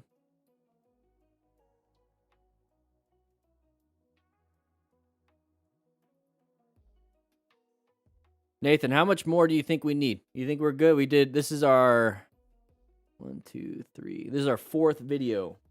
We should be pretty good for a while, right? So I'm thinking about powering through this one. I'm thinking this is going to be a lightning round. I know we got D crew in class today. We had to do that remedial training because they tend to forget how to do U-turns. They tend to forget how to do pretty much everything, guys. Those rookies, I swear, they're not paying attention. Let's go ahead and put the music up just a little bit. They're not really paying attention. Hey, Dan, I'm pretty tired and I've got a big day tomorrow, so I'm going to go to sleep. Hope you and everyone else have a great day. Declan, you have an amazing night. You have some sweet dreams, little buddy. I think so too, Chris. Yeah, however much you want, we're sitting pretty right now. Okay, so here's the thing. How many we got? We got a backup.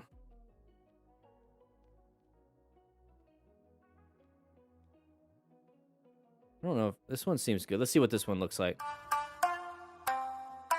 Road rage. Ooh, crash. Oh! A little punching of the mirror. Got a little bit of a... Oh wait, these actually. Oh, I'm looking at the Twitch. We got 17 viewers. I'm really surprised about how many viewers we have on Twitch. If you're on Facebook, say hi. If you're on Facebook, say hi. If you're on Twitch, say hi. I want to see your guys' comments. If you guys are on YouTube, I mean, I could already see you guys right there. You guys are like, come on. We got 200 people in here. I know some people fell asleep after having lunch. I feel like I'm falling asleep. Oliver, how you doing? Arrogant, how you doing? Trembling Sphinx. Okay, still, I love your name, but I don't know if I can ever finish that sentence. Enzu V7. Hey, I don't want to have to call. I don't want to call it lurkers, but I mean, lurkers stay lurkers. I lurk all the time on the Discord. But thank you for saying hi. Harry of Zoe, how you doing? How you doing? Matt from Facebook, what is up? We got a lot of Twitch guys in here. Or Twitch writers, I'm sorry. I use guys like dude. Does anybody else do that? But I always feel bad when I say that. Anybody here, any female writers get upset if I say guys? I just want to make sure. Because if so, I'll just say writers, or I'll try my best. Just woke up, Matthew. How you doing? I'm back with Slim Chickens Mad Nasty on Twitch. Yeah. I'm going to go ahead and like your comment, Matt, on Facebook. Oliver. Woo. Even to my lady friends, yeah. I say dudes, guys, riders. Okay. I just want to make sure. I know some people get mad. Hey, if some people get mad in the chat ever, and we get like, a lot of, like crew members saying it's not a big deal, just let them know. I don't mean no harm. Yeah, to me, guys means everybody. What's up, guys? But that might be bad vernacular. Who knows? Who knows? One day I'll get canceled for using the word guys. Here we go, guys. See?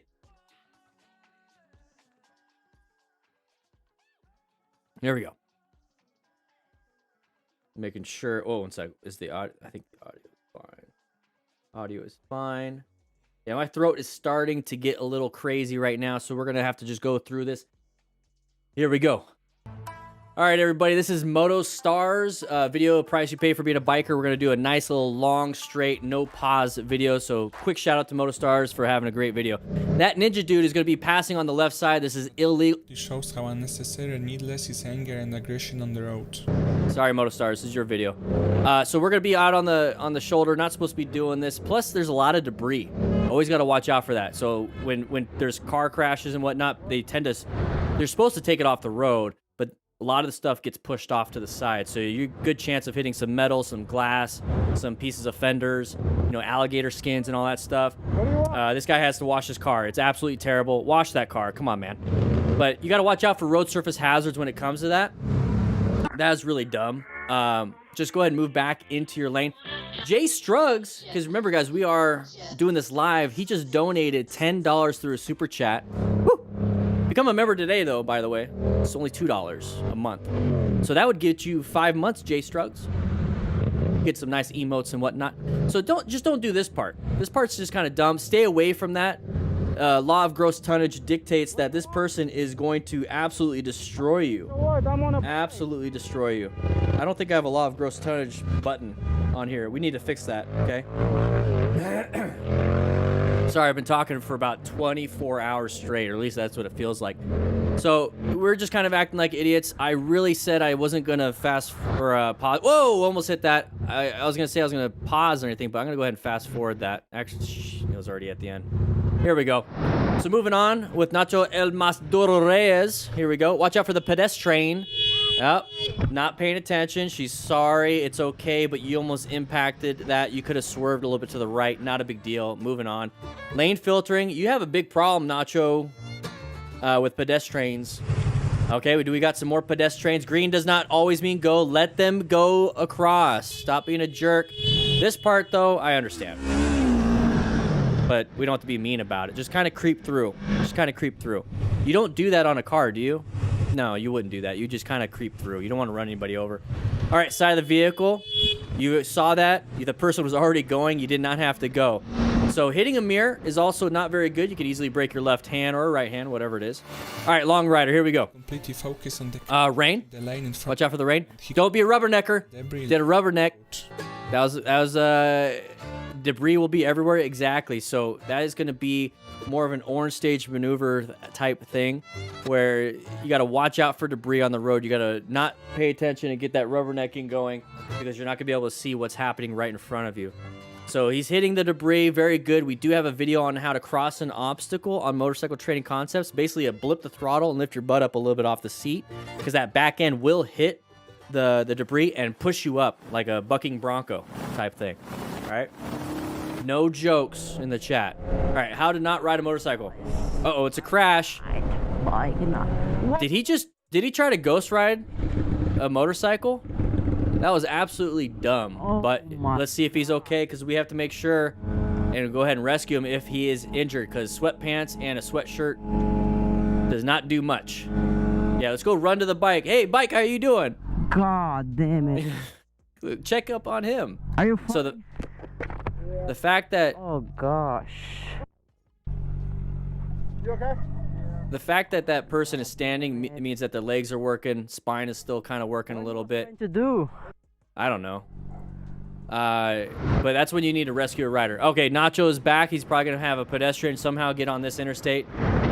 Getting closer to a dumb driver is not the best thing. If this person slammed the brakes, you got hit. Move off into a better spot. It's left turn only, so be careful. Oh, sun in the eyes. Ay. Watch out, intersection. This is going to be orange stage. Multiple dum-dums everywhere, and I think a lot of it has to do with the fact that we're speeding, Nacho. Let's not do that. On his phone, not a big deal unless it causes issues like this, so don't pass. We're going 94 kilometers, I'm guessing, an hour here. But if you saw that, don't pass at that time. So truck driver pissed because he's stuck in traffic and wants to block everyone else. Hey, you know what? You know what they say about guys in big trucks, right? They got a high insurance bill. The driver had deliberately blocked the run. The biker decided to wait patiently, which can be said for the rider in the rear. Okay. So just go ahead and get off into the right lane and move on. Getting kind of close is a no bueno. You got somebody left of you acting kind of funky. You don't want to. Oh yeah. Don't do that. I didn't see that was a big deal. The traffic was kind of slowed down. I just see us being little dum-dums here and not being smart riders. These people right here in the lane merged 909 freeway, not the lane to go straight. Okay. I do. Sometimes people do dumb things. So we're lane filtering. It looks like we're on a bicycle. So e-bikes are really, really fast. I mean, he's going right here. That's his speedometer, 20 miles an hour. Probably just doesn't like. Ooh. Cop's not going to do anything. Whoa, we're going 35, 44 on a bicycle, 50, 60. What the? Guys, this is a bicycle. Look at that little itty-bitty rotor down there in that shadow. Do you really think that itty-bitty rotor is going to stop you and slow you down quick enough when it comes to 60 miles per hour? Because remember, we do have a total stopping distance that we got to be paying attention to. You know you turn left. You know you turn. He does have an Alpine Stars gloves. He does have some gear, so he is somewhat being a smart rider. It's a one lane going straight. I'm on. Right there. That's fine. Bike. I know. Look at the bike. Look at the bike. That's all I care about. So we were both. No, it wasn't. So Silverado guy is gonna just argue his point. Get out of the road yourself. He's protected if he gets hit. You're not. So I want that bike, and I want to be able to play around with that. Somebody in the comments, tell me what kind of bike that is. All right. I don't like road rage stuff, so we're gonna go out of that. We're gonna get out of that. That's dumb. Yeah. So here we go. So slow down before the turn. Oh, there we go. We learned that from a different channel, didn't we? And we're gonna, but we didn't pay attention too much. So full gear. So he does have the necessary leathers so that hopefully he doesn't have an issue. But slow look, press and roll, guys. You gotta look far ahead, so look for sign and debris. You gotta adjust your speed beforehand. Maintain good throttle control. So if we're slowing down first, that means we're maintaining a good slower throttle. You gotta relax a little bit, but hitting something like this on the road or just straight up losing traction is not good. You need to keep looking through the turn so that we can actually find our exit and go towards that exit.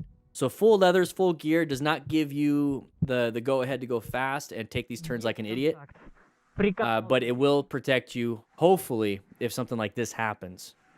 So a lot of people get a false sense of security when it comes to wearing full gear. You should not do that. A lot of firefighters have died because they think that their turnouts will save them. So Nacho is back. So MotoStars, let's just call this the Nacho video. Did get cut off. I agree with that. Okay, we're going to get a merging issue right here, possibly, because people suck at turning. Now look at the car to the right. Look at the car to the right. Yeah, that red vehicle pushed him out. So now we're going to get pissed off at the silver vehicle. Okay, it's not his fault, but we're going to be a jerk. Okay, Nacho. Okay, that was real. Now, that was that pattern where that on the right lane, it was slower than the left lane. Left lane was open. That person wanted to move over. Did not see you because of unintentional blindness or whatever it was. We got side of the vehicle. They're going to merge in whatever lane they decide they want to go to. We're going to go ahead and lane filter. It doesn't matter because we're just having a lot so fun. Right, Nacho? It's worth paying attention to the quick reaction of the biker, which effectively prevents the danger. Okay, okay. So we're on a frontage road. That person is on the wrong side. That's a double yellow. Uncommon thing in a common situation. We need to be paying attention. That's a stop sign. So this person could either be elderly, new to the area, intoxicated. It looks like an... It's only one lane. This isn't a 2-lane, sir. Elderly. Happens quite a bit, guys. Happens quite a bit. I don't even know. It's going to be a cognitive decline issue. It is. But it's still deadly. So good job on Prexy for actually being nice. It's sir. That's really great. Whoa, shite. Yeah, so watch out for that. We both merged at the same time. Law of gross tonnage. Even with a car, that thing's going to win. All right, Nacho, once again. Nacho.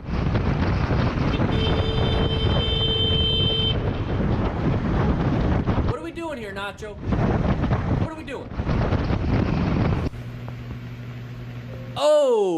Oh, what the hell? I'm sorry. No. I said I wasn't going to pause, but we're almost done. Here's the thing. Let's see what happens here again. Let's go ahead. Half speed.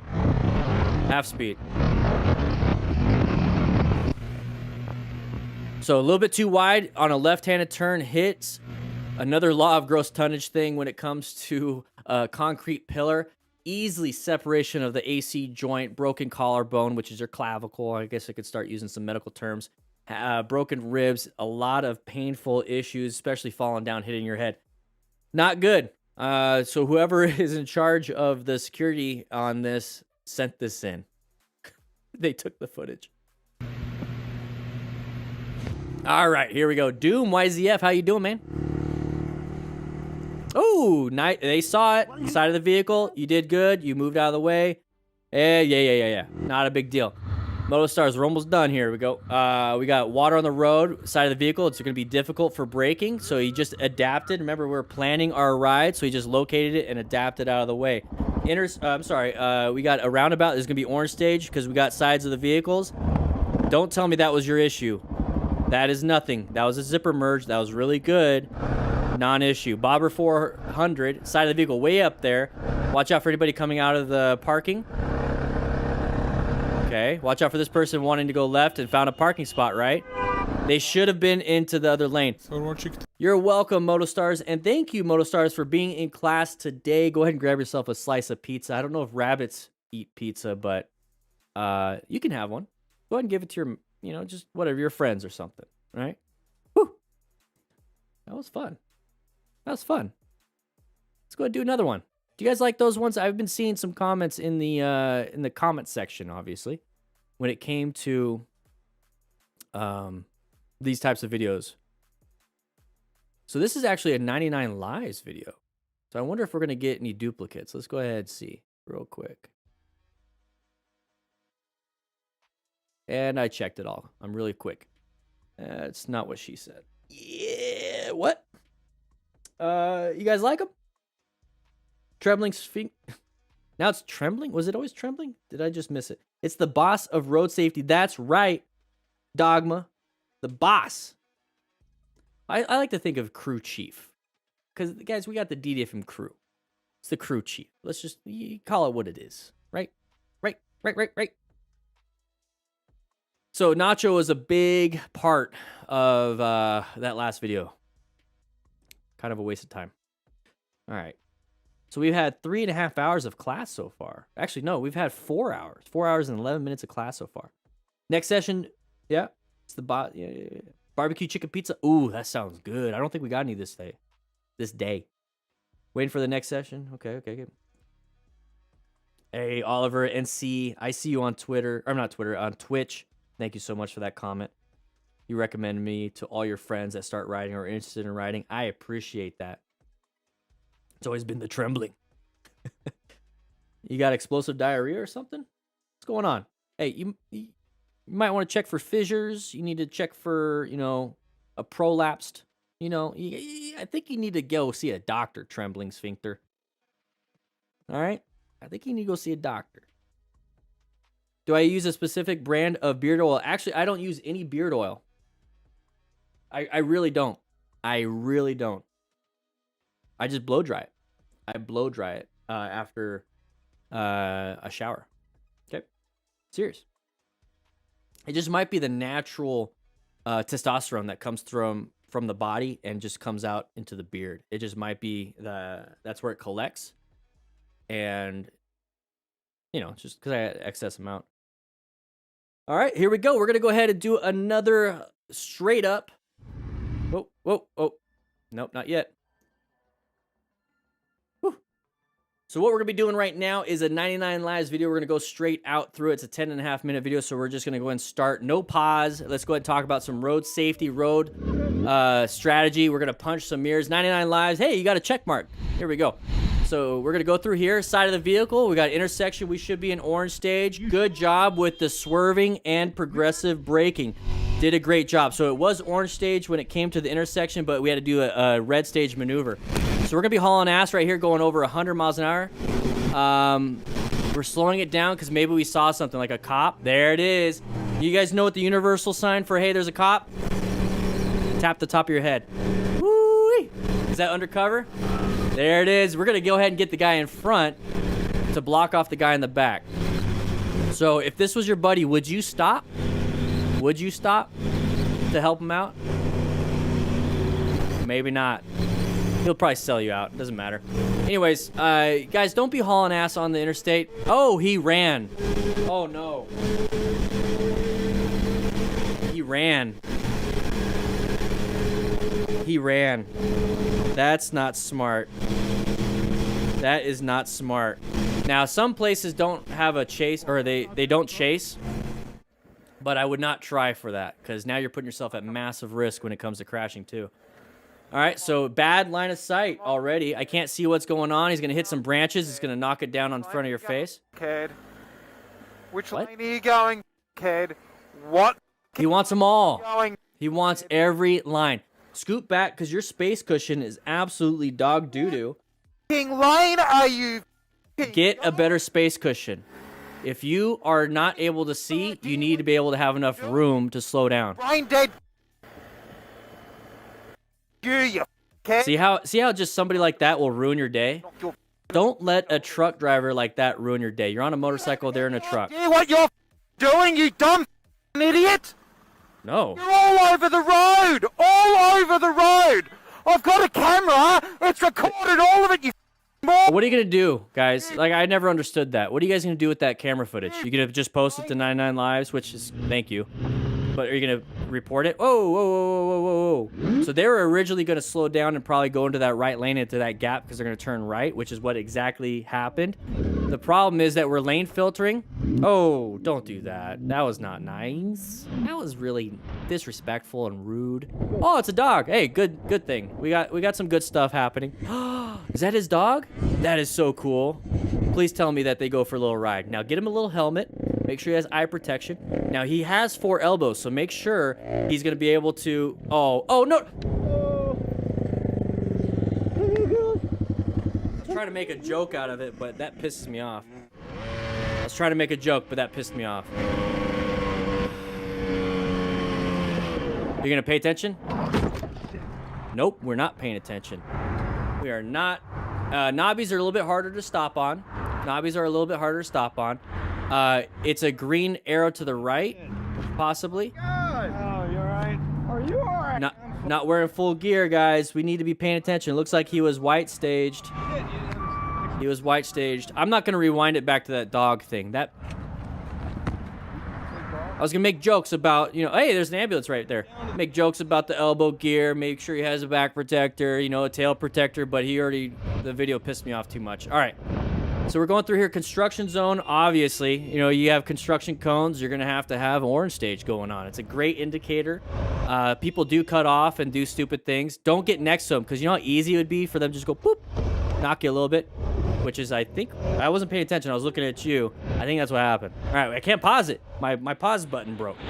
Here we go. So he's got a quad lock, but his phone fell out. Says a lot about the case. Anyways, multiple lanes moved over. You go ahead and plan your ride a little bit better. So position yourself for safety. You located the hazard. Just adapt a little bit better, okay? I know the dog looks okay, but man, right on the neck, dog's not going to say, hey, you know, that kind of hurt a little bit. No, it's gonna be happy as hell for no matter what. We're gonna go ahead and make a right turn on 51st Avenue here. All right. Yeah. Hey, Moss Face. So this is a guy in Phoenix, I believe. Does a lot of weird stuff, but good editing. He's doing a wheelie in front of the cops. Damn it, Mason. So that's why you need to have a Cardo Pack Dog Bold, so you could tell your buddy, hey, stop being a dum-dum, there's a cop right next to you. That's what you need it for. We have a link in the description to grab yourself a Cardo. Great sponsor for this. You want me to pull over? All right, man, sorry about that. Yeah, just don't do it on residential roads, all right? All right, man. Big roads like this. I apologize. Okay? For sure. Exactly. Bro. Exactly. Oh my. Just don't do it here. Just knock it off, dude. Do it in a different area. Be safe. What? It's not just for the rider, it's for other people too. If you screwed up, we've seen it all the time on 99 Lives and Moto Stars, Moto Manics. They hit other vehicles, hit pedestrians. Do it in an area where it's safe to do so. This is why that cop is nice. So yeah. Dude, that was a nice cop. Can go. That's reckless riding. You can lose your license for that. All right, so here we go. Lots of crazy traffic going on here. Oh, that dog saw the other rider doing it and just anticipated that all riders are mean and ruined his cousin's throat because it landed on his throat. Decided just to attack them all. He just has a bad taste of motorcycle riders in his mouth. Literally. All right, side of the vehicle is going to be orange stage. You got to be paying attention.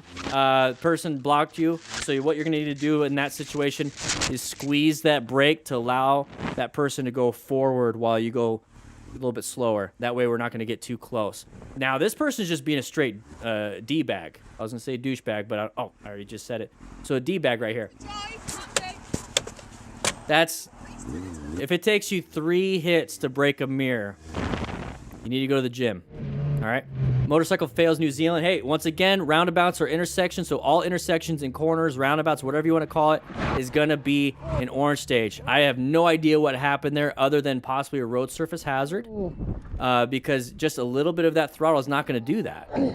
There you go. We do have a lifting video on the Motorcycle Training Concepts YouTube channel. So if you need to, let's see. Yeah, they say. There it is. Got to be careful braking. Do you want a hand with it or anything? No, it's okay. Brand new tires. The first about 50 miles to 100 miles, they're pretty slick. So, oh, it's not funny. I mean, it kind of is, but here's the thing. Are you going to be able to rescue this person?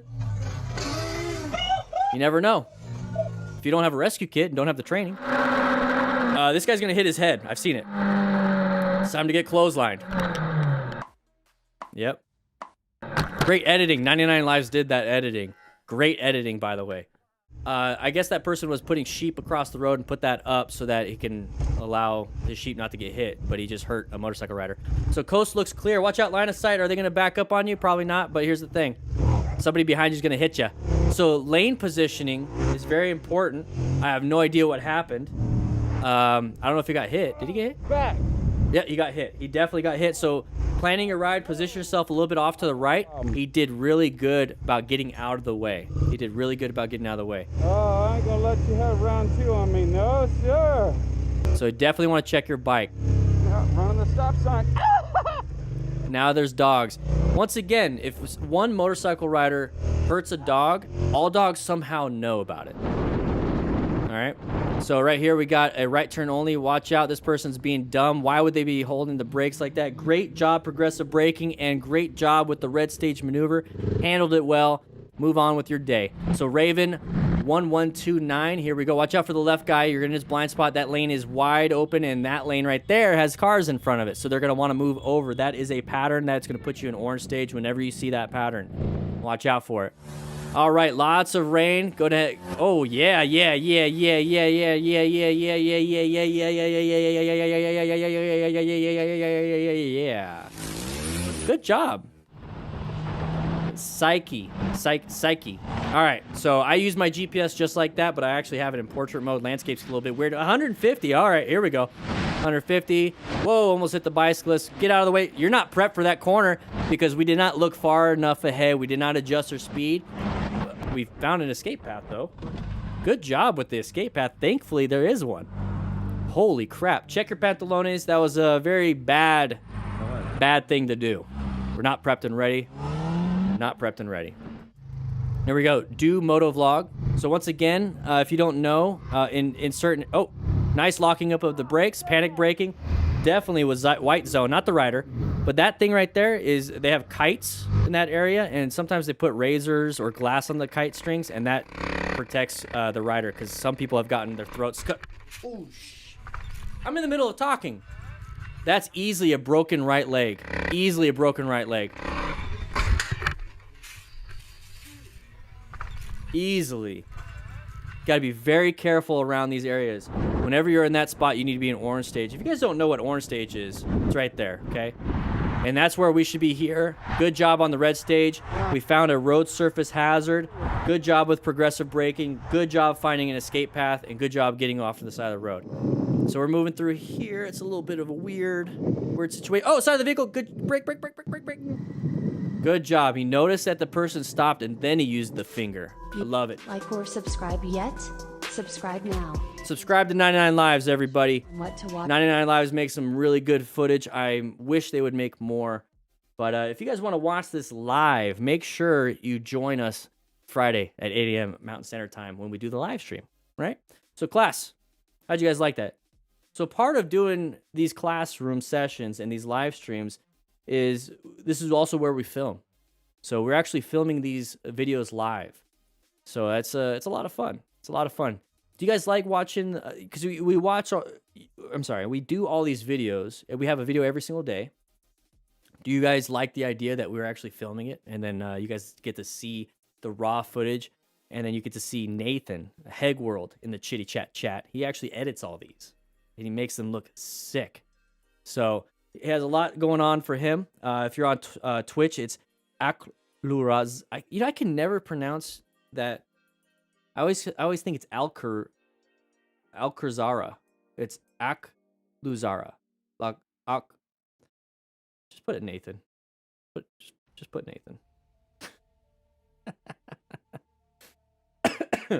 Woo! I think we got one more. And then yeah. Oh, it's another 99 Lives. 99 Lives, you're doing great. I'm glad you are back. Alakazam. So Alakazam does a great job with the editing. After this video, what we're going to be doing is Nikki has been taking everybody's questions, and I'm going to do a lightning round of questions. A lightning round of questions. All right? You guys ready? Here we go. 99 Lives. Once again, we're going to do a nice little playthrough. Whoa, watch out for that. We're going to do a nice little playthrough, so we're going to make sure that we understand what's going on. That guy is not paying attention, but it's not going to be a no-pause video. There you go. Found an escape path. Here we go. So stop sign, or we're going to stop. Anybody behind us? Nobody's going to hit us. Watch out for the motors. Oh. Holy. Oh, whoa. Not paying attention. Not paying attention. That car driver was definitely white stage, and I don't know why I am not. We have to go back. Nobody told me that I wasn't here. Okay, we got to go back. Nathan, you described. I think I'm having a seizure, everybody. I think this has to be the last video, and then we're going to do some questions. Okay? Here we go. 99 Lives. Once again, we're going to go ahead and talk about this dumb. There you go, that side. and how they're going to be really stupid. But the main thing here is we're going to be going over this whole video nonstop, no pause. You guys kept saying you like it, so that's what we're doing. All right, so we're going to be stopping here at a stop sign, intersections, definite orange stage. We have this car driver not paying attention, almost hitting the cyclists. That car driver is in white stage. We were in orange stage. Did a great job. Everyone just kind of escaped. All these bicyclists escaped away. Oh, That's Christ. nobody's paying attention. Nobody's paying attention. Come on now. Coffee breaks. Here we go. Nice bell helmet. We're not going to be seeing that side of the vehicle. Did not plan our ride very well. Did not locate the hazard. You can't run like that in traffic. But he did navigate around it. Come on, bro. Yeah, Brett. So Jesse G right here. So we have a terrible space cushion right now. Watch out to the right. That person might want to come over.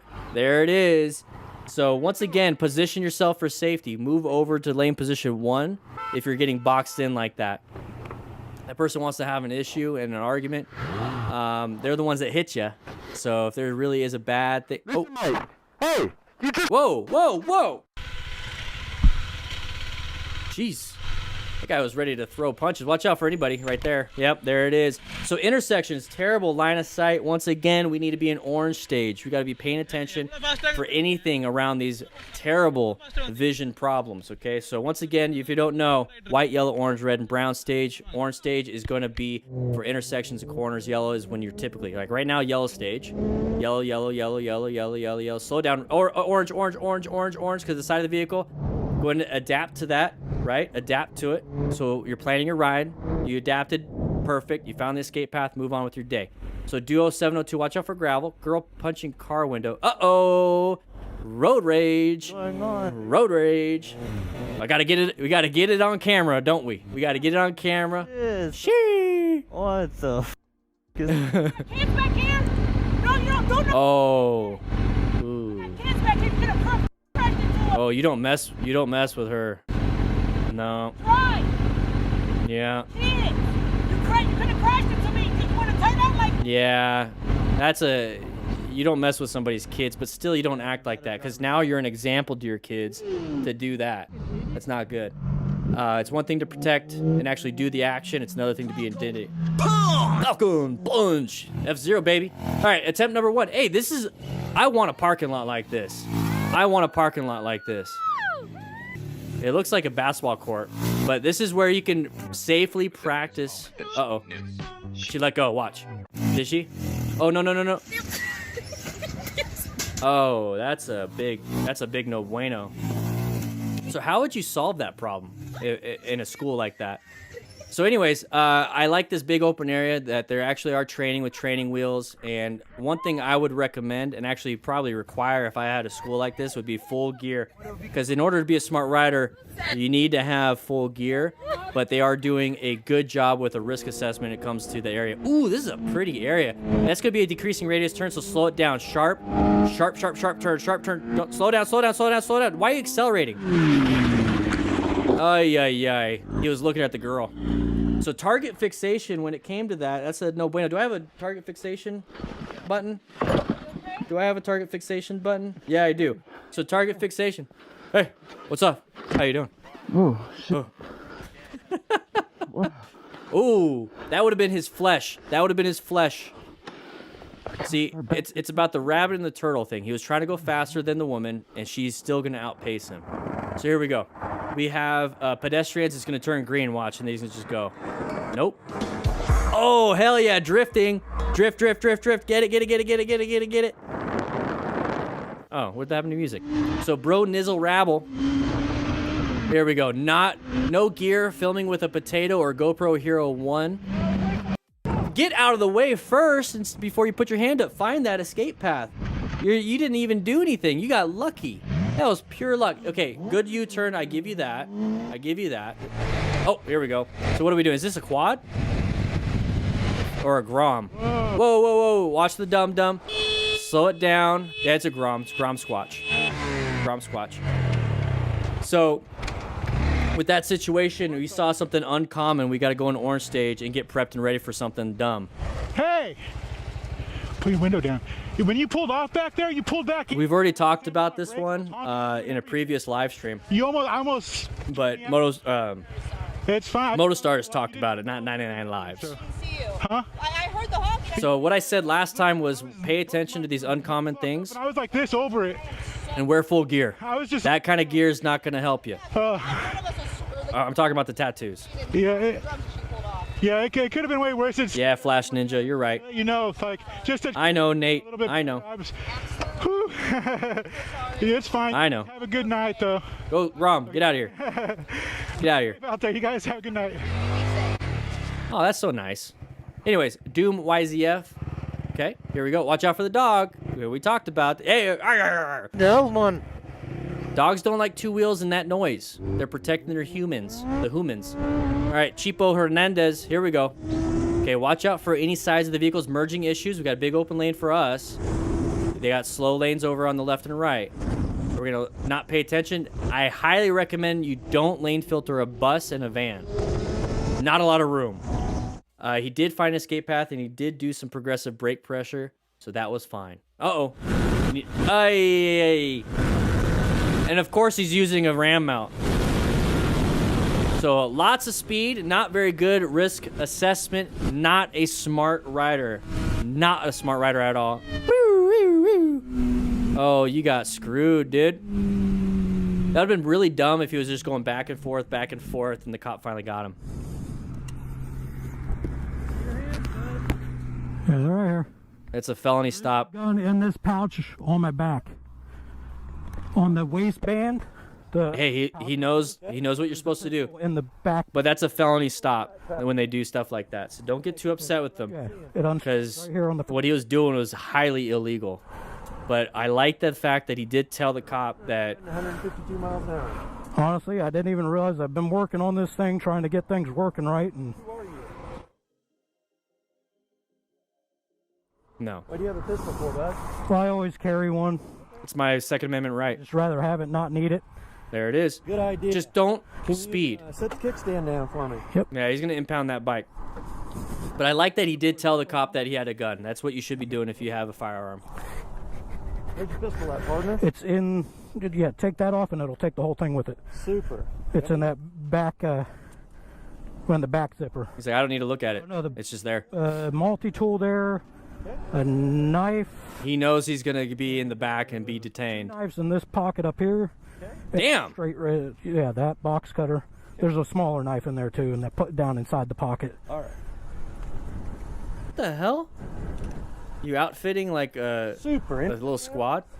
No, not that I can. No, should be it. Ah, there we go. All right. You're under arrest. Just set this right here. All right.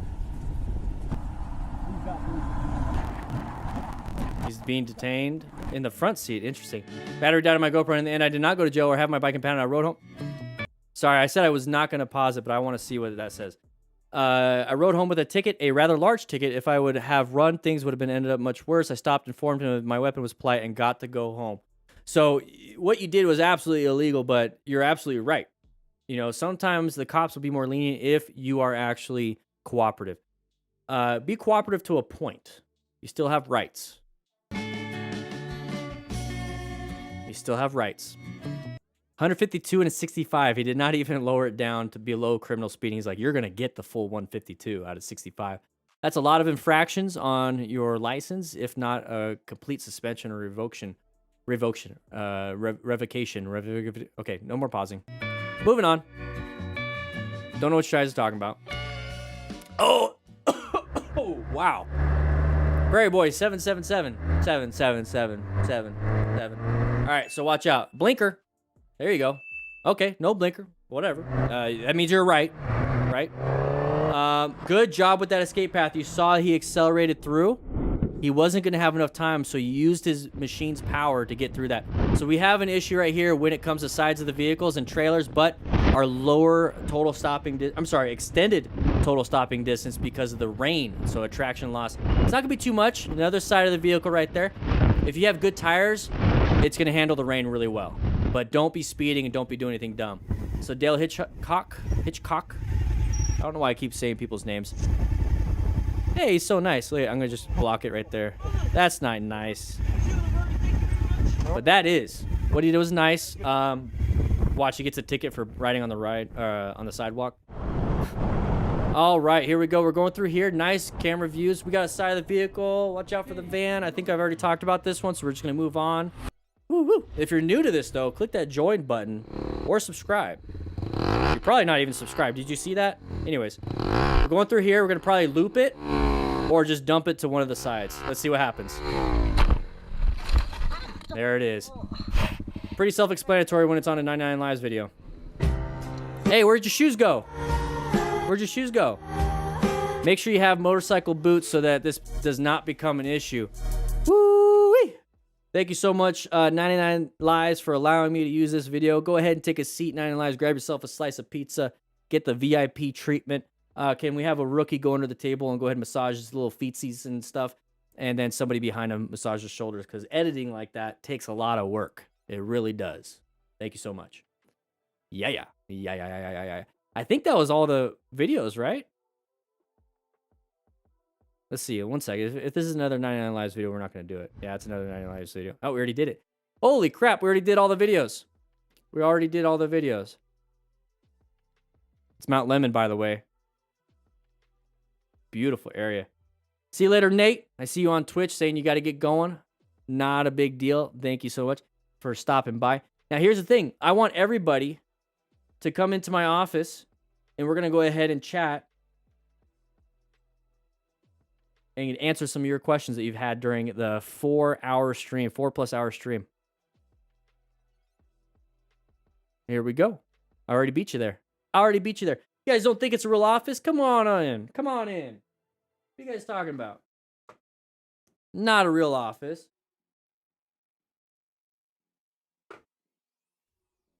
Lots and lots of footage. Absolutely right.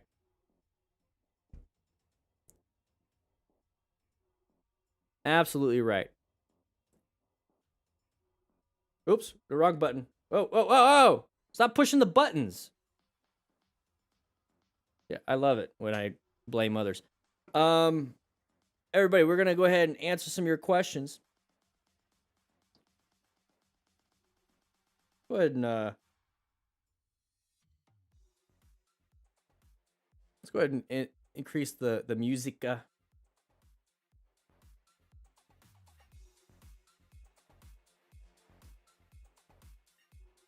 Interesting choice. It's pretty tough to get good music that is non-copyrighted.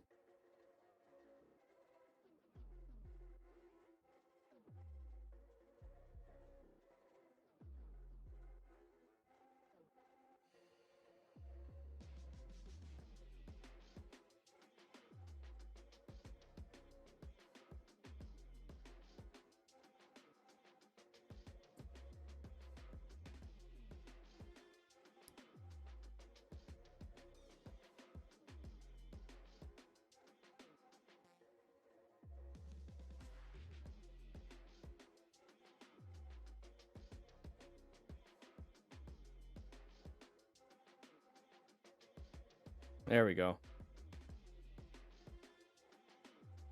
Sit still. All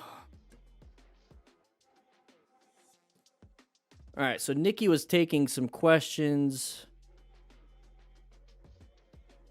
Oh my gosh. We'll figure out the system for this. That's a lot of questions.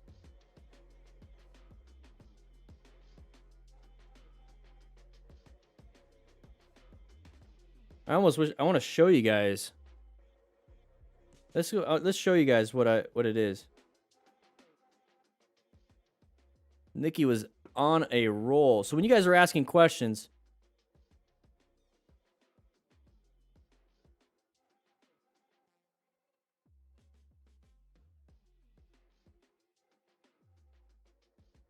absolutely insane. Lots and lots of work. All right.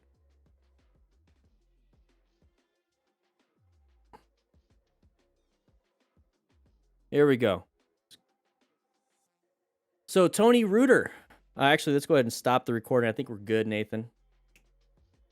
Boom. No more recording. Yeah, Peter, people leave the class. That's fine. This is the point where we answer questions. We're almost done with class. It's fine. Yeah, neatly organized. Absolutely. Yeah, that's Nikki. He makes it nice and neat. All right, so we got some questions here. We got Tony Reuter. Dan, ever have problems with his phone falling off when he used RAM mount? It fell off twice, but I was going off-road with the Harley Sportster Scrambler. It was during the Sportster Scrambler mini series that I have on this channel. I don't think I recorded that part, but it was back when I had a Galaxy S4. So that was a while back. All right, that's good. So Joey Sebeski, what would everyone suggest for riding pants? I just got some Scorpion Covert riding jeans, but not sure the quality yet. Scorpion Covert riding jeans, they're really good. I have a Scorpion Covert jacket. It's my winter jacket, and I love it. It's actually really good. It's a heavy denim. Sometimes they're waxed. It's like the jackets usually are waxed denim, waxed cotton. Heavy duty denim. So there's a difference between the jeans you get from like Levi's versus like a Kevlar lined or a heavy denim. So they're really good. One thing I don't like about the like any kind of denim, especially when it has Kevlar or any type of aramid fibers in it, is that they're not stretchy. And that's not comfortable on the motorcycle. So on YouTube, we got a question from Cool Videos. Do you think it's an education problem regarding gear or just people not thinking they will ever skid? I think there's also a third option there. So I think sometimes it's a lot of the same, like, or a mix of all three. You know what? Let's just do this. Nikki's up here. She's tippity typing. Okay. There we are. We're on Cool Videos. Can you guys see that pretty well? So she's actually beginner bikes, defensive riding, motorcycle equipment, education, best motorcycle 4, video, live stream equipment, random and / personal. All right. So this is where we're going to go. So a mix of all three typically. I believe truly it is about money. It's about money, but it's not about it costs too much. And this is what I'm realizing when it comes to stuff like this. It's about what people value. People sometimes value other things more than others. And I believe it's about education too at that point. So if you have the education that you know that a crash is going to cause thousands and thousands of dollars in healthcare bills, and at least in America, I know we get a lot of crap for that. If you understand the severity, even of just the quality of life that changes after a crash, you would invest in $1,000 worth of gear, head to toe. So I think it is an educational problem, and I do think it is a value problem when it comes to what they deem as price versus what's valuable to them. A lot of people think coffee a day from Starbucks is valuable to them when you could have just bought gear. A lot of people think an iPhone or having a new phone every year or getting a new video game all the time when it comes out is valuable to them, but they won't get any gear. So it all depends on what they deem as valuable. I deem safety as valuable, so I will always choose safety over some wants. So I think it is an education, a behavior, and sometimes people just say, I don't need it because I'm not going to crash. But I think that's usually an excuse, okay? Brandon Natchaway. Dan, any recommendations for street gloves? I am in need of new gloves. I actually, yeah. I'm going to give you my Reacts Tasker. These are my gloves that I have. Now, I like them. They're a small gauntlet, so like they're not covering the whole wrist, and there's kind of an opening. I don't like Velcro closures too much. I like the zipper closures, but I really like these gloves. They fit comfortably. They work well. But if you're ever concerned about gloves, you can go to RevZilla or go to DDIF. Actually, go to ddifmcrew.com/beginner gear, and it's going to take you to a list of beginner stuff. So let's actually do that. Let's go to the description right now. And what I do is I'm going to scroll down, and it says, let's get rid of Voss helmets. We don't need them anymore. It says ddifmcrew.com/beginner gear. So I'm actually going to go there right now. And inside here, you're going to have a nice list of gear. So the Icon Pursuit, That looks good. Icon Pursuit Classic and then perforated. So that's good. And you got boots here, shoes here. You got Icon Women's. So a lot of Icon going out right now, and they make it updates to this. So that when you're watching this maybe after the fact, this might not be here. Because sometimes they even put their own stuff. Reacts is Revzilla's gear. I have the Reacts Ultra Mesh pants and the Reacts gloves, but who knows? I might be getting some Icon stuff in the future. Gustavo, I use Cordura jacket and pants while riding. What are the pros and cons for Cordura and leather materials? Is leather safer overall? So once again, textiles are getting really good, if not even better than leather when it comes to abrasion resistance. When it comes to thermal transfer, so if you run right now and you have a carpet and you just decide to dive face first, you're going to feel that friction and that rug burn on your face. It's going to be abrasions and it's going to be a thermal transfer. So friction causes heat. So what happens when you're sliding across the ground, you're going to produce heat. Now, leather has minimal thermal transmission, so you're not going to feel a ton of that heat. With textiles, you're going to feel it a little bit more, but when it comes to abrasions, they both work really well. So I guess those are the pros and cons of aramid fibers versus, aramid or synthetic fibers or even cotton versus leather. So Sam W, anyone have experience with Odin MFG Street MX gloves? Are they any good? I don't know. But Nikki, what you need to put is write it in the Discord. Go to discord.gg/DanDanTheFireman. Ask it in the new rider questions area or the gear area. And you're going to get a ton. We have 10,000 people in the Discord. 10,000. You're going to get a great answer there. That was from Sam W. So John Cummings, do you have any recommendation for winter gloves that you can actually squeeze, clutch, break easily? The main problem with the winter is it's not necessarily the ambient temperature all around. It's going to be that wind, that cold wind. So you're going to want stuff that is not perforated and maybe even a long gauntlet. Leather, like I said, thermal transfer. It's going to be able to keep the heat in a little bit more. So a good leather gauntlet glove will be good. And go to like Cycle Gear or something and try on their gloves and see how it feels. Sometimes you have to break it in, but the main thing is you don't want to get it too small or too big. Jeremy Rogers, can you suggest any good backpacks? Yes, I'll just say my backpack. It is the Builtwell X-Fill 48. Let me see. Yep, Builtwell X-Fill 48. I'll help you out, Nikki, on this one.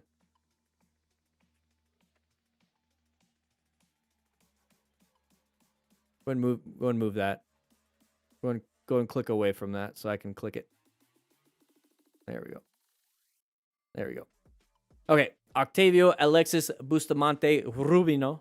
What do you think about HWK and ILM gear on Amazon? I don't trust anything on Amazon just because it's a bad rating system and you just can't see how the fitment and everything is. So I'm always going to go from Revzilla. In Canada, I believe it's Fortnine is a great one.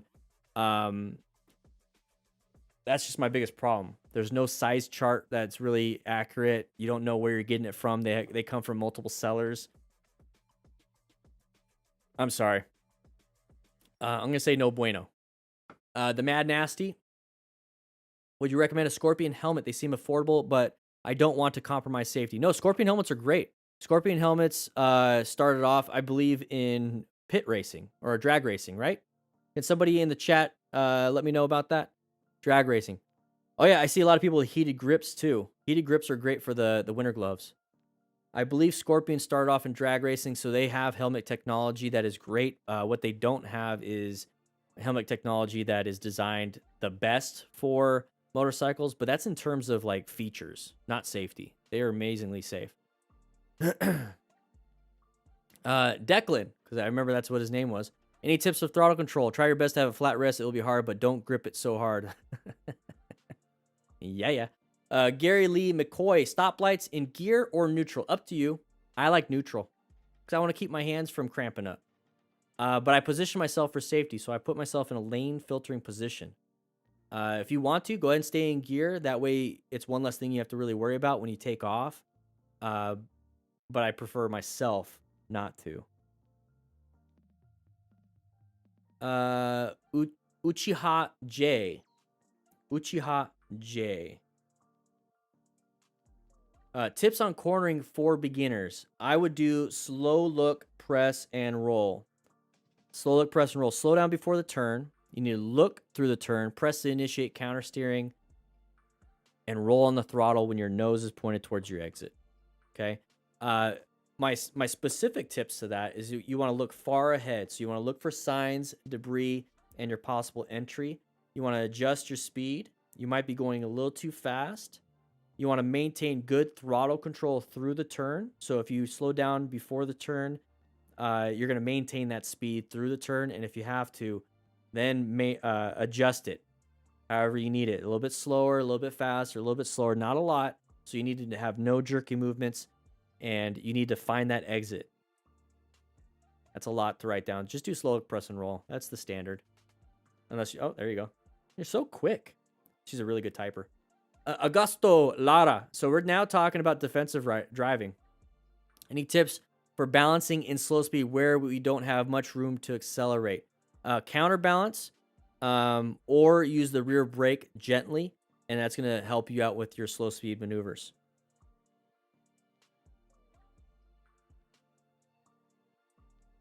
How does a bike with ABS differ from a bike without? We already answered that during the stream, so thank you for writing that down. Gary LeMcCoy. Stoplights, 1 foot or 2. If you can do 2, do 2. If you can do 1, do 1. I can only do 1. I'm short. In a Maroche, it's all about personal preference, to be honest. 2 feet, obviously, you're going to have better balance.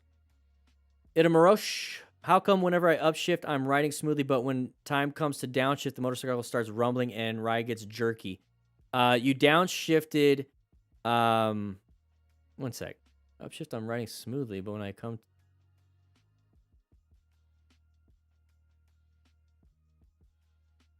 It sounds like you're downshifting late. If it starts to rumble, it means like let's say you're going like 20, but you're like in 4th or 5th gear, and then you downshift. I think you might be waiting a little too long for that. Nikki, we don't have enough information for that. I should have answered that during the stream and got more context. Yeah,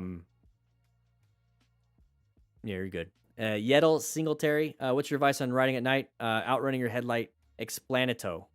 Nice. Nice. Iramarosh, how do I find the right timing to down... Okay, here we got more information. How do I find the right timing to downshift? I have no problem upshifting smoothly, but okay, same thing. But we have a Gonzalo. See, she also writes down the crew members' answers. So if you guys can answer people in the chat, she's going to write your name down. You're going to be immortalized in our Excel document. So Gonzalo asks, if you're rev matching, it takes practice and learning how your bike behaves. If not, do it smoothly. Slow is smooth, smooth is fast. FJ, it may be a stupid question. Rookie here. Hey, it's okay. Rookies are rookies. We understand. Your diet is crayons. You like chewing on the cables. That's why I'm holding the cable. You guys keep chewing on these. I have to hold... Hey! I have to hold these. You guys, it just tastes good. I've been putting like cayenne pepper sauce on it, and still, you guys don't care. A little nasty. It may be a stupid question, rookie here, but do you shift before the turn, or is it okay to hold the clutch while in the turn? Don't hold the clutch in the turn. You're going to need power to that rear wheel in order to maintain good throttle control. Okay, so you're going to be slowing down going through the turn, so you're going to have to at least maintain that throttle and do some maintenance throttle. Okay. Shift before the turn. You want to adjust your speed before the turn. There's nothing wrong with shifting during the turn. It's just that it's going to be an extra thing you're going to have to do. And as a beginner, it's not going to be that easy. And you could screw it up. You could accidentally dump the clutch and you get a little chirp on that rear tire. And in the middle of a turn, that's a no bueno. So, yeah. Vitor H. Dan, do we really need to ride in low gears to help on emergency braking? No. So here's the thing. Let's say you're going 50 miles an hour in 4th gear, 5th gear. I'll just say 5 or I'll just say 50 in 5 gears, 5th gear, whatever. And in an emergency, you're not taking your time to downshift. You are going to apply progressive brake pressure, because if we're just talking about stopping. Because let's say there's a cliff on the edge of this, it just disappeared. Interesting, right? You pull in the clutch and you do really good progressive brake pressure. I know it's a little bit hard, white on white. It's a little bit hard to see. I get it. Progressive braking, but in a very smooth, but quick, smooth braking pressure. Okay. So hold in the clutch, quick progressive brake pressure. Do not worry about downshifting. What can you do to protect yourself when someone comes out of their car? Tracy Lynn Cutler, and this was on Facebook, by the way. Nikki wrote it. That was on Facebook. What you need to do is, if you have an escape path while you're still on your motorcycle, take off. They're not Usain Bolt. They're not going to be able to chase you. I think it's 24 miles an hour is the max they can do. So just go 25 and you're good. JP Moto AZ, taking my first long trip to Vegas from Phoenix. Any suggestions on how to manage trip? Multiple breaks. Take as many breaks as possible. It sounds like you're going to be doing it during the winter, so you're not going to overheat as easily. But your brain is going to get tired. So just think, like, let me see how I can see my brain right now. This is exactly what I'm trying to get at. My brain right now is getting harder and harder to speak and talk, just because I've been doing it for what? How many hours now? How many hours? What I can't even tell. 5 hours. 5 hours of live streaming and a class. And I'm having to answer questions. Maybe I should do this at the beginning of class, the next class. That's not a bad idea. It's not a bad idea. The thing is, you're going to have a cognitive decline, and you need to be able to zone in to what you're doing. So watch out for that. Multiple breaks. Your brain is going to get tired. Yep. So any suggestions from you guys on what I should do to make sure my bike isn't stolen in Vegas? I've watched too many videos of bikes easily getting stolen, even with locks on. So I guess I'm just a little paranoid. So we got Flash Ninja and Archer Moody. Great answers. Response 1, get a tracker, disc lock, handle lock, front brake lock, big iron lock, the whole shebang. Response number 2, lots of different locks you can use. Yeah. One thing that you do want to do is just make your bike not worth stealing. And that's what you're trying to do. Now, a lot of people find out that it is worth it to cut through all those locks. So if you could just hide it better, so parking under a light, parking in front of a camera, making sure you have insurance, asking management if you can park it somewhere. But all those questions from Flash Ninja and Archer Moody are great. Get yourself some locks, because if they see, oh crap, there's like 6 locks on this thing, screw this, I'm going to steal the bike right next to it, which has none. Does that make sense? You want to make it just harder for them to steal than the other bike. It's a lot like you don't have to outrun a bear, you just have to outrun your friend. Right? Something like that. Gerov Ellerstein. Whatever. I don't know how to say that. What is a good first aid kit for a car driver to be prepared for two-wheeler accidents? Now, Nikki already answered that. I understand. I understand this might be too expensive for some of you. I get it. So what I do on the website is I have the list of stuff that's inside of it. So if you can make one for cheaper for yourself, go right ahead. All I care about is that you actually have the tools to rescue another rider, or somebody can rescue you. Bob on Bass, good place to get medical training for road accidents. Accident scene management.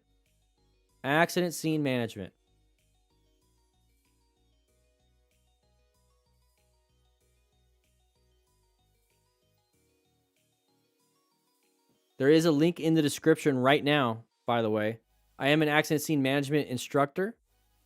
You can take an online class. Now, soon we're going to have our own. And by soon, I mean I don't know. But that's my goal. Take the online course. If you can, take a course that's local to you.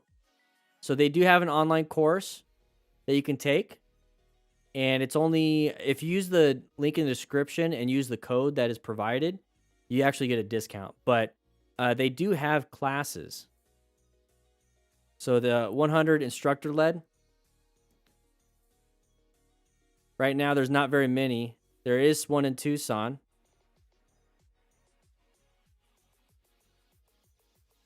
That's happening November 14th in Tucson.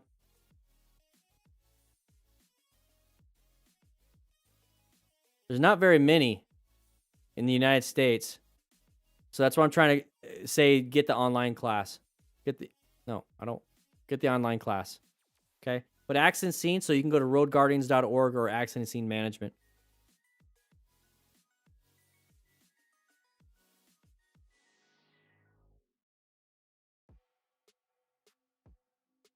Why is everybody LOLings and stuffs? The sea is silent.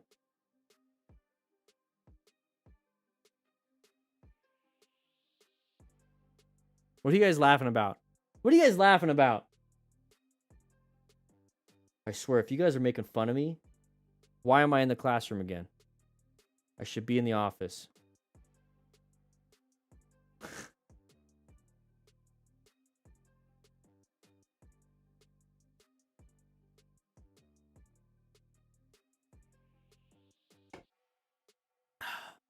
Yeah. Cruise control. Oh. Have torn thread on auto cable causes amazing cruise control. Got new cable, but I can't get the change. Getting addicted. You guys are weird. All right, Cadillac. I've been watching you for some time now. Should I really bother studying for them? Yes, study.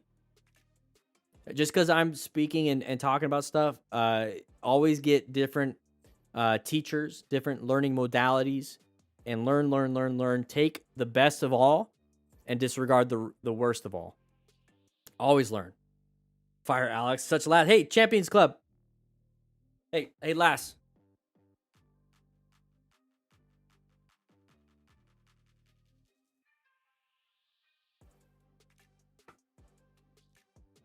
I see you. I'll see you in the locker room.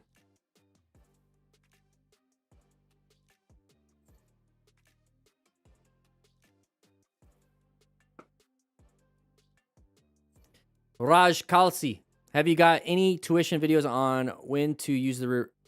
Okay, any educational videos? I'm a new rider and find that I don't often use the rear brake. We do have videos on motorcycle training concepts. We do have a braking video. So let me grab that for Nikki. Excuse me.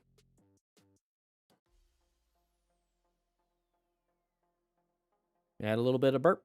Add a little bit of a burp. Motorcycle training concepts.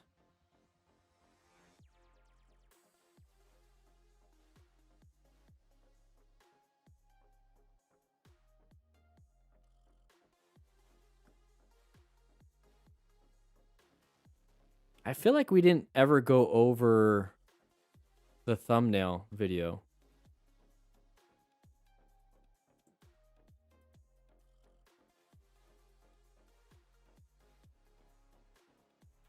Like, I don't think we ever did. I don't remember seeing that. There you go. JB1K, I've tried looking up the classes, but Ohio doesn't offer anything. Will the training carry over to my state? If you're talking about motorcycle safety stuff, you're gonna have to look at it, see if there's their endorsement goes over. But if it comes to the accident scene management, you can do whatever. You can go anywhere. Yeah, use both brakes. Exactly, Oliver. Question about emergency situation. If we are helping a rider who had a major crash, how do we know if we can move him or her, or they should lay still? You don't make that decision. Let the EMS, when they show up, make that decision. That would be out of your scope of practice. So the main thing here is just keep them calm, talk to them, keep them laying there, and just let them know, hey, I don't know enough, or hey, we shouldn't move you. Let's wait till EMTs and paramedics show up and say they can move you. That's what I recommend. So Trembling Sphincter, nice one. Best motorcycle 4 as a new rider in Canada. Any recommendations for riding the FZ6 in snow? We don't deal with snow down here in Tucson or Yumas, Arizonas. So the main thing here with that is that you're gonna have lots of traction, obviously ice. So what I would ask is, what I would do is I would ask Fortnite what to do. That is going to be out of my scope, so I don't have an answer for you. So maybe you should ask Discord.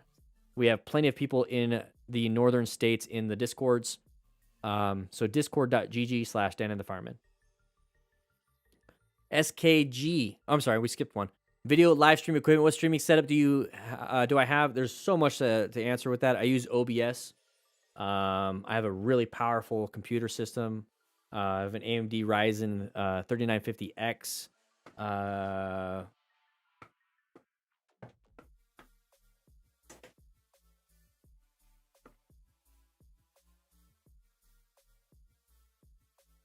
We use green screens.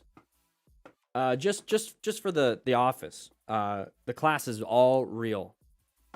We use the Canon DSLR. We have a Elgato Wave mic. We use a Stream Deck for buttons. Like I'm going to push this button right here because it's got a little bit of brown. Spotify's and all that stuffs and things. And yep, there we go. Too much to answer on that one. And yeah. DMD Ryzen. Yeah, don't worry about it. You can just delete that part.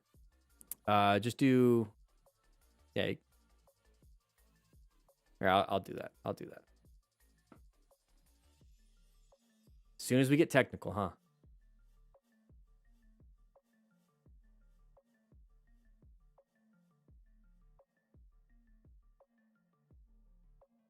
That's the basics.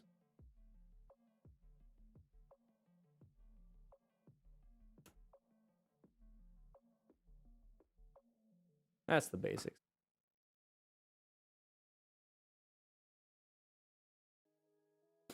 All right. How come your vids show mostly sport bike accidents? Because cruiser riders tend to be a little more mature, and if they do crash with a GoPro, they don't want to show anybody because it's embarrassing.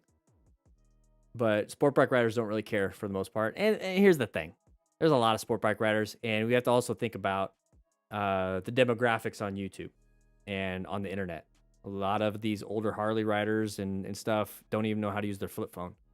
Hey, it's an objective truth. It's not an opinion anymore. Mr. Freckles, are beards a fire hazard? Yes. Mike Serpe. Hi, Dan. Getting my... Oh, this is random personal questions. Are we almost done? Oh, my gosh. Hi, Dan. Getting my first bike tomorrow. I took the rider's course, but that's all I've ridden. Like, the bike is 70 miles away, and I'm a little nervous, but not crap my pants nervous about the ride home. Watched a ton of your videos. Oh, I think we answered this one. So any words of advice for journey home? Either get it trailered home with a friend. Or take some side roads. If you're nervous about interstate speeds, don't go on the interstate, especially as a newer rider. That might be a little freaky. Maybe do some back roads. Take your time. 70 miles. Let's say you're going for 35 miles an hour for average. It's going to take you 2 hours. Go ahead and give yourself 3. So you can give yourself a break.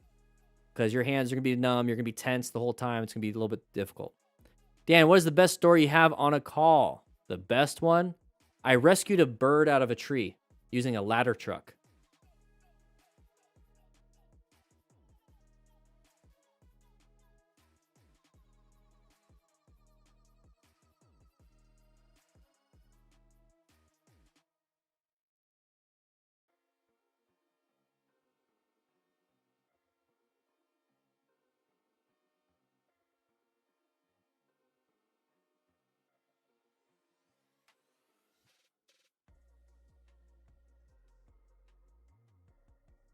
I rescued a freaking bird out of a tree using a multi-million-dollar apparatus.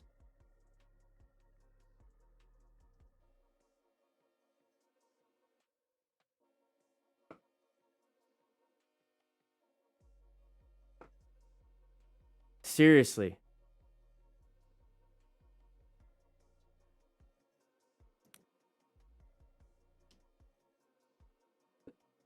That's me up on the tippity top.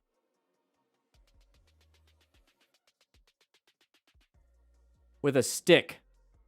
That's a stick. You guys want to know why? Because it was a very valuable a toucan Sam type bird. No, it wasn't a toucan Sam. What was it? Fucking tropical birds. It was a macaw, I think. It was a macaw. Yeah, it was a macaw. Macaw, macaw. It was one of these birds.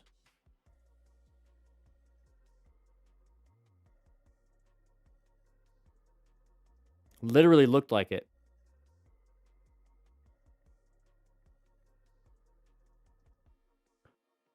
It was in front of a restaurant that is known for having a bunch of them so that you can eat around them. And it flew from the restaurant, which is like right here, into this tree. And that stick that I had was the bird's favorite stick to land on.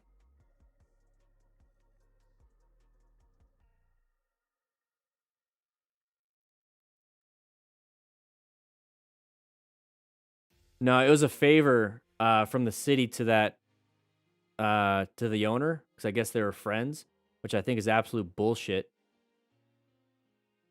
I'm serious, guys. You have to think about it. You got to think about it. We just pulled a multi-million-dollar fire apparatus out of service to rescue a bird, and let's say there was a house that just caught fire right now. You know how long it takes to lower the bucket and to put the outriggers back in?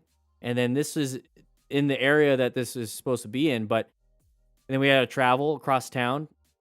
And let's say that house needed a ladder truck to rescue a victim. That is why it frustrates me. But yeah, I guess we use it as training. And also, it's very dangerous. Once if it failed, anything on the safety mechanisms failed and I fell down. You see what I mean? Risk versus reward. Risk a lot to save a lot. Risk little, save little. Risk nothing to save nothing. This was nothing. Shouldn't have risked anything. But I'm not upset by it because I'm in the paper. December 1st, 2015. We're coming up on the anniversary of that. Nikki and I were together.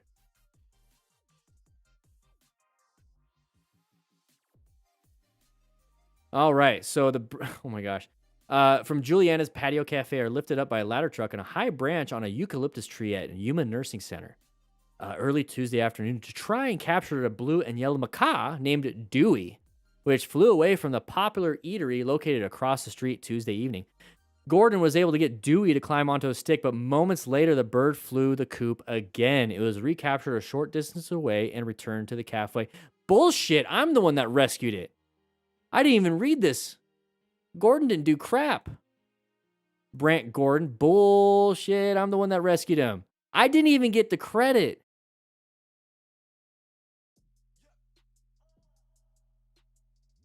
Oh yeah, that's exactly it. I got it on the stick and I started to bring it in and it flew off.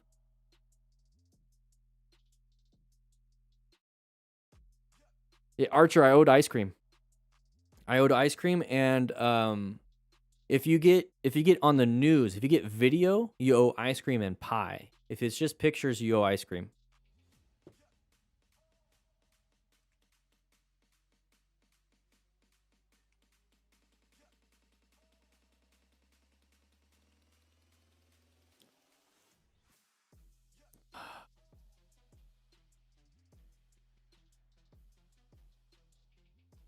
All right. Can I use a gas mask? It's called an SCBA, self-contained breathing apparatus, and no. The face mask for that SCBA does not fit. There's no seal on this, but I'm not a career firefighter anymore, so I do this full time. Chad Heister, how much bike is too much bike for a 48-year-old rookie? Depends. It sounds like you might have experience using, especially at 48, a manual transmission vehicle. So you already understand the friction zone, clutch, shifting, gears, all that stuff. Might be easily translatable to a motorcycle. It was for me. So any bike you want. Just take it nice and easy. So let's see. 82 Tony PR says, I'm a 35-year-old rookie. My first bike is a Vic V92C, 1500cc, but low HP. Just taking it slow to start. Exactly what 82 Tony said. So I guess for that would be take it nice and easy, smooth. Don't go above second gear for a while. Practice in a neighborhood or in a parking lot and until you get comfortable. What is what is A crew and B crew from Seth Moore, first, second, third, and fourth class? Yeah, because we also have C and D crew. Danger Davis. Mad Nasty, are you talking? No. I should get the credit, Mad Nasty. Trembling Sphincter, I swear. I'm gonna click mute real quick on both of you. I'm gonna time you guys out. I'm kidding. I'm not vindictive. Danger Davis, Dan, do you feel pressure to keep the beard because it's become your trademark? No. But here's the thing. When I was a firefighter, I had to shave it. I had to shave my face. And literally by noon, I'd have a 5 o'clock after shadow show thing, whatever. I don't even know what it's called anymore because I just have a beard and I look cool now. So I always wanted a beard. I told myself, if I retired, I'm going to have a beard for the rest of my life. So this, though, this length, maybe I'll trim it and make it look delicioso, which is delicious in Spanish, by the way, everybody. And just make it look a little more, less Santa Claus-y. But I think I'll just keep it at this length, maybe braid it a little bit. I'm waiting for the gray to really set in. I have a few gray strands here and there. But I mean, like, come on. If you could grow this, would you shave it? Nikki wants him to... Hey.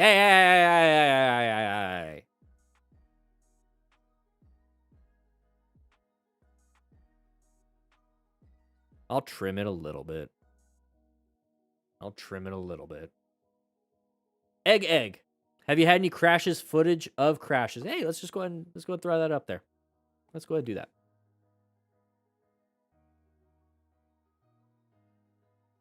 And then once the weight transfer goes... That was the braking video. Don't worry about it. Here we go. This is an older video. I did an after-action review of this person. What is up, everybody? DanDanTheFireman here. This video was sent in by some dumb person that decided to take his Harley Sportster off-road, and he's going to crash into a bush. He's going to lose some traction on that rear tire and then launch into a soft object. Well, it seems to be soft. And he's going to damage his bike, and then he's going to feel really crappy. So let's go over some of this stuff and figure out why this happened. So immediately this person thinks that they can take their Sportster off-road. I mean, the original link will be in the description so you can make fun of this person. This is the only time I'll let you do that. But what's happening, he's going to take his bike off-road. He has his phone here. He's got a camera here. He's got a camera on his face. He's got a tank bag with a remote controller. He's got a drone in the air. He's going to go off-road with a freaking Sportster.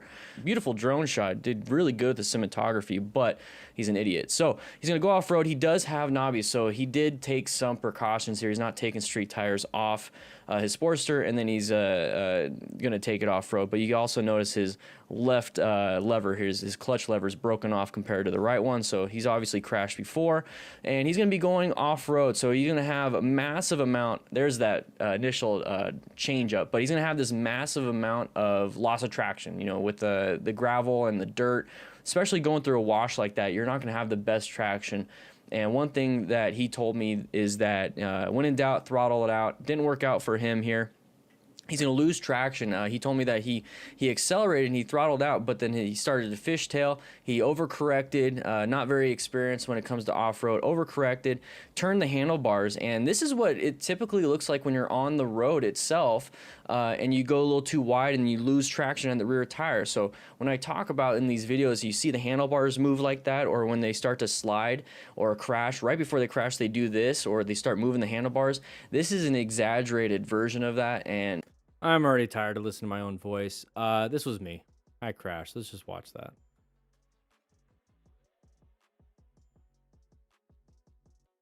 This was back when I thought I was like really cool. Random. All right. Oh, look at my upper lip. I'll see you guys later. Why don't you guys tell me how to bug? So look at that upper lip. Random. All right. Yeah. Look. Try to get up on this little. Let's see. Did my phone fly off? This little berm up here.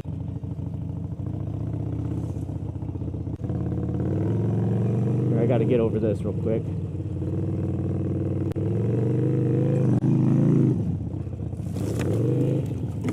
Did it stay on? I think it did. Fuck. I forgot I said that. That was like a real F word. I was like, yeah, this was on Thanksgiving. Hey, Thanksgiving's coming up. We're all good. When did this happen? 2016. 5 years ago. 5-year anniversary.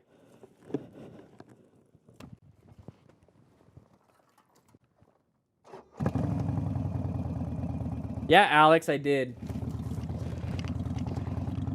It could have been bad, watch. It could have been bad. So this was my Saturday Scrambler series back in the day when I took my Harley off-road 5 years ago. Man, it seems like it was so much longer.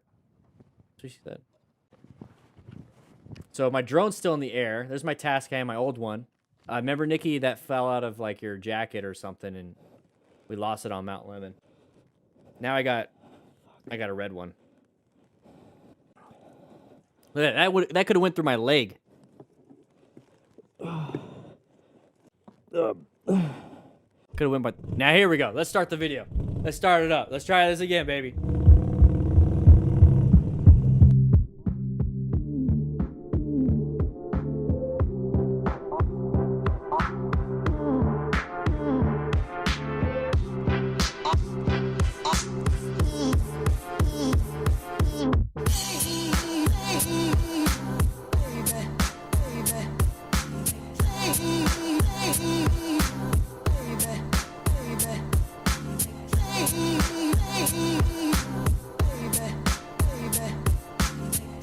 Got gummy worms.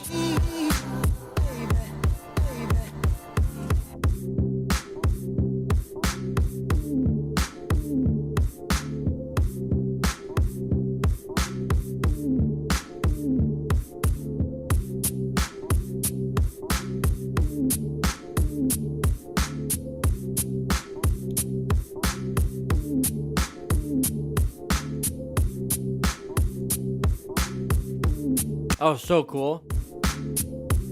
That was so cool. I was like the coolest person ever back then. That was so cool. All right. DR Dead Rabbit. Dan, what kind of rider would you consider yourself? Novice, intermediate, or advanced? I'd intermediate. And it all depends. It all depends. Like a novice in what, track riding? A novice in commuting, right? To be safe. A novice in parking lot skills, like Moto Gymkhana type stuff. It all depends on the discipline that you're talking about. So I would just consider myself intermediate across the board, except for track, because I have never been to a track, so I wouldn't know. Maybe advanced in a parking lot, but you know, I'd give myself an advanced in commuting. All right, advanced in commuting. Intermediate elsewhere. Military official. Hey, greetings from the UK. Thank you. Archer Moody. Hey, Dan, visiting Tucson for a bit. What's your favorite restaurant in the area? What is our favorite restaurant? I mean, I like no anchovies for pizza.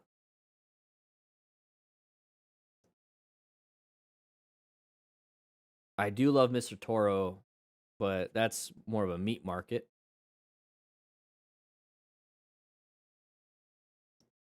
Nikki, my brain is not working. Yeah, exactly. Alex, you're right. Alex, my house, I consider it a high-end restaurant that caters to the individuals that are most important to me. So I would say my house, but you're not invited. It's invite only. Sorry. You're right, Roku Show. You're absolutely right. I'm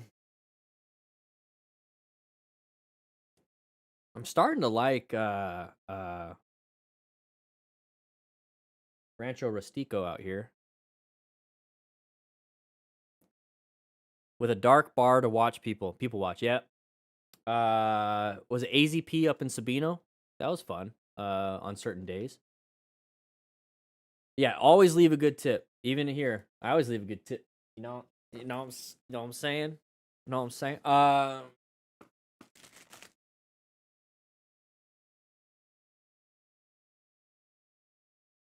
don't know. There's a lot of good restaurants here in Tucson. Can't really go wrong. I would not pick anything that is like commercialized.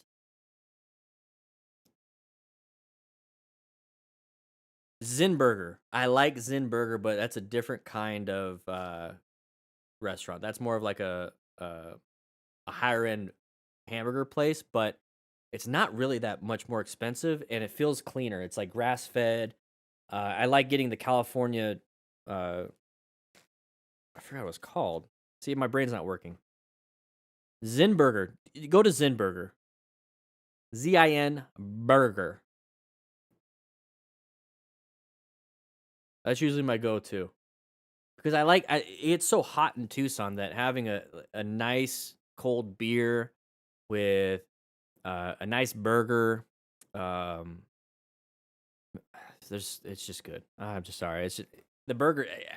If I say burger, you guys are thinking like greasy shit. This is grass fed, like fresh veggies.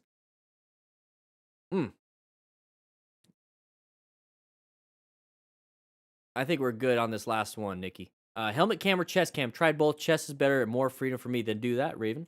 The one thing I like about the helmet camera is that wherever you look, it looks. So the chest camera just stays there. So if you're looking left and right, you're not going to be able to get those views. So if you're like doing a motovlog, or if you're just trying to capture views and you're looking, right, you're like doing this and you're like trying to capture that on camera, you're not going to be able to. That's the biggest thing. Yeah, go to Zinburger. They have 2 locations. I would say, they're both great. Both locations are great. Zinburger.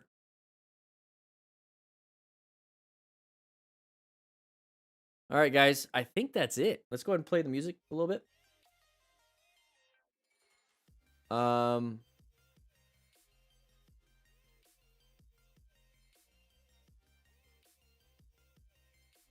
Yeah, I think that's it. So, guys, here's the thing. I gotta get ready. I gotta get home. I'm here at the DanDanTheFireman HQ. I gotta go home, and it's about 1:20 p.m. here, Mountain Standard Time. We had a great class today. We are multi-streaming to Twitch. We are multi-streaming to YouTube, Facebook, and I was on Twitter, and I see that some people were actually watching it. I canceled it, so I might actually do that again. So I'll be seeing you guys next Friday. My brain is not working. I need to get back into this really good. So I'll be seeing you guys next week, but there's going to be a video. I'm going to put a video out today. I'm going to go ahead and do that. You guys deserve a video. So I'll be doing that. But in the meantime, you guys ride safe, be safe. I'm going to be riding tomorrow. I'm going to be practicing, filming, all those cool things. And